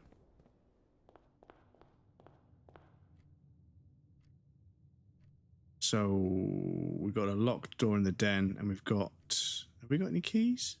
Yeah, we got a key. I think we've got a locked door on the other side of the den. There's a locked door in the Great Hall. So I think because it's closer, let's see what unlocking something in the Great Hall does. Oh no, those are wasted steps. The Twitch badge. The Twitch badge. Which one? Sorry, I'm not too sure which one you mean. Sorry, because different badges have different criteria depending on when they were offered. Some badges were sort of there's some of the badges were time sensitive. Oh no, you motherfucker! Because on the picture, there is a door behind this middle one. I thought I could unlock it, but no, you motherfucker. Okay. Okay, now we're screwed. Now we are actually screwed. I'll go to the foundation. I'll see if there's one more door we could open. But yeah, if it's a locked door and we needed that key, yeah, then we're screwed. Yes, unfortunately, some Twitch badges that go next to your name, they're time sensitive, unfortunately. But you have a nice little skull next to your name. I'm not too sure where that one comes from. I'm not sure if it's Day of the Dead or something. Oh, garage. Oh, we got the car keys, didn't we? I think we got the car keys. We did. Oh, okay. Big. We got the car keys, and we've got. So can we drive? Oh, what's this? The drop-off address is 14227 Sandy Heights. Small garage in the south edge of Trinsdale. The goods are already secure and in the trunk, so just unload and get back here before noon. I've seen Sinclair's schedule, and I don't think he'll be requesting the car today. But you never know when the cat will want to get some air. Tomorrow will likely be the last delivery, and I believe Denny already has payment ready. See, so we're delivering some contraband. Got an upgrade disc, and okay. So now we really need a terminal room.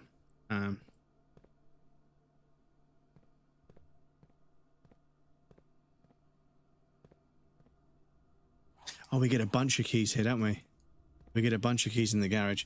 So we could now try unlocking the door in the den, which we would need to use the rotunda to get into the bedroom, and then we can do that. We can do that. Okay, cool. So we can unlock the door in the den. If it's even locked. I think it might be. But oh no, it's the end of the day. Which means we lose the upgrade disc. I think it's a share thing. Yes, sometimes you get. I mean, I've got a few badges for sharing clips from Twitch to social media, but also when you clip other streamers, I think you get one as well. But yes, I'm not too sure if there is an FAQ for the badges. You might want to look up like Twitch badges on Google and see if you can find a link to the explanation. There might be a page on Twitch's own website. I don't know where it is myself, unfortunately. I can work it out. Yeah, I mean, I think maybe. Where are we?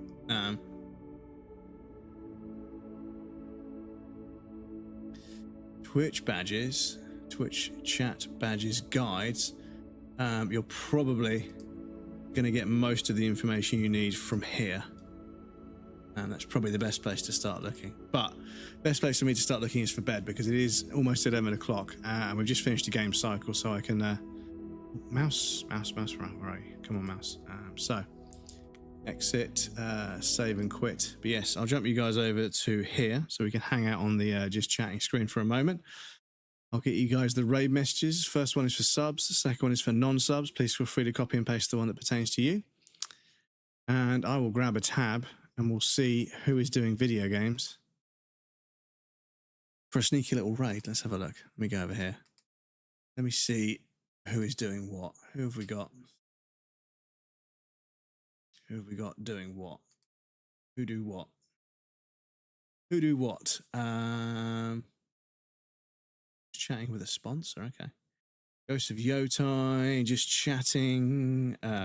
Raid. Arkham City, absolute classic game. Megabonk. Silent Hill F. We got loads of people. Subnautica. Metal Gear Solid 4 for the first time, but this creator isn't very good at interacting with people, so I won't bother. Been to their stream a few times. Seen them a lot on social media. Thought I'd go watch a couple of streams. They don't interact with them. Well, so, let's have a look. Near Replicant. That's a spoiler for me, unfortunately. Leaf Blower Co. I heard of that one before. So there's too many creators, dudes. Too many creators. Too many people to choose from. I always get fucking completely lost. I open up the thing and more people. I show more. And then there's like 25 people, 30 people. I'm like, oh, there's so many cool people. So many people that are way better than this at me. Let me choose somebody. So we need someone we haven't raided recently, who's playing a game that's a similar vibe.